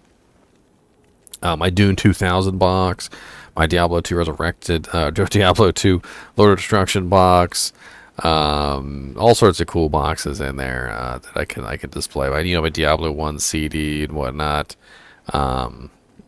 Dune 2000, that was a hell of a game. I love that game. Very, very awesome game. I'm kind of surprised I still have the box, but I got lots of boxes. I'm gonna have to maybe set them up and maybe put them on the wall or something as a kind of like a display. I think that'd be pretty cool. Just kind of like have all the boxes up on the wall. All these old games that nobody even knows the name of anymore. I used to play a lot of Monster Rancher.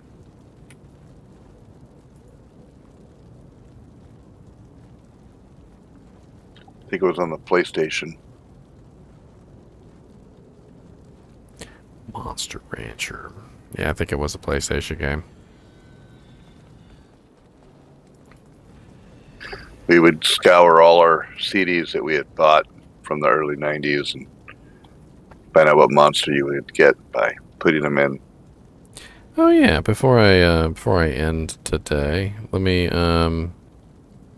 do a quick shout out to the games I'm gonna be sorry, the unique items I'm gonna be covering soon.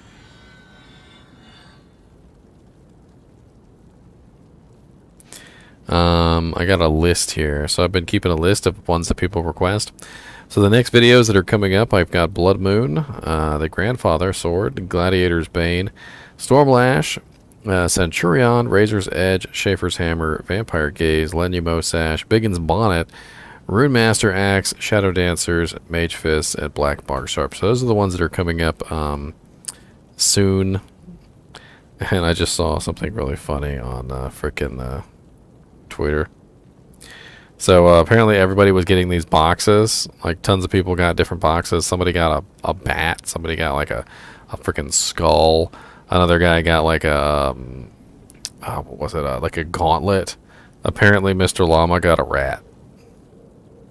Literally a rat, like a taxidermy rat, like stuffed and everything.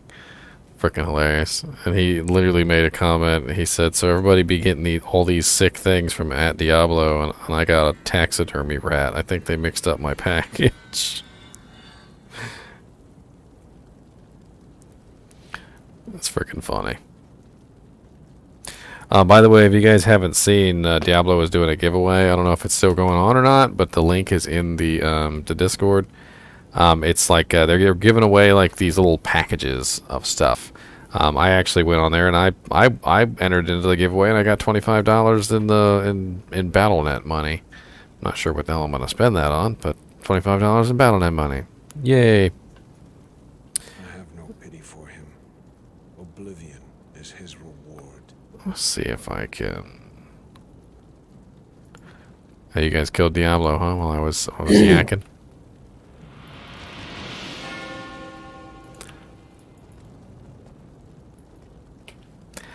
Anyway, if you guys want to see pictures of that stuff that they gave away, I do have them all up on my Discord. They're also on my YouTube channel on the community page. Somebody got a raven. I thought that was pretty cool. They gave away like mana potions and health potions.